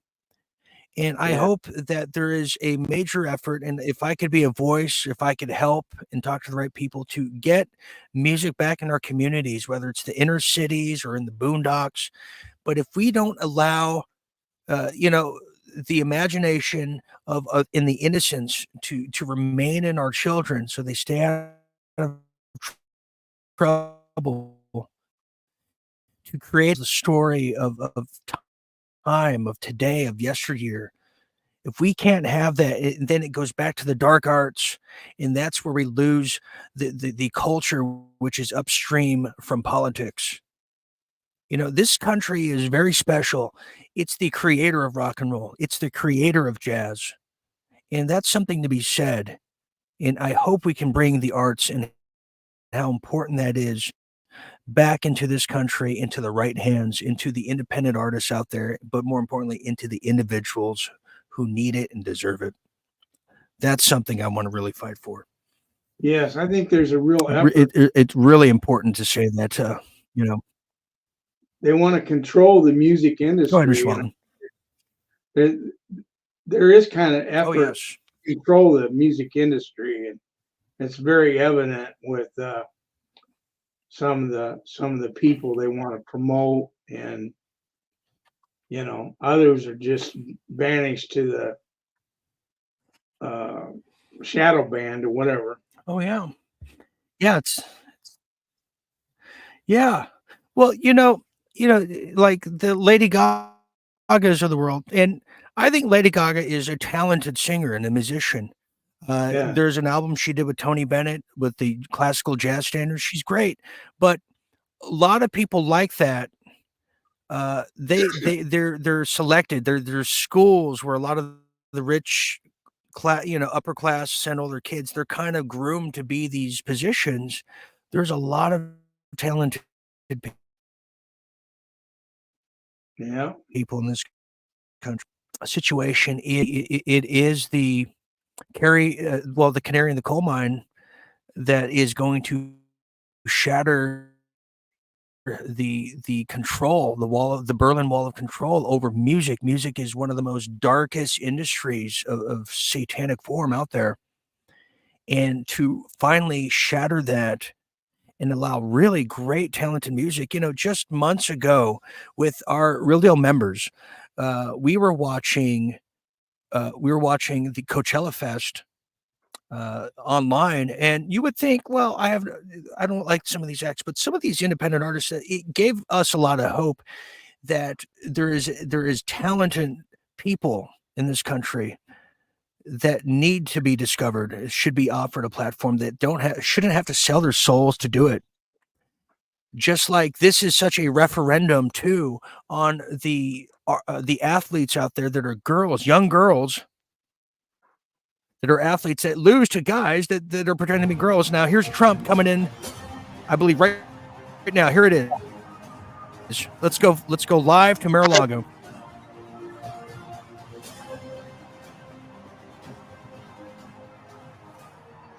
I hope they get the security in place. President Trump will win the state of Pennsylvania. And we can make I hope that so too. 19 electoral He needs food votes. testers. That puts him at 267. Now, officially, Bulletproof glass around him. but the path that it takes to get to 270, he is well on his way to becoming the 47th president of the United States in what is going to be the biggest political phoenix from the ashes story that we have ever seen. Ever. I mean, I'm going to say it's more than Grover Cleveland in 1892. Cleveland was not the subject of a Russia investigation, 2 impeachments, 2 So assassinations. he's coming. This is a long intro. I can't imagine the smorgasbord and the champagne, Mr. Watland, at this event now. It must be next level. Filet mignons and Cristal champagne. And run again, which he announced immediately. Only the best. After he lost in 2020. Yeah, that played beyond for a guy that hasn't had teeth for a long time. That sounds really good to me. Is closing in with just a few electoral votes away now from clinching 270.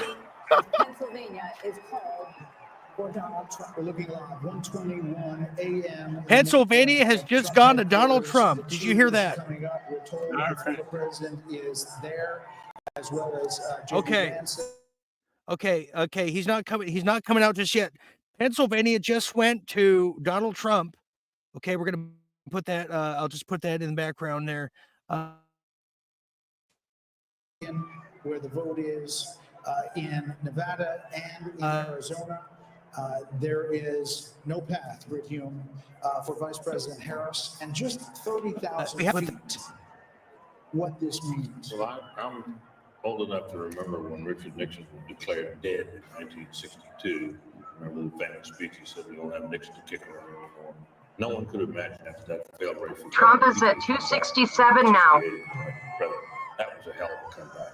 This, to my eye. Okay, so while they're getting that, we have a caller. We're gonna make it. We have to take this quick call.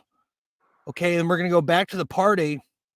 Caller, welcome to election night here, election 24, with all of us night owls here. Conspiracy One. There's a name I haven't heard in ages. Welcome to the party now. It's officially, can we say it's a party now, everybody? Can we just call it a party? Are we ready for that? Welcome, sir. Welcome. Okay. Okay, he must be the guy doing the bottle service here tonight. He's taking orders. Okay, so let's go back to the party. In the book, including Hitler and Nazis, and they came through.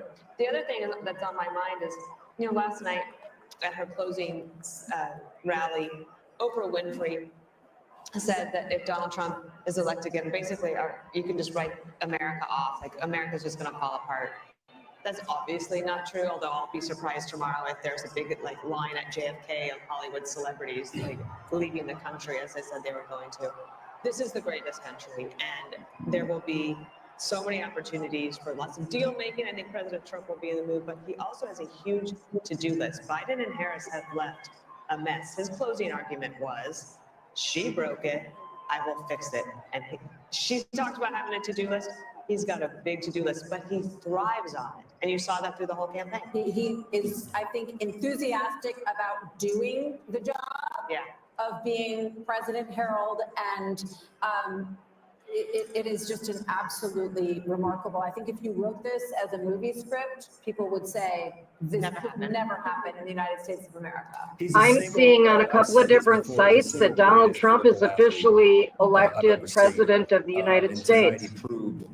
Breaking news. In the campaign where I thought he would Hold on, see some typo, things and typo. some things that I didn't quite understand that I thought maybe detracted from that. But tonight, obviously, proves that too. He also ran a traditional campaign. He connected with voters on issues. He talked about the things that mattered most to voters. And Democrats said he didn't talk about them in the most full-throated way. He didn't talk about it in the most wholesome way. Didn't talk about it in the I most think Roger comprehensive Stone way. But he was in connected with Mar-a-Lago. I would urge my party to Yeah, if I was Roger, yeah, Roger doesn't have time. Roger's enjoying himself right now. comes in. Don't write off the American people. Okay. It's official. Donald Trump is officially the president of the United States. Real Deal Media is making it official. Mr. Wonderful said it a little earlier, that may give us an opportunity as a party to revamp, and perhaps we should think about that. But don't write off the people, the American people, for the decision they made this evening. And now I'm seeing it on a third site. Donald J. Trump has been elected the 47th president. Yeah, that's right. That's 3 different sites plus ours. Some in the mainstream media are going to take this because it was so damn over straight, the top Jane. one way that they thought it was done. There was a landslide prediction from a lot of the media. Jane that says she was going to have the landslide. It looks like. Do you think they call the cops on me if I went out in the street and danced naked and hooted and hollered for a while? Well, I know I might. And this is not just, a victory for the White House tonight.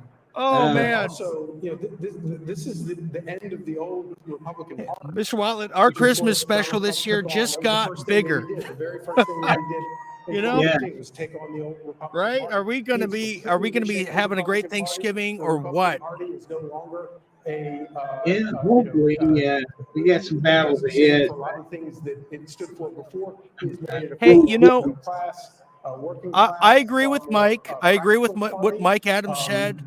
Let's not forget there's a bigger fight. But you know what?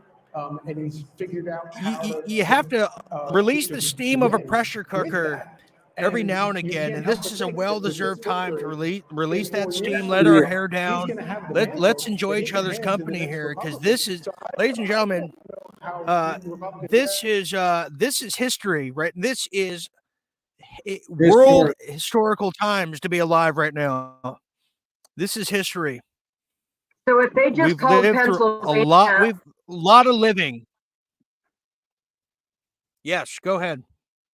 if they just called Pennsylvania officially, there's no reason for them to hold back the other 5 swing states now. Because Pennsylvania was the biggest, right?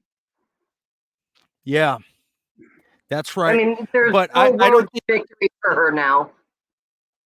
No. I don't think it stops there. No, they have to give a proctology to Washington, Oregon, California, because the people of these states deserve to know the rotting infestation of corporate communism through the CCP and all these other aggregates of the deep state and lone gunmen's just interest. People deserve to know. We got to flip these states too. There's no way. Wouldn't they like to know the real numbers of their states for a change? Well, I'll tell you, Roger Stone told me a long time ago, California doesn't abide to federal election laws. They are a country of their own. They do whatever the hell they want. They have the biggest school district in the country. The LA Unified School District is huge, pumping out communism by the hour. I mean, yeah, California needs to be rectified and audited because the United States needs a healthy California. They need a sane California because, like myself and millions of others people around the country, a lot of people, we want to come home. We want to come home. A lot of people in Florida want to come home to New York too. And all over the place. A lot of people want to come home to Chicago. We got to clean these cities up. Baltimore, Chicago, Detroit, Los Angeles, Hollywood, say what you want. These are the tourist attractions, and you know how embarrassing it is, Mr. Watland, to have your like relatives from England or Australia. Oh, I want to go see Universal Studios. You got to drive past Hollywood, and then people just squatting all over the place, just desecrating San Francisco or Hollywood. We got to clean these cities up because these are big cities that we can do a lot of good by getting rid of the wicked and the infections that have just torn up these terrible cities. We cannot allow these people to have a monopoly stranglehold on some of America's biggest cities. We can't. I'm with you. I think anything. I'm with you. Okay. Anything progressive is regressive. Right. I mean, shouldn't we be cleaning Boise up? You know, in other places. And this is what's great about Bobby. He's gonna clean up the food in this country. Childhood obesity, childhood diabetes, Alzheimer's. Everybody I know has everybody who's like 65 and older for some reason has diabetes now. It's weird. There's Never used to be that way. Diabetes, yes. Because the high fructose corn syrup that's in virtually everything we eat. I think the aspartame the aspartame that Donald Rumsfeld gave us in the late 70s. Yeah. I mean, we got to get rid of this stuff, but we don't stop there. We get rid of it, then we find the people who gave it to us, and we deal with them accordingly. Yes. The old me would say get a rope, like the old Picante salsa commercials, but I don't have to say, just assume that's what I'm thinking. Angelina, You see what I put on the screen there, Dean? Oh boy, hold on there, Jane. Iowa hemp is really good for rope. Oh, you're hemp rope. That's what it is, and hemp should be. This is another thing. Hemp should be in all of the material should be hemp. My shirt should be hemp. The paper our kids are using for school should be hemp. The first American flag was hemp. This is a cockamamie idea, and I'll guarantee you, Trump is going to legalize marijuana federally and get rid of all these stupid laws that Richard Nixon gave us in 1972. The drug war needs to end because the drug war is a war on you, the individual. The amount of trees they sacrificed to print all these political ads, if they had hemp, they'd probably that we could save our forests. Okay, let's try one more time. We're going to try to take the call, and as soon as Trump comes on here, and by the way, I'm probably, you know what, caller, hold on. I'm going to have to. All of my tech is dying right now. Is it okay if I just come back on phone, everybody? Because I want to see this too with all of you. Is that okay? I won't be in top form. I'll do my best. Right ahead, Mr. Okay, Ryan. because all right, we're approaching 5 hours in about 30 minutes. I haven't been on air this long since the 2020 election. We did about 9 or 10 hours, I recall that time, from morning to the next night. So this has been one of the longest broadcasts I've done in about 4 years now. And So might I hold just on, point I'm gonna out, hold the fort down. might I just point out before you go that you called the race before anyone else did. I did. I said he's going to take it, and I said 410 electoral votes. I said 429 When all is in said and done, 2020. I hope so. No, I Let's will, see if because they're going to rotor-root all these other states that gave Harris the win at 0% precincts in. Anyways, I'm going to change devices, everybody. I want to come here and I want to be with all of you. I want to spend time with all of you tonight, and I want to watch this historical speech. I wouldn't miss it for the world. Conspiracy One, hold on, okay? I've got to change devices. I'm surviving too on pins and needles. So stand by, hold the fort down, Jane and Mr. Watland. Okay. I'm going to unmute this and we're going to watch Newsmax. They're the only ones that are declaring the race for Trump right now. So And Donald Trump Donald Trump Jr., it's pretty incredible what we're able to accomplish when you actually connect with the American people and you put aside your selfish wants, like you've seen with the bureaucratic establishment. Yeah, and I think Ashley too, for America First Works and for this whole idea of America First. This is a vindication for those folks who have the audacity to say, let's put us first. Let's put American citizens first. Let's make sure we have housing for our wounded veterans and homeless veterans before we start putting illegal immigrants in hotels. That, I think, has got to be a vindicating feeling for you. Oh, 1,000,000%. But it's across the board. It's, they're spending billions of dollars overseas. We're going to go ahead and it's switch causing back to skyrocketing Fox. prices Their in sound is America. kind of weird. $8 for orange juice as opposed to $4.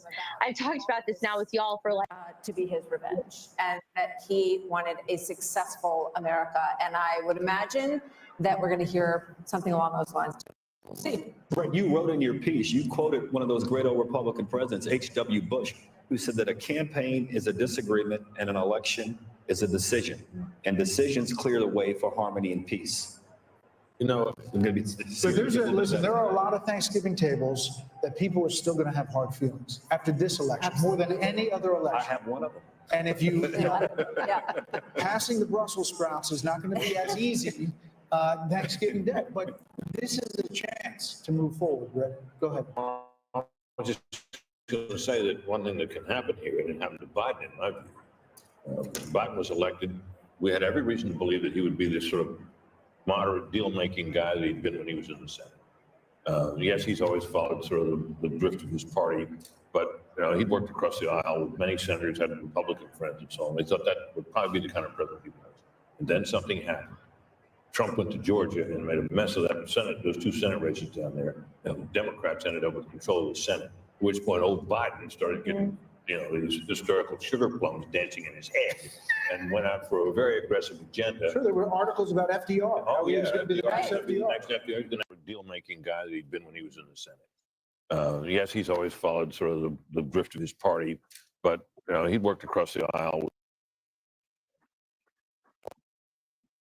the kind of president he was. And then something happened. Trump went to Georgia and made a mess of that Senate, those two Senate races down there. He'll be back with And us the Democrats shortly. ended up with control of the Senate, at which point old Biden started getting these historical sugar plums dancing in his head and went out for a very aggressive agenda. Sure, there were articles about FDR. Oh, He yeah. was going to be the next FDR. Next FDR. He was going to out-Obama. Remember that? Yep. Well, and that, in my view, that was he would have been, if the Republicans had maintained control of the Senate, first thing it wouldn't, it was all that wild spending that led to the inflation, or led to a big part of the inflation. And Biden and the country would have been better off because of it. There's always a danger in overreading your mandate. One wonders if Trump will be sober-minded about his. I think that happened to Biden early on. Remember, he said he's going to be returned to norms, and then the historians came in and said, no, you could be bigger than FDR. So he says, fine, okay, I'll spend all the money. Then they caused inflation, and now they end up with this result. Well, he has said that this looks like new President Trump, if he gets to 270, which we expect he will, fairly shortly. Yes, exactly. Has a moment to bring about the unity that no more sending $80 million to Ukraine every month. Trump will put a stop to that there for won't sure. be a tremendous response to this, tremendous backlash in a lot of country. So listen, he's going to get there because Alaska is going to be Republican, but we're not done as far as calling states. There could be even more states that go Trump's way. This could be a massive landslide just by what we're looking at in the polls. Fox News Decision Desk can now project, though, Vice President Harris will win Minnesota, and her running mate Tim Walz serves as the state's governor there. That takes it up to 267 to 226. But again, Donald J. Trump will be the 47th president of the United States. More Democracy 24 Fox special just coverage called it. What do you next. know? That's amazing.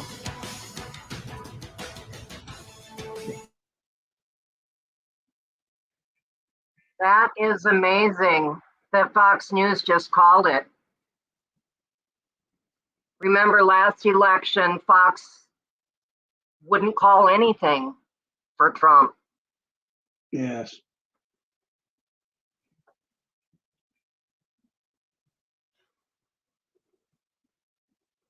That is awesome. Not use Vyvgart Hytrulo if you have a serious allergy to any of its ingredients. It can cause serious Okay, I'm back. reactions like trouble breathing and Fox News decreasing blood just called pressure, it for leading to Trump. fainting and allergic reactions such as Yeah. fatigue, swelling under the skin, shortness of breath, and hives. All right, let's Effects are respiratory and urinary tract infections, headache, and injection site reaction. okay. I just want to. We can keep that on there. Can we? Yeah. What happened? I don't know. He was good there when he first came on.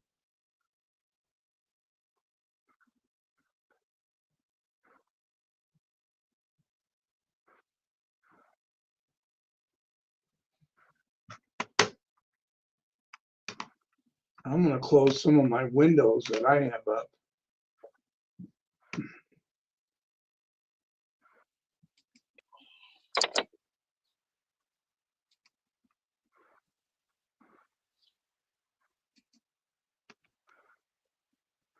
Okay, I think I'm here. We see you.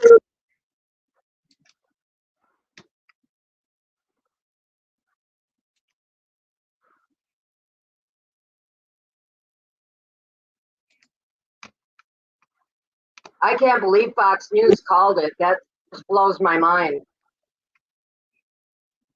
Yeah, that's amazing. I think you're stuck, Dean. Frozen.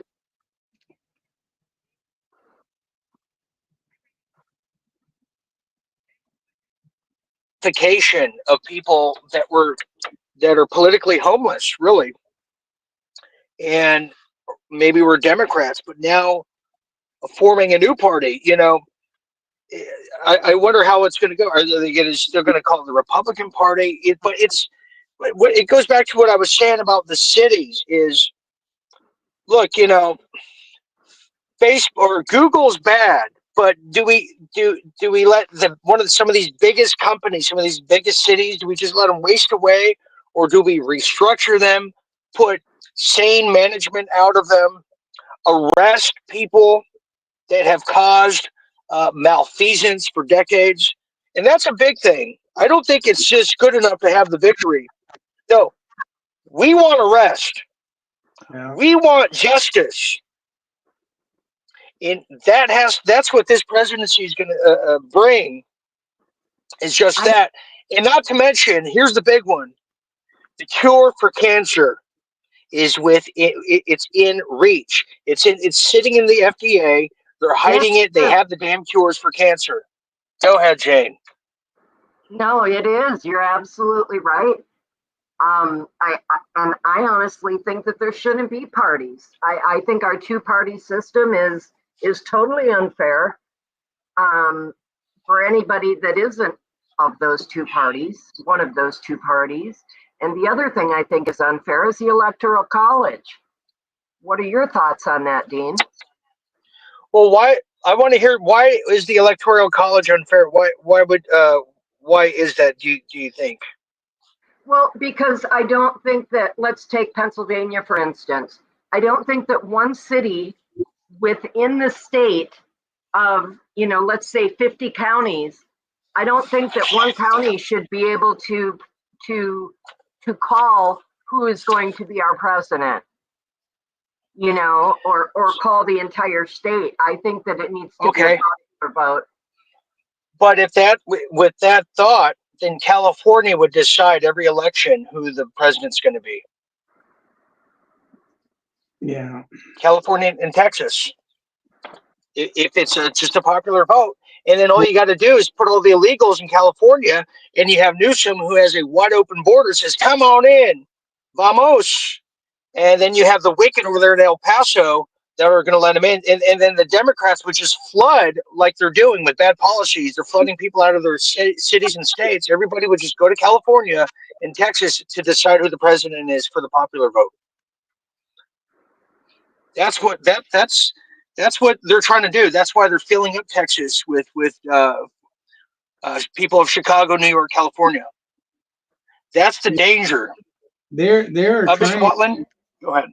They are trying to keep that in place so that they want to eventually make all these illegals voters, and they're trying to put things in place to do that, which will eventually, you know, it'll give them the communists back, you know, if that succeeds.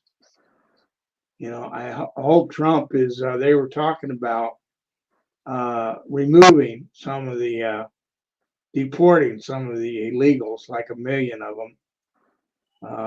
That would be a good start, I think. I hope they succeed in doing that.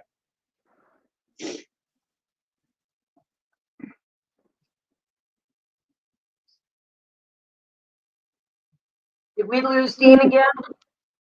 I think possibly he's Here, we're going to go back. We'll go back to our coverage here. got a little jet lag there or something. They didn't want to have to stoop down to understand the concerns over immigration, over the economy. Can you hear And that, guess Mr. what? The Watland? American people sent a Yes, very I can hear it. right that you Okay. better start paying attention, and you better start paying attention soon. We heard a lot of words, demographic. I don't know how many times we heard it, Steve Hilton, but Gianna, you talk about black voters, black male voters especially. We heard it again and again tonight, and you think it's worth talking about. I think this is a historic Trump night. is going to Black speak men very will soon. now, those who voted for Trump will be counted as those who helped save America from further decline. I mean, Kamala Harris has tried her best to. They got quite a stage set up there. You remember all of these things that she's done to try to appeal to this community, even going on Oprah Winfrey's talk show or whatever that was to say, oh, I'll pull out my gun and shoot someone that tries to come into my house. I mean, this is become nonsensical to the point that I don't know if we're looking at Medea runs for president or not. I mean, this is outstanding what has happened from the black male perspective, and I hope the Republican Party takes note. Yeah, and you talk about young males and younger voters, Jody Armour. You're a law professor at the University of Southern California. You know what young people are geared into. Are you surprised when you see these voter analysis numbers that young voters came out heavy for Donald Trump? Yeah, well, young voters can sniff I'm out back a now. fraud. They can sniff out somebody Jane, who's if we could just mute it real changes her quick, position. if that's possible. Okay, while we await Trump to take stage, I'm going to try to put our caller in. Caller, thanks for your patience. Conspiracy one, I'm going to try to put you in. We have I have the Fat Albert technology currently, so thank you for your patience. Go ahead, caller, Conspiracy one. Can you hear me? Thank you for joining us. Can you hear me? I'm having audio, all sorts of issues as well. Okay, thank you, caller. Thank you for, it's the thought that counts, really, at the end of the day. You're breaking up a little bit, but I heard something there. Yeah, it wasn't good.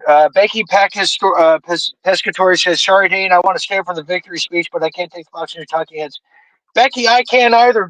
We'll be the talking heads until Trump comes on. Don't worry. Yeah, it's just filler out there. Okay. Becky, you got to be here to watch the speech. I'm in Huntington Beach, California right now. And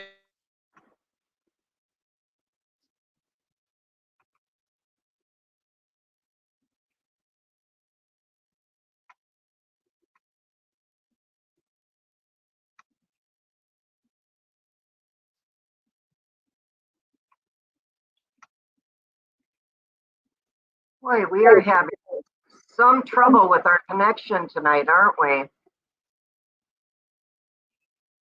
we? Yeah, I got a feeling a lot of news lines. I'm going to Orange County. Okay, Dean got kicked off. Oh. His reception is not good where he's at the moment, but that's okay. We're going to hang in there. Let me just, let's see if we can find a different one to watch. I'm hanging with you another 10 minutes, and then I'm going to hit the sack, but I hope that Mr. Watland, sure. I hope Trump comes on. I'd like to hear from him. Yeah, that's kind of what we're all waiting for. He's in a safe location. Right. All right, let me see what I can find here for a different, we can go back to Newsmax.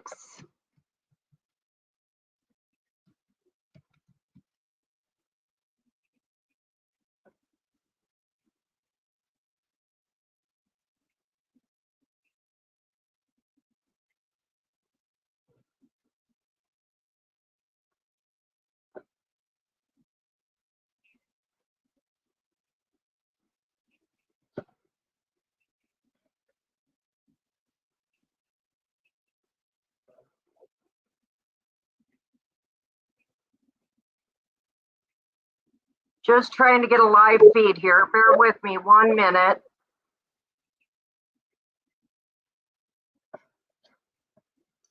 Turn on Fox just for the time being.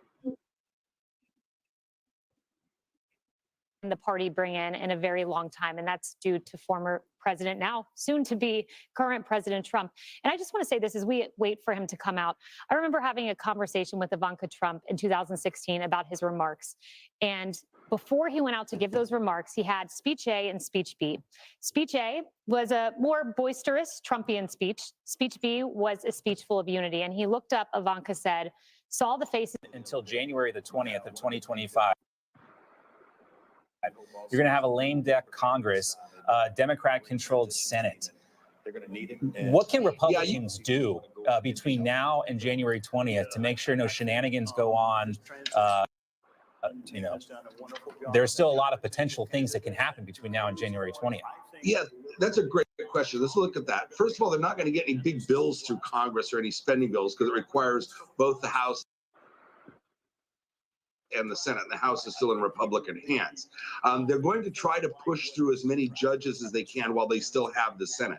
Remember, the Senate changes hands in December. The House does too. That's not January like the presidency. So they have about a month to do that. That's what they're going to try to push through.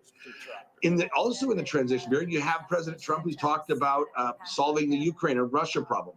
He has to be very careful with this because there's something called the Logan Act, which prevents private citizens from conducting foreign policy. Okay. And he still has to realize there's one I'm back. president at a time. And not try to not be too far, give the Democrats too much ammunition. He can talk to We foreign changed leaders, it to Newsmax, so we didn't have to watch the Fox talking. That's fine. Let's if we can mute it real quick. I want to get some. So we have Bobby there. What do we have there? We have a lot of red hats. Are we going to see any celebrities? Are there going to be any stars there? Here's some goodwill towards Jane here tonight. Blue Sky says Jane is doing a great job. Which way did Tennessee go? Do we know that? Which Tennessee was dead all the way. What was the percentile? What was the percentage on that, Jane? Like 87%. Wow, that's stunning. And I have to also give credit to Tennessee for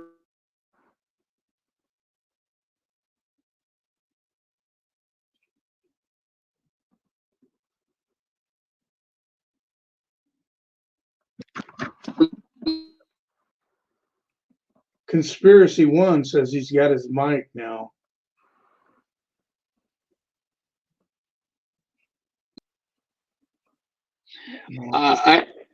I'm having a lot of connectivity issues. There's fireworks going off everywhere where I am. Here in Huntington Beach, California, the Trump country. Yeah.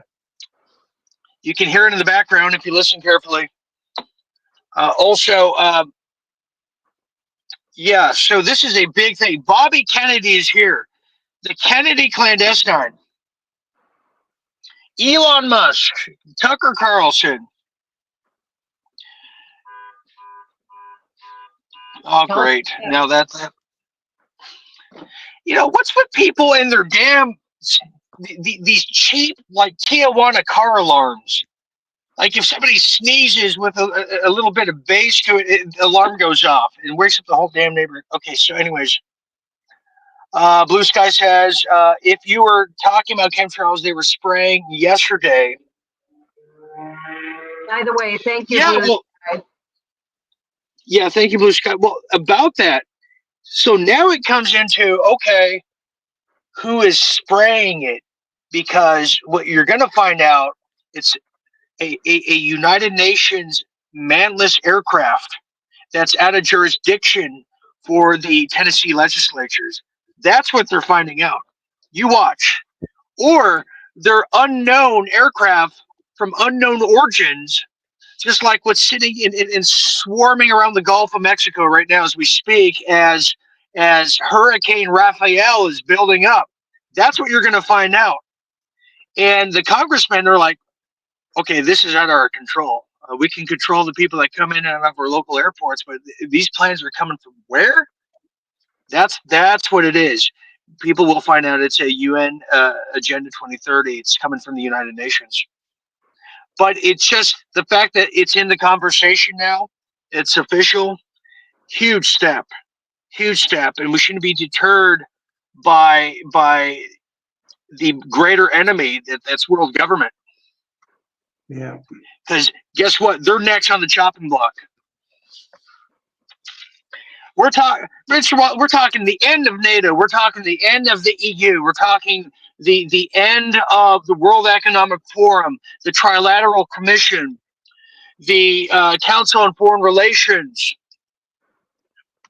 I'd say Knights Templar, but I don't want to get too ahead of myself. But you get the idea. You know what I mean? Yeah, I get it. Okay. Robin says shoot him down. I don't know. Have you ever shot a gun up in the sky, Miss Watley? I mean, a bullet can only go about a mile, if that, and then it has to come back down. Yeah, I would not stand underneath where you shoot. Yeah, well, I wouldn't piss up a flagpole either, but what? Here's another one here, Jules. Thank you, Jules, for being here with all of us. Let's fill up Gitmo. Yeah, Gitmo keeps getting bigger and bigger. Gitmo needs it really truly is.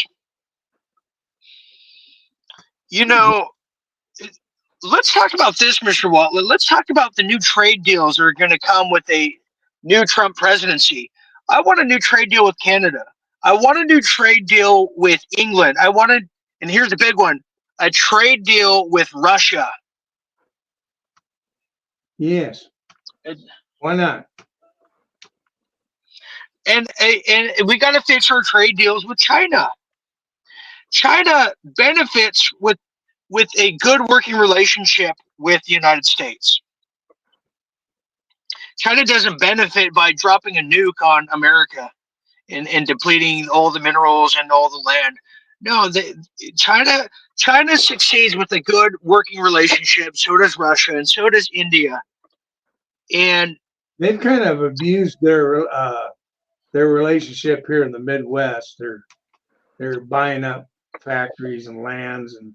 Oh yeah, and that's where we have to question the governors who are allowing this, and we have to follow the pathway of an incredible governor coming out of Arkansas, Sarah Huckabee, who's done a tremendous job. She made it so easy. You want to take care of China? You know what she did?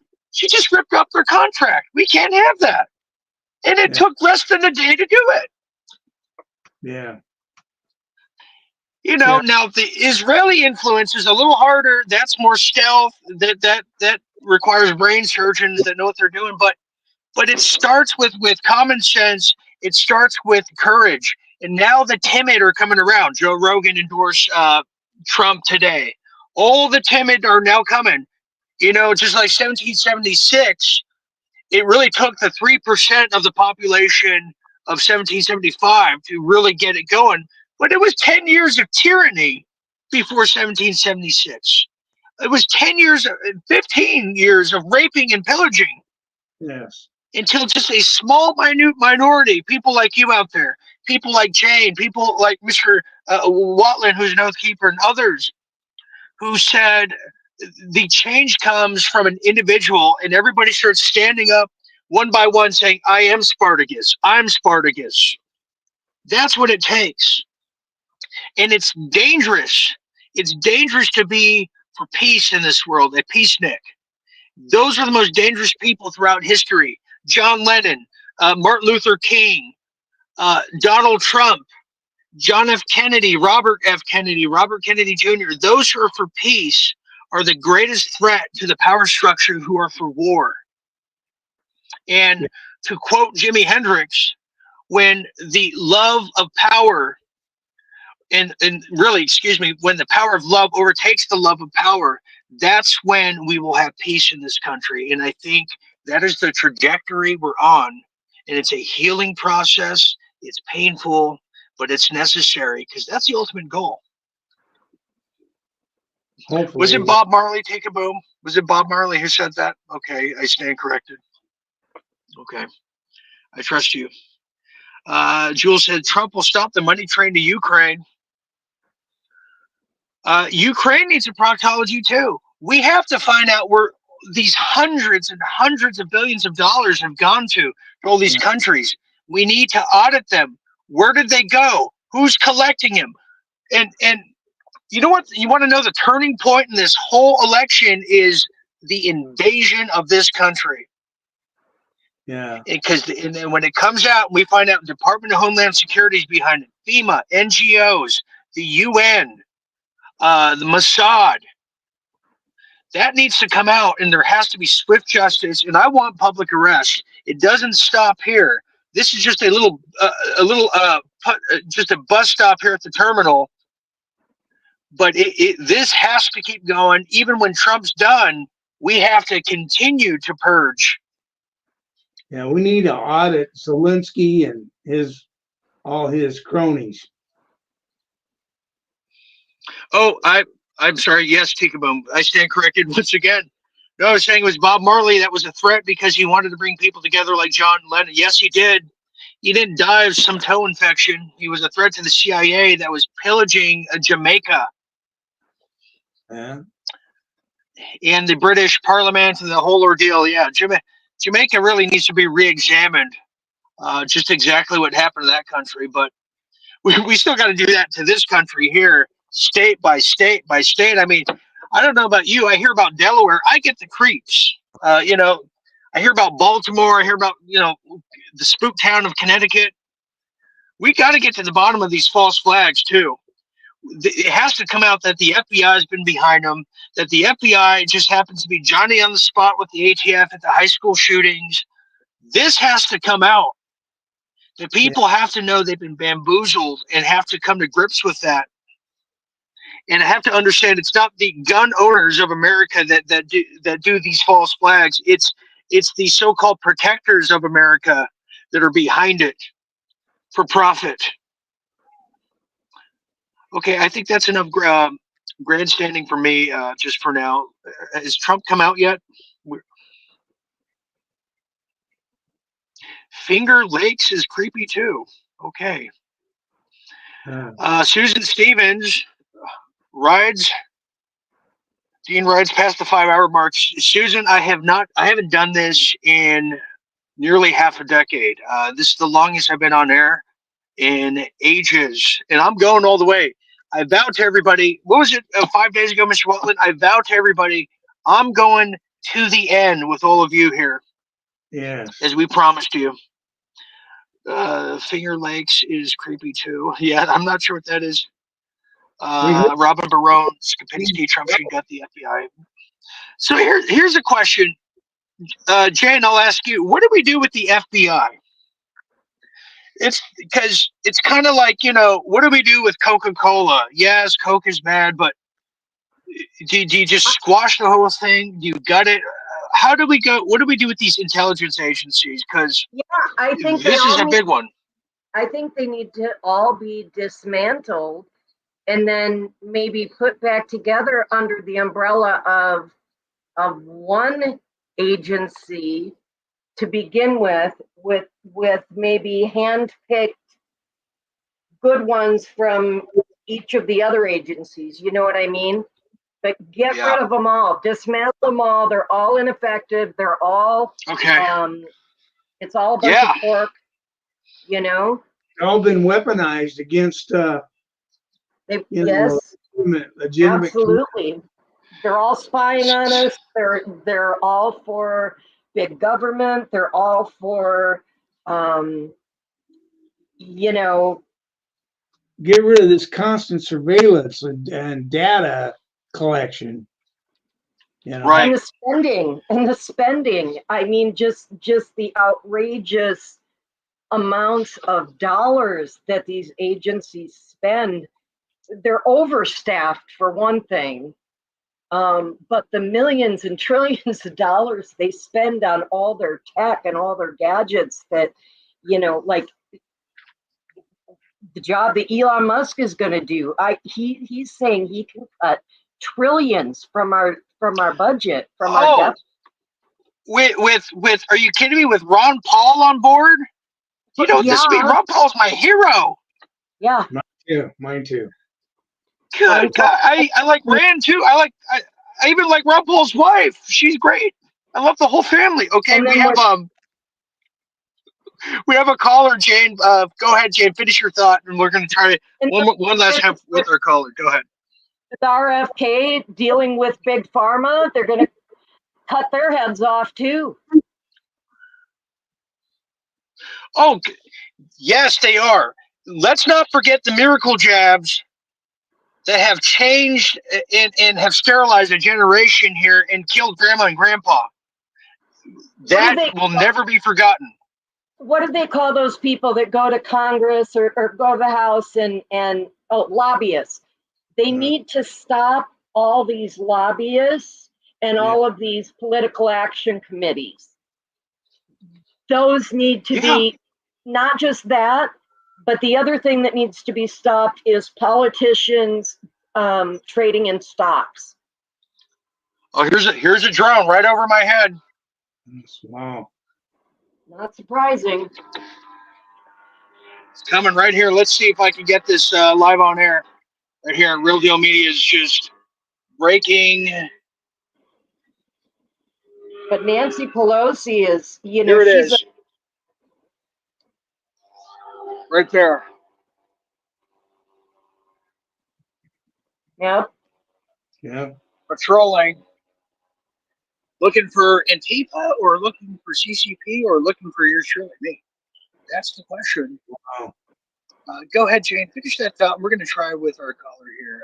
Nancy Pelosi alone, and the money that she has gained from being tipped off on stocks is just outrageous. I'd say so. Okay, I'd say so there, Jane. I really, let's get this full screen here, layout here. Judicial Watch had that COVID report. That's got a lot of criminal activity in that needs to be exposed. That you know, hopefully you can publish that in a digital form. Oh, yes. Bobby Kennedy will take that on, Mr. Watland. What's that? But Bobby Kennedy will be taking that on, I'll bet. Oh, hopefully, yeah. You know, I also said I'll share this on a personal level. I shared this with, I think, Jane the other day. The announcement of the American Academy by Trump for each and every American to experience college, finish college online. I have thought about it. I'm 12 credits away from my bachelor's. I think I just might do that to make my grandparents happy and get my degree after all. I'm just that close. I'm thinking about doing that just for my own personal goals. Okay, he's it looks like they're gearing up to have him on. Do we have time for a caller, Jane? Can you hear it on your end? No, I can't, but I can check. Hold on. Yeah, why don't you check if he's not on just yet? We're gonna try to throw on a call real quick, and we want to thank everyone for your patience. If you're watching us on Facebook, YouTube, or Rumble, we want to thank you for staying with us. Becky Pascator says lobbyists need to be outlawed. Yeah, and the ADL needs to be classified as an Israeli lobbyist. They're the most powerful one in Washington, and they don't have to register as a lobby. Give me a break. It's ridiculous. The foreign interest, yeah. And we just got to pressure, even if it's people we like. You got to keep the pressure on. Keep the pressure on. Yes. Okay, he's not talking yet. Okay, we're going to try to put a caller in right here. So I'm working my 1985 cellular phone. It feels that way. Okay, caller. Thank you for Conspiracy One. Here's a name we haven't heard in a long time. Thank you for calling down on this historical election night. Hopefully everything's working now. How are you doing? Well, to say that I am just a mundane, bored individual would be completely lying to you, because this is an incredible night. It An is incredible referendum. historic for sure. What are your thoughts on this? I think, Jane, were we the first to call it here at Real Deal Media as a presidential win for Donald Trump? I mean, yes, you were. regardless. Yes. Okay, regardless. Thank you. Regardless, what were your thoughts going into tonight, Conspiracy One, and Honestly, and I where we thought are if now? we What are your didn't, thoughts? If we didn't win tonight, it would have been a civil war for sure. There's a lot of people that are just sick and tired of being sick and tired, and we couldn't live another 4 years under this controlled BS, if I must say. Yes. Here's a question. What is the first thing, day one of Donald Trump's presidency?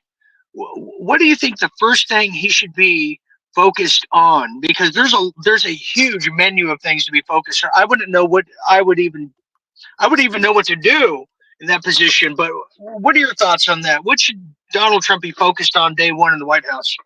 Well, what I believe he's going to do is actually start releasing the info on all these traitors, these deep staters, these ones that have already been taken to Guantanamo Bay. We need to have full disclosure of what's actually been happening, the arrests that I believe have already happened. I think there's already been a lot of executions. I think there's been a lot of stuff they haven't let the American people know about because it's part of the plan.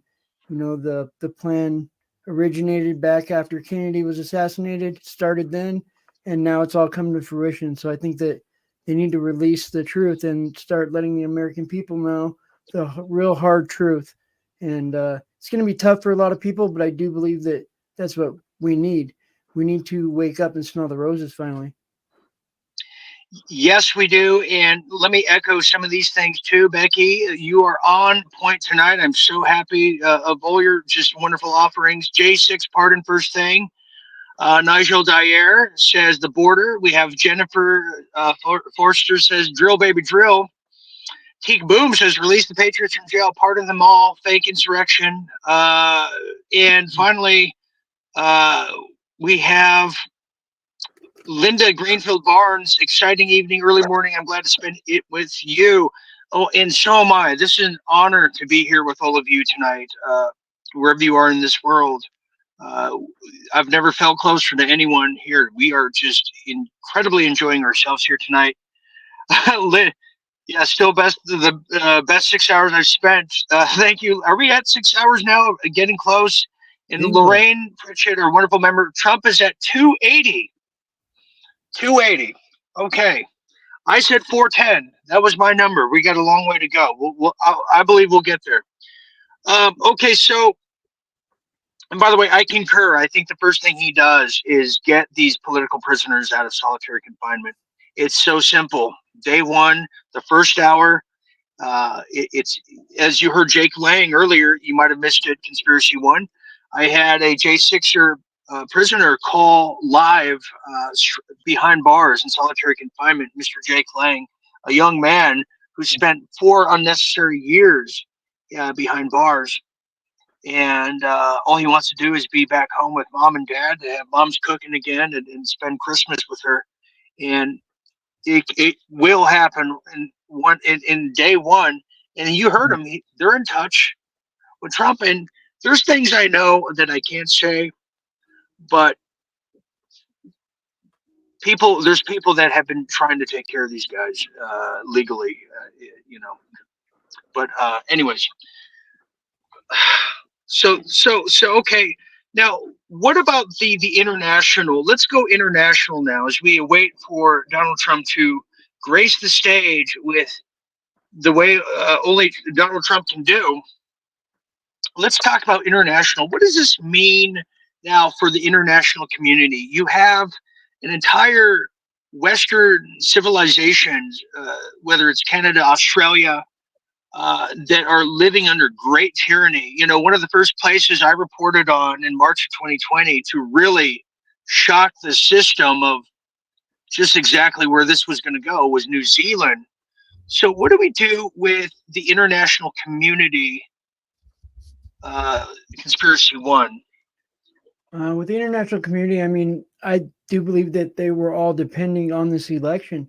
You know, it affects so many people, not only Americans, but it affects the whole world. I do believe that no matter what your religion is, Donald Trump was chose to be our president for a reason. I do believe we'll see him on Mount Rushmore one day. I think he's a savior of humanity in a sense. You know, a lot of people call me conspiracy theorist or whatever, but it's not a conspiracy theory when it's all coming true. I do believe that all these other countries are depending on us to basically did what he did in his first term, put his foot down and tell it how it's going to be. I do believe Ukraine, the war in Ukraine will end instantly. It'll be over. You know, this BS with Ukraine and the exposure of the children, you know, and the chem labs and all the stuff with the fake virus and all that stuff. You know, being on this censorship on YouTube and some other channels, you know, we got to be careful what we say, which is BS as well. But, you know, I do believe Elon's working on that as well. I think with Elon, and I think there's going to be a big, huge surprise coming up soon with, you know, some disclosures of some people behind the scenes you were speaking about earlier. I do believe that people are going to be really shocked when they find out who really is behind the Q movement. Okay, that's interesting. You said that. I didn't think about that. I was just thinking people are going to be shocked to know just what's under this rock called Hollywood. We just lost Quincy Jones, just died yesterday. How timely, since he ran a lot of the sex rings in Hollywood, that he's now dead. As soon as now, here's another thing too. Notice how all these A-listers came out to endorse Kamala Harris last minute, right after all the Diddy tapes and all that stuff went down. You know, very, very timely, no doubt about it. Here's an update here. We have Michelle Drum who says Trump is ahead in all swing states. See, Jane, I'm telling you, when I said 410, that's what because I know what he got last time. He got about around there. And I said on air 4 years ago, about 410, 429 around there. And he would have gotten that had the steal not happen. Here's another one here. Nigel Dyer said these rats are running to the bunkers.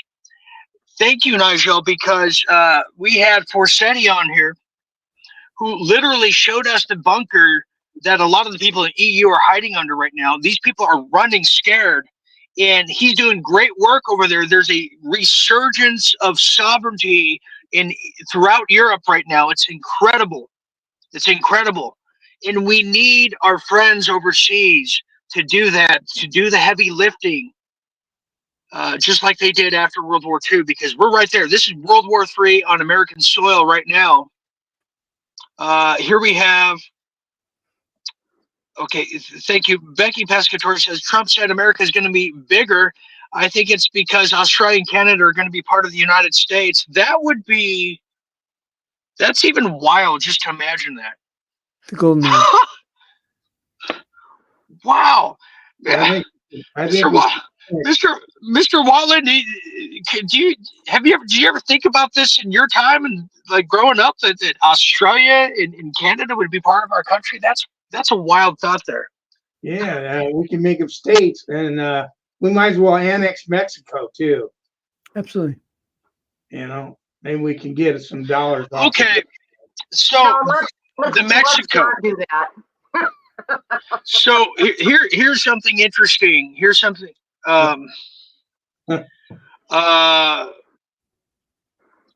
Yeah, somebody said we didn't go to bed thinking we won. We're well aware that this could be stealing. We had Mike Adams. If you missed it earlier, it's worth playing one more time. Mike Adams, the voice of reason. The voice of reason. I'll play this one more time if we have it here. He made a wonderful little passage for our Real Deal Media audience.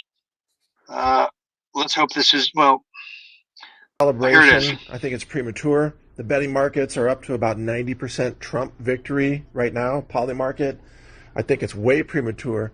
I think the Dems have a lot of cheating still to go. They're going to find boxes and boxes of ballots or trucks of ballots, pallets of ballots, whatever it takes. And then the minute we go to sleep, they're going to roll all those out. You wake up tomorrow, it's going to be like 2020 nightmare all over again. So don't, as I say, well, don't count your chickens before they hatch. This is nowhere near over. Well, they did Be very cautious. Be very cautious. Oh, white hats are in Hey there, control. this is Mike Adams for Real Deal Media. Just Okay, thank you, Mike. Thank you. That's just a replay from earlier. They did catch that one truck going into Pennsylvania. Yeah, we did announce that. They attacked the next truck. Okay, so They linked that to a Pentagon guy, wasn't it? Or was that? Am I not recalling that right? yeah, it was through a Pentagon source. We shared that here. We shared that first right here on our coverage. But in Chad of Mexico, I'm glad you guys brought this up because I said that we would be at a war with Mexico because it's a Norco state, it's a failed state, it's a state ran by the El Chapos, I'm sorry, the gangs, the El Chapos, the cartels run Mexico. They run the cartels run the government, and they have the artillery given to them by the Chinese, who are at their ports currently, but also just gallivanting since 2013. I was one of the first to tell you throughout Tijuana, speaking fluent Spanish, which, like I said last time, the Rosetta Stone can go a long way. Once you start using it, you can learn a plethora of different languages, but the Chinese specifically are small enough to go through the underground tunnels. Some of them have derived through the underground tunnels of Tijuana and have derived and crawled up through places like the State University of Arizona in their classrooms, in their tunnels. These universities are very wicked. People have no idea. Mm-hmm. There's a reason that there's multitude of CCP professors who fled when Trump took office in 2017. Well, that's happening all over again, as you can see. And I think this time they got to be caught. Okay. Yes. Okay. Let's monitor. Let's try to monitor Rumble too, because I don't have any portal to see Rumble right now. If there's any valid, incredible statements there, Jane, if somebody wants to do that. So anyways, where I was getting at, I see us in a full contact war at the border with Mexico, and I hope it doesn't come to that. What are your guys' take on that? I'm honestly, Dean, I believe that the white hats are still in control. They've been in control. I don't ever believe that we'll ever go to war with China or Russia. I mean, we are the three most strongest, most biggest, powers in the world. I do believe that we all are in a coalition of sorts. All right. Well, Mexico, yes. Yeah, it could happen. Okay, Trump's coming to the stance now. Let's go live here, Jane, with full audio, please. Oh, there he is. Here it is, Jane, full audio. Here we go.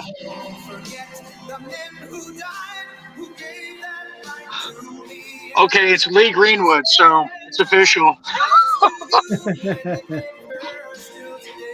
This guy's got an easy job, you know, every 4 years. Look how tall Barron is. Holy moly. Oh yeah. It's a big boy. Jay, that's how tall I am. He is way taller than all of them. Yeah. Time traveler.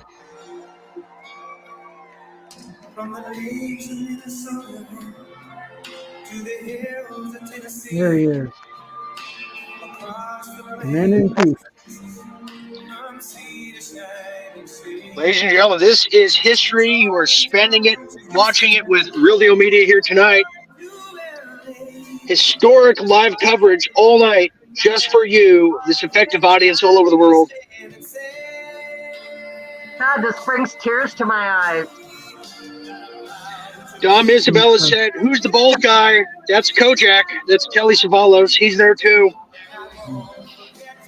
Everyone's there. Tika Boom says, "Melania looks beautiful as usual." Words that were never said about Michelle, but thank you, Tika. Jennifer. You mean Michael? I'm sorry, I got my pronouns wrong. We have Jennifer Jacobs Sportster, SoCal here. Same here, live in Huntington Beach on my end. I was monitoring all the precincts here.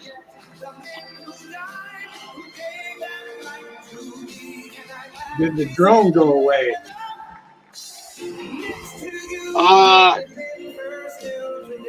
Temporarily, it'll come back. I got the drums following me here. JD Vance looks like he has tears in his eyes too. I could tell his mascara was getting all. You stop that. Be nice. Hey, I'm just observing. Thank you very much. Wow. My mascara. Okay. Hey, there it is. Donald. Blue sky. Where's that? Where's the rodent, Jared? Friends, we have thousands of friends on this incredible. This is wild. This was a movement like nobody's ever seen before. Great awakening. And frankly, this was, I believe, the greatest political movement of all time. There's never been anything like this in this country and maybe beyond.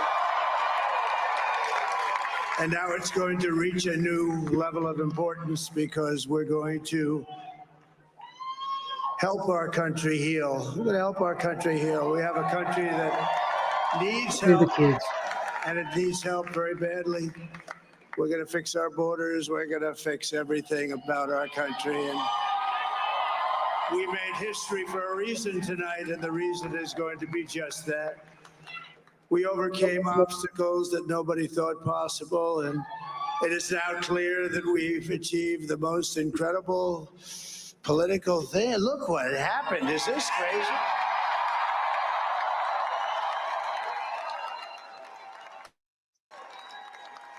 But it's a political victory that our country has never seen before, nothing like this. I want to thank the American people for the extraordinary honor of being elected your 47th president and your 45th president. The last president. And every citizen, I will fight for you, for your family, and your future. Every single day, I will be fighting for you, and with every breath in my body, I will not rest until we have delivered the strong, safe, and prosperous America that our children deserve and that you deserve. This will truly be the golden age of America. That's what we have to have. Absolutely. This is a magnificent victory for the American people that will allow us to make America great again. Oh. And in addition to having won the battleground states of North Carolina, I love these places, Georgia, Pennsylvania, and Wisconsin, we are now winning in Michigan, Arizona, Nevada, and Alaska, which result in us carrying at least 315 electoral votes,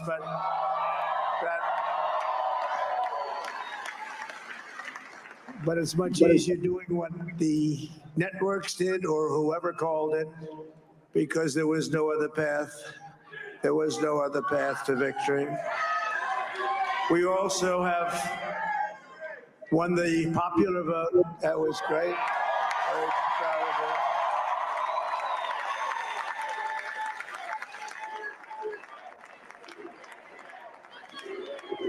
Thank you.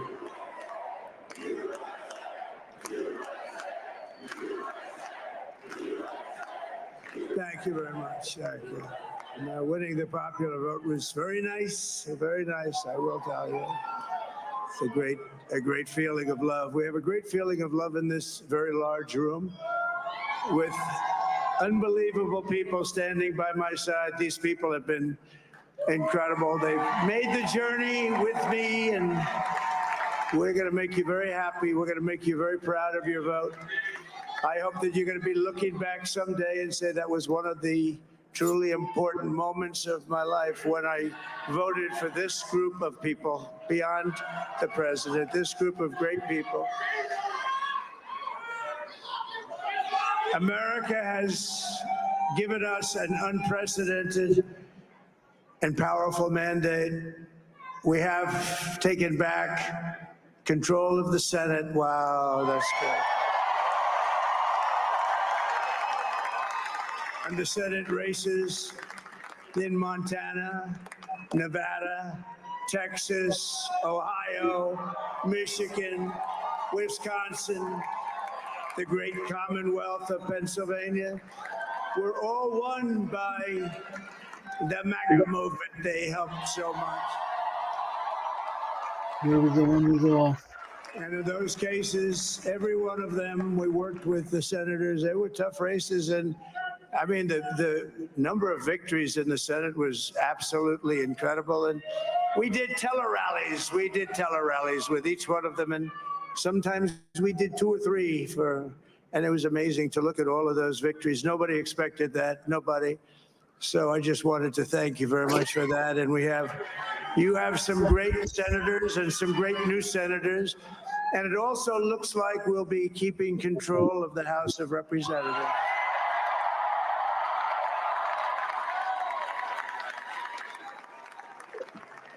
And I want to thank Mike Johnson. I think he's doing a terrific job. Terrific job. I want to also thank my beautiful wife, Melania, First Lady.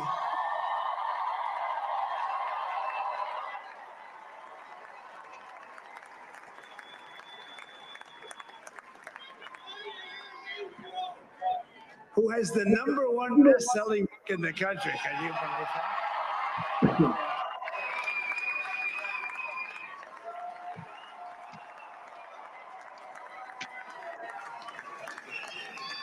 Oh, no, she has done a great job, works very hard to help people. So I just want to thank her. But I want to thank my whole family, my amazing children, and they are amazing children. Now, we all think our children are amazing. Everybody here thinks their children are amazing, but that's a good thing when you think they are. But Don, Eric, Ivanka, Tiffany, Barron, Laura, Jared, Kimberly, Michael, thank you all. What a help. What a great.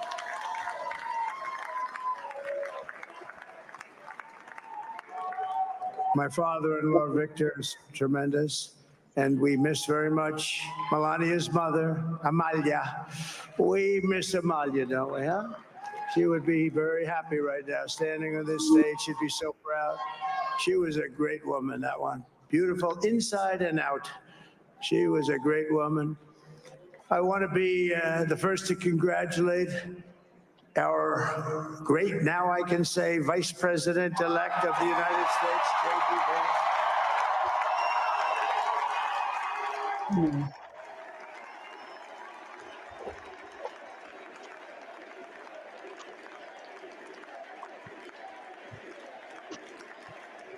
And his absolutely remarkable and beautiful wife, Usha Vance. And he is a feisty guy, isn't he? You know, I've said, go into the enemy camp. And you know, the enemy camp is certain networks. And a lot of people don't like to, sir, do I have to do that? He just goes, okay. Which one? CNN, MSDNC? He'll say, all right, thank you very much. He actually looks like he's like the only guy I've ever seen. He really looks forward to it, and then he just goes and absolutely obliterates them. Say a couple of words here.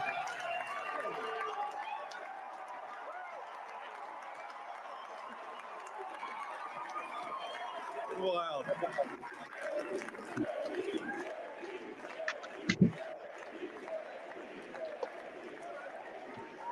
Well, Mr. President, I appreciate you allowing me to join you on this incredible journey. I thank you for the trust that you placed in me. And I think that we just witnessed the greatest political comeback in the history of the United States of America.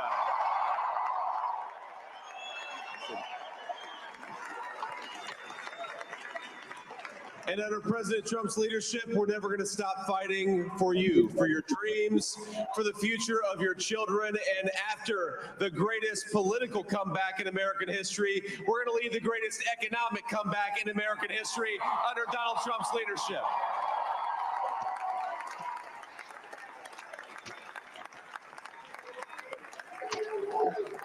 Thank you very much. He's turned out to be a good choice. I took a little heat at the beginning, but he was, I knew the brain was a good one, about as good as it gets. And we love the family, and we're going to have a great 4 years, and we're going to turn our country around, make it something very special.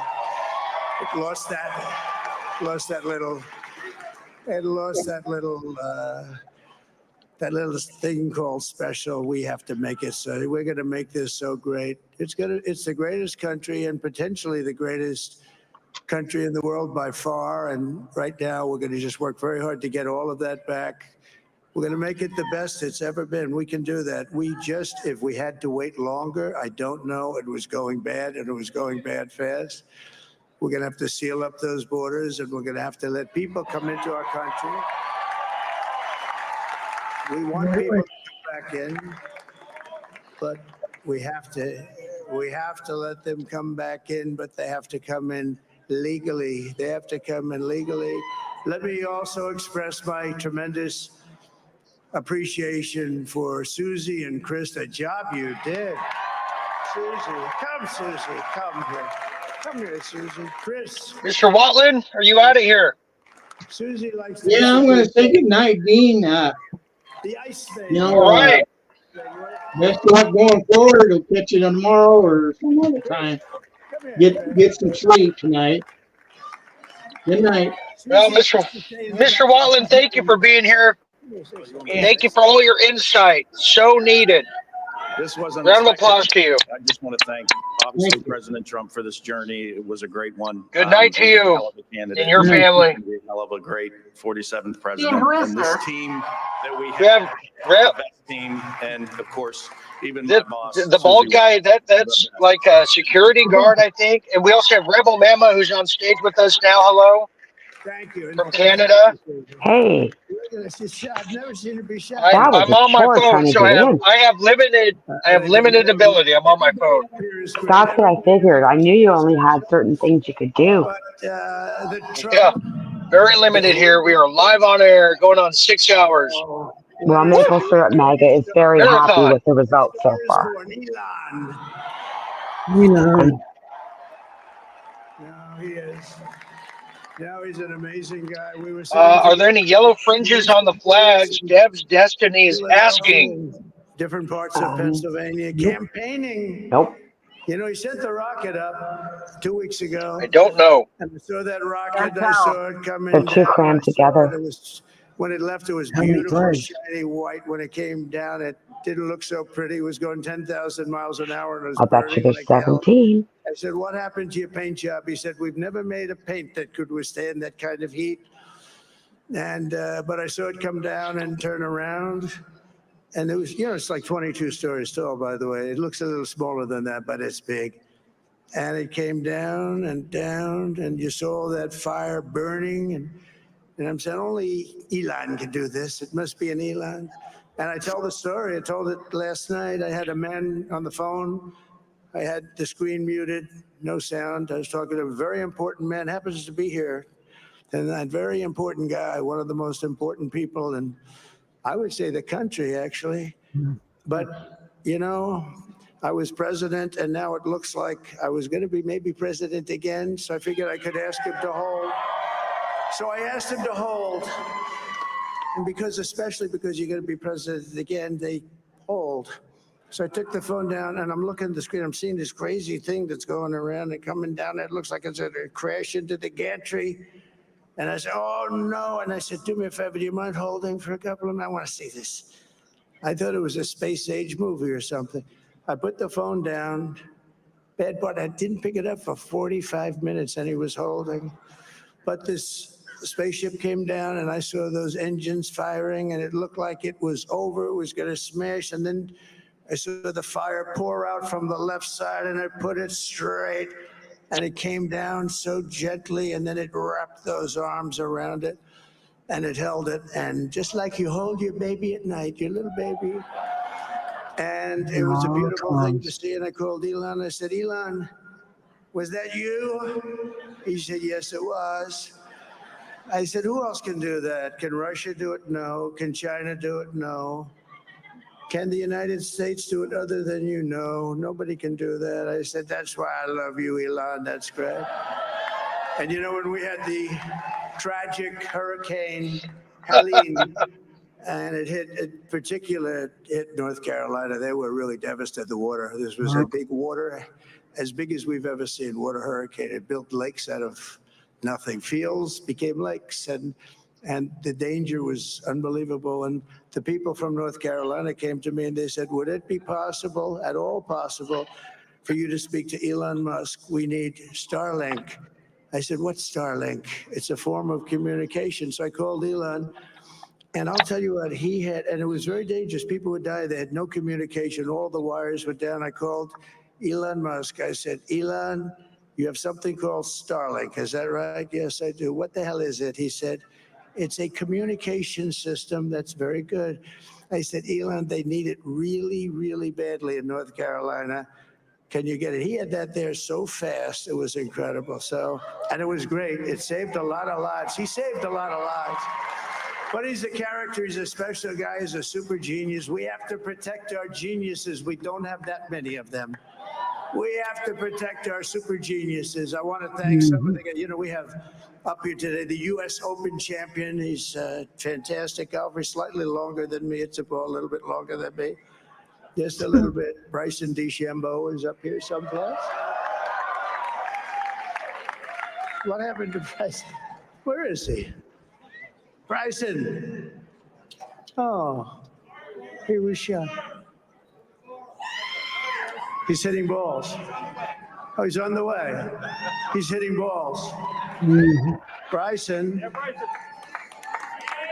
Oh, look at him.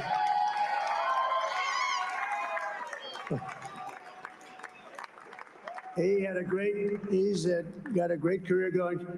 Great U.S. Open. That's a fantastic job. And we also have a man, Dana White, who has done some job.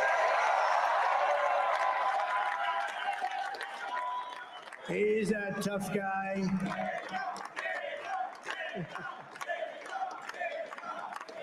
So Dana started UFC and came to me, do you mind if I use your, nobody wanted to give him Marines because they said it's a rough sport, a little rough. And I helped him out a little bit, and I went and I said, this is the roughest sport I've ever seen, but I began to like it and he loved it, and nobody's done a better job in sports. And you know, he's a very motivational kind of a guy, what he does. He gets these fighters and they really go at it. And it's become one of the most successful sports enterprises anywhere at any time. It's doing so well. I'd like to ask Dana just to say a couple of words because people love to hear from him. Jane, how tall is Melania? 5'11", I think, or 5'10" or 5'11". This is what happens when the machine comes after you. What you've seen over the last several years, this is what it looks like. Couldn't stop him. He keeps going forward. He doesn't quit. He's the most resilient, hardworking man I've ever met in my life. His family are incredible people. This is Carter, ladies and gentlemen. He deserves this. They deserve it as a family. I want to thank some people real quick. I want to thank the Nelt boys, Aiden Ross, Theo Vaughn, busting with the boys, and last but not least, the mighty and powerful Joe Rogan. And thank you, America. Thank you. Have a good night.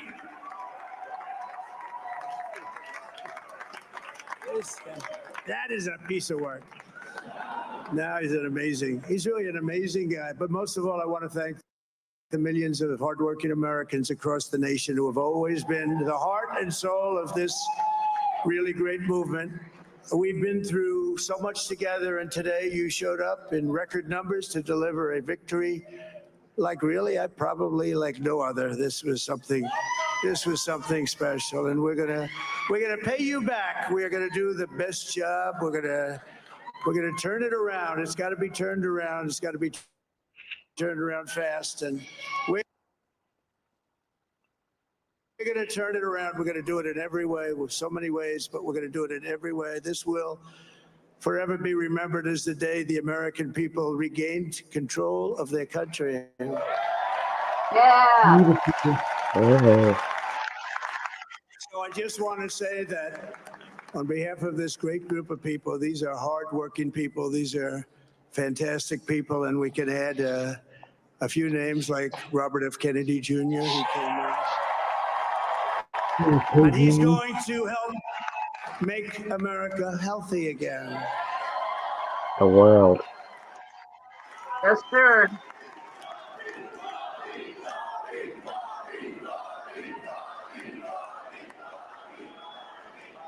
And now he's a great guy, and he really means it. He wants to do some things, and we're going to let him go to it. I just said, but Bobby, leave the oil to me. We have more liquid gold.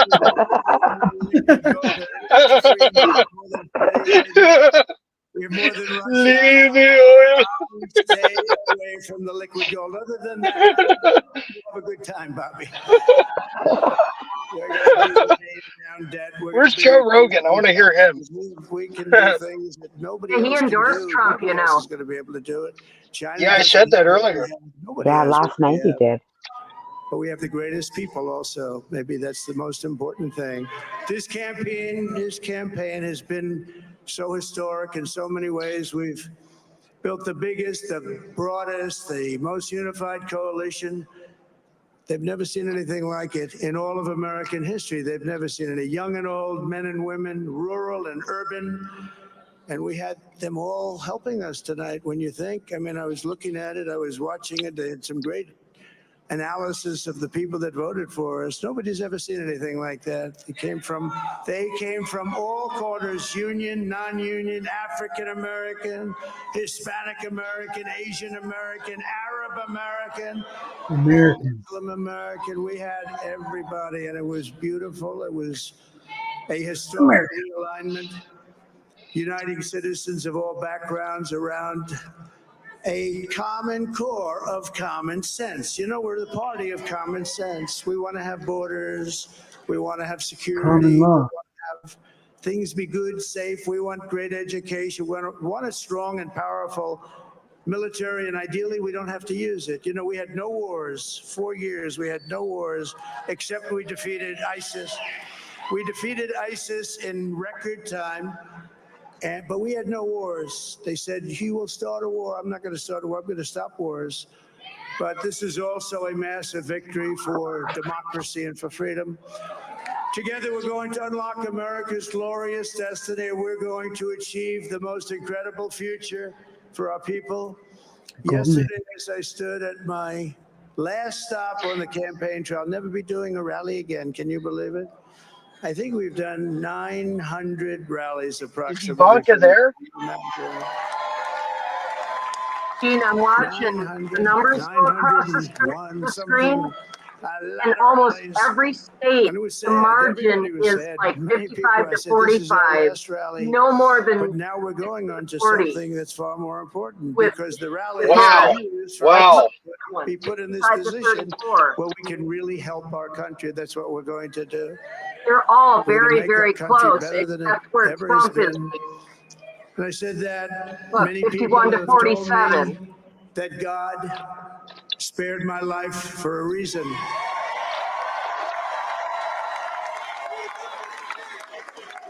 And that reason was to save our country and to restore America to greatness. And now we are going to fulfill that mission together. We're going to fulfill that mission. The task before us will not be easy, but I will bring every ounce of energy, spirit, and fight that I have in my soul to the job that you've entrusted to me. This is a great job. There's no job like this. This is the most important job in the world. Just as I did in my first term, we had a great first term, a great, great first term. I will govern by a simple motto: promises made, promises kept. We're going to keep our promises. Nothing will stop me from keeping my word to you, the people. We will make America safe, strong, prosperous, powerful, and free again. And I'm asking every citizen all across our land to join me in this noble and righteous endeavor. That's what it is. It's time to put the divisions of the past 4 years behind us. It's time to unite. And we're going to try. We're going to try. We have to try. And it's going to happen. Success will bring us together. I've seen that. I've seen that. I saw that in the first term when we became more and more successful. People started coming together. Success is going to bring us together, and we are going to start by all putting America first. We have to put our country first for at least a period of time. We have to fix it. Because together we can truly make America Isn't that a song? great again for all Americans. So I want to just tell you what a great honor this is. I want to thank you. I will not let you down. America's future will be bigger, better, bolder, richer, safer, and stronger than it has ever been before. God bless you, and God bless America. Thank you very much. Thank you very much. Dance, Trump, dance. Wow. There it is, everybody. There it is. Historical night. Historical. Trump. I love Trump's dance. That's probably the most thing I love about him. There it is. Hopefully you can hear me okay. Yeah, we can. Okay.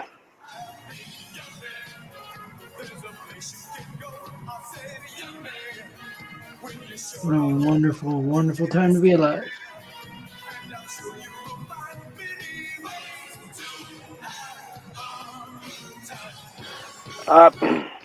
Somebody told me you'd be listening to YMCA at a very late night, early morning, with Donald Trump dancing as he won the presidency of 2024. If you would have told me this 20 years ago, Jane, I would have recommended a doctor, a psychiatrist, because that's exactly where we are now. We deserve this after the Okay. last 4 years, don't you think?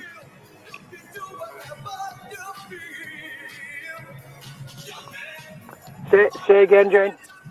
I said we Let's deserve mute this after the the rally last too, 4 if we years. can.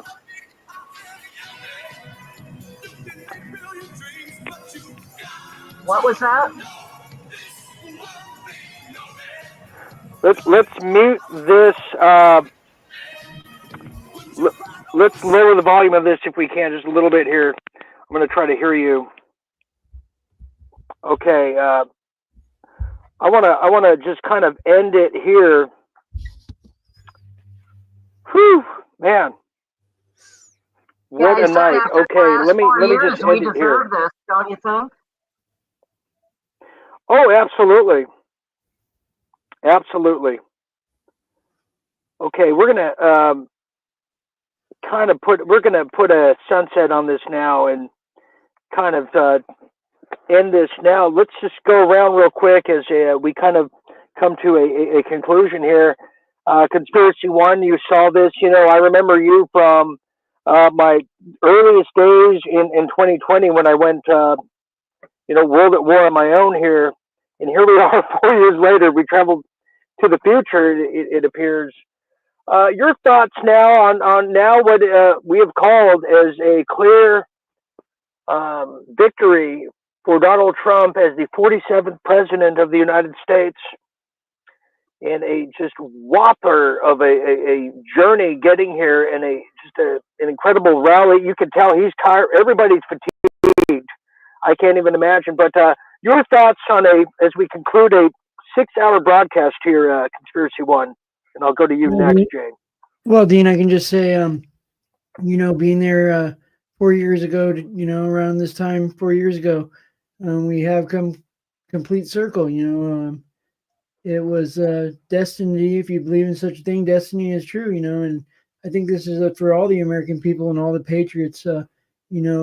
As Donald Trump said, it's time we come together and unite as one. And be united as one. We can do so much. As unity is so much more stronger than being divided. I think that coming together, you've been through the ringer with your show and the people and the trouble and everything we've all been through our turmoils in this 4 years and even longer. I've been watching you back in the day when you were on the show with old Alex Jones and stuff. So it's been quite a journey, and I'm excited about the future, and I'm excited about what the golden age has for all of us as patriots, and we can finally be free from this slavery that we've been under for quite a long time. It's very, very nice. Jane, go to you. We've been 6 hours here, longest broadcast I've done, and certainly yourself. But let's talk about your kind of conclusive thoughts here tonight, because that weight for many people, just a little bit has been taken off their chest, a little bit of closure. What are your thoughts here as we kind of end the night with color? Well, it's like I said, after the last 4 years, what we've all gone through, I believe we deserve this win for sure. And I know Trump's happy that he could give it to us. God forbid, had he not been proclaimed the winner, what might have happened to our country? There would have been riots. There would have been a civil war, I think, because I think the patriots were just about pissed off enough that they were ready to go to war, with the Democrats. I think they're tired of all the deep state activities and BS, all the stuff we found out about that you learned the truth about.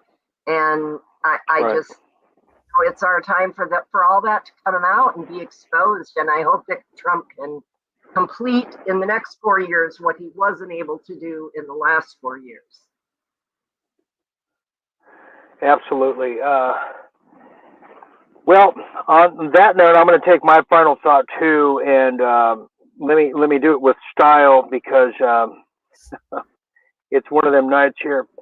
As we conclude our historical broadcast for our historical election, I kind of reiterate some of my earlier thoughts that are still reigning true today, tonight, this morning, tonight, wherever you are. But what a journey this has been the past 4 years for myself, for Jim Fetzer as well, and many of others who have graced this RDM stage for this incredible audience, and to have experienced this with all of you out there has been magnificent. It's incredible.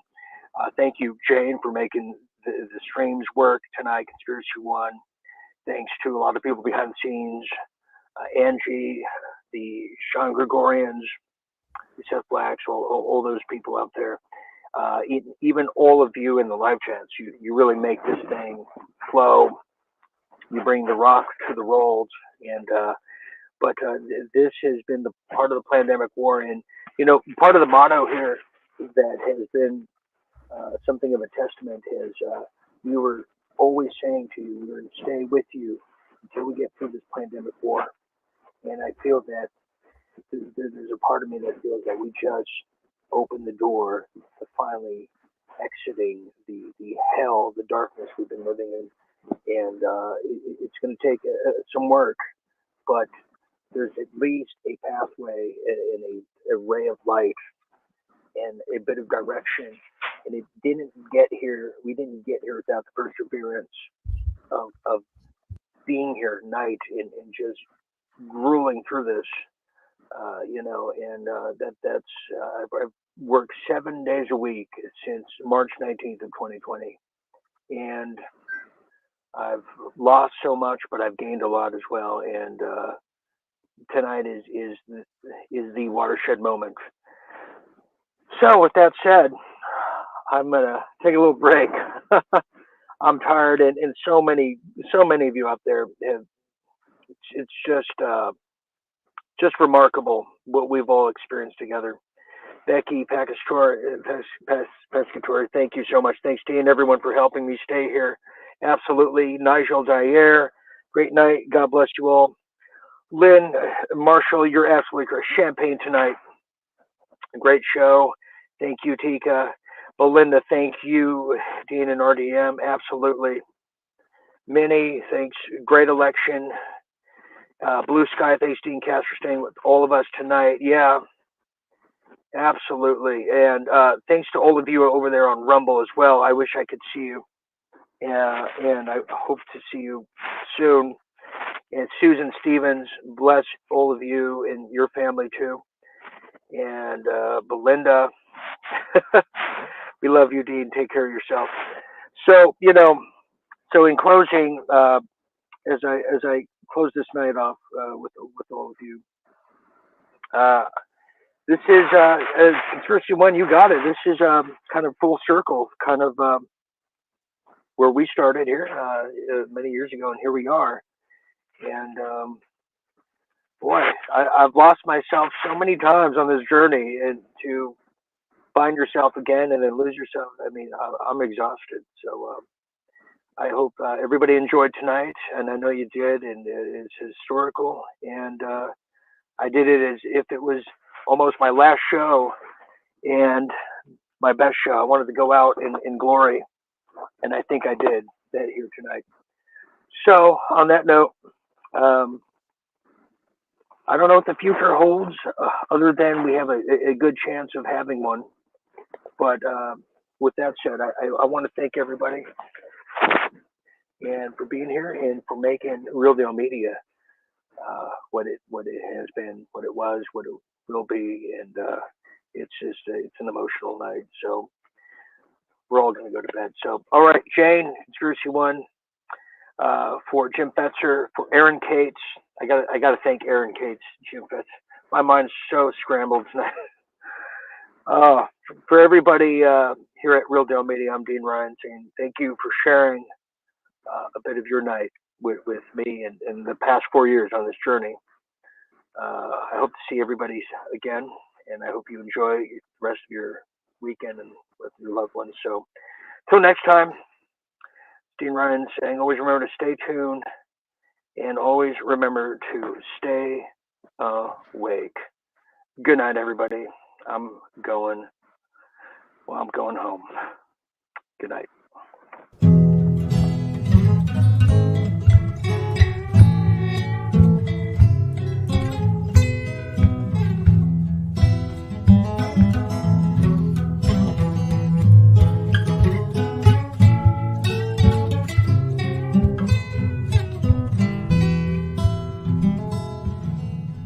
There's no need for you to say you're sorry.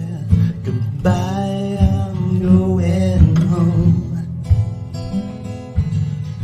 I don't care no more, so don't you worry.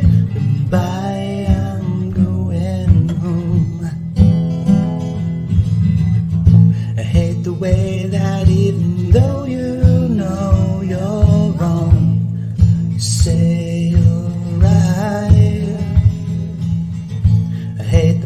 books you read and all your friends. Your music shy that keeps me up all night, up all night.